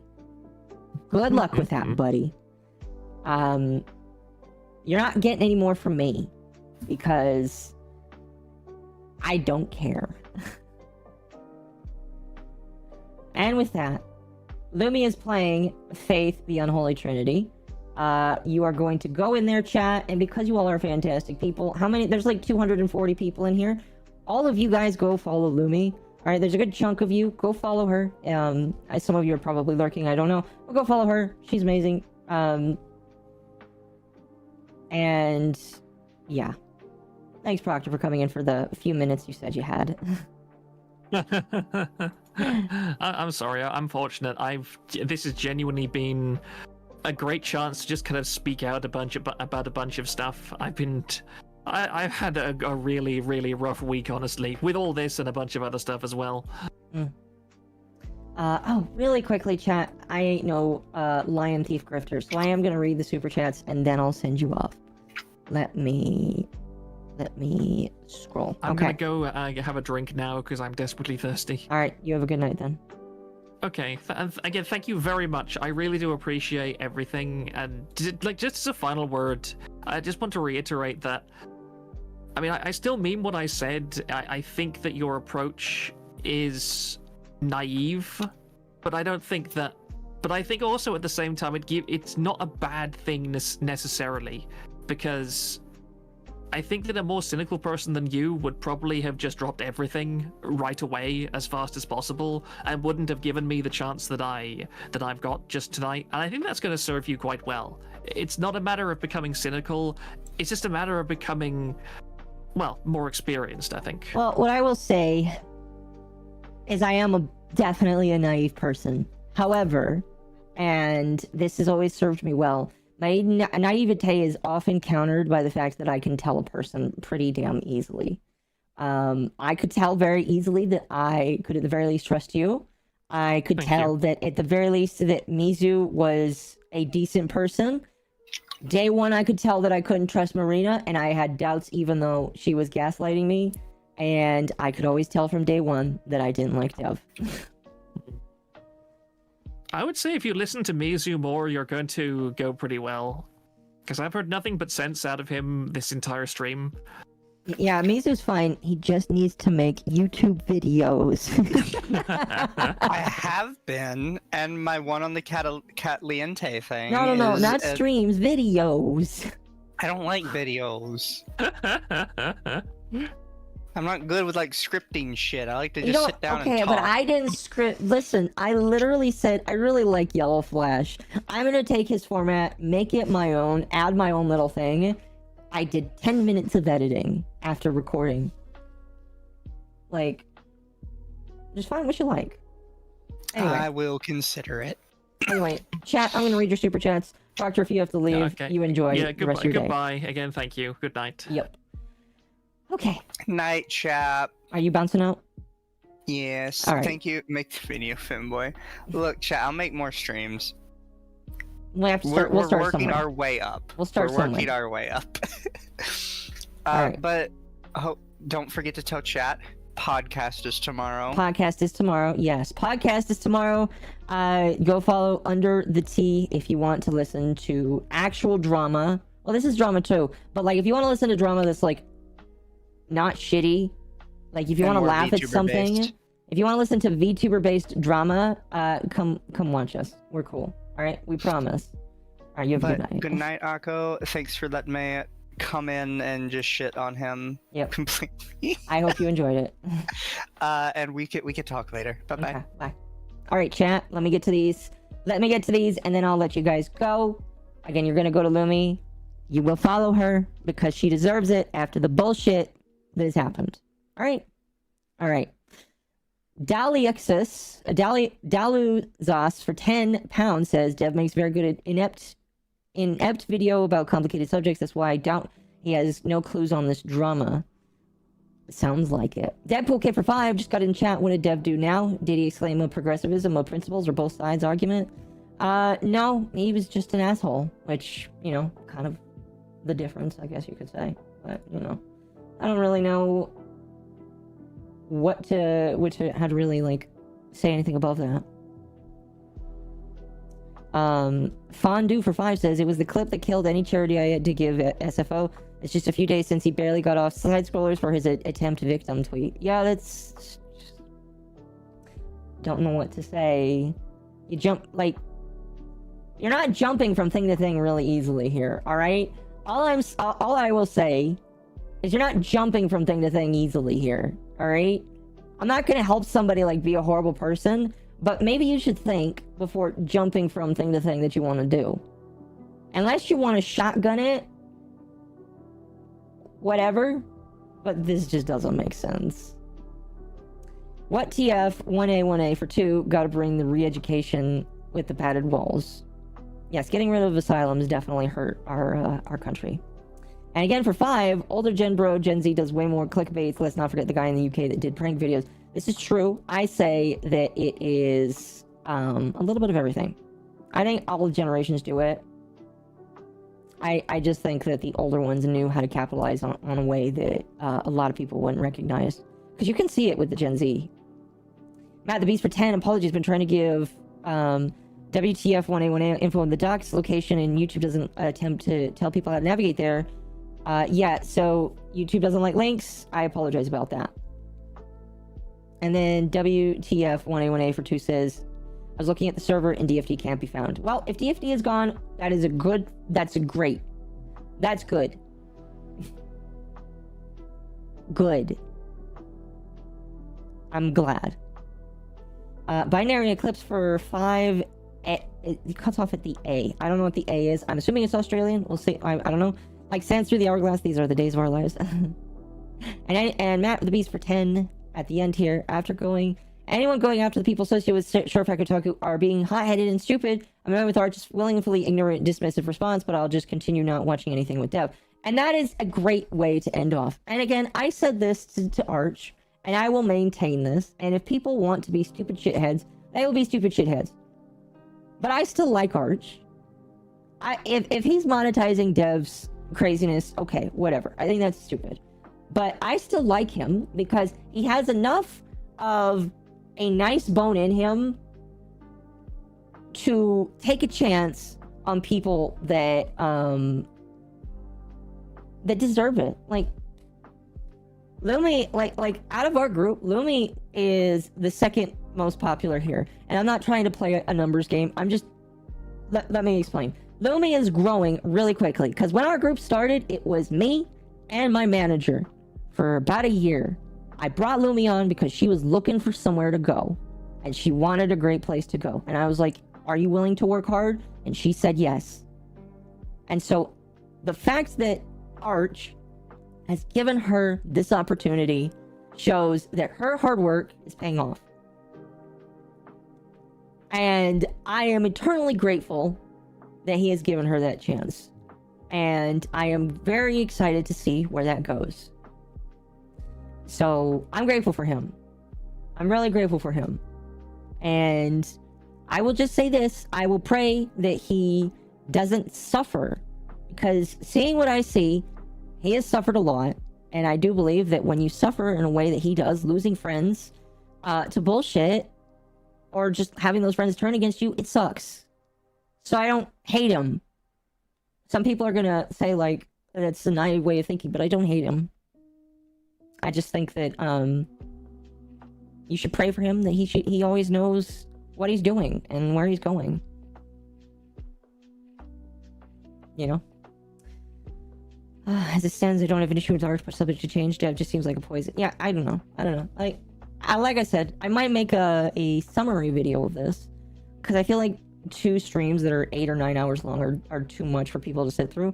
But after that, I don't care. I don't really care. Like, I'm not gonna just flat out say, oh, I won't talk about this guy ever again. I'm not gonna get on the cuck chair here, like Dev says he does. But I will say this. I really don't care. Unless something absolutely massive happens that I want to laugh at. And I mean, he doesn't care about it, so I imagine that doesn't matter to him. So I don't know. Anyway, let's raid Lumi. I'm gonna go first on Twitch. Thank you again, everybody that followed and subscribed today. I appreciate it. We're getting close to 7,000, even though I just hit 6, so you're amazing. I will be not coming back tomorrow night to stream. I am going to be making a damn video about Chris Tyson or some other piece of shit thing that I need to do. So if you were here for the last 2 days, I appreciate you. But I need to actually make a video. Anyway, you guys have a good night.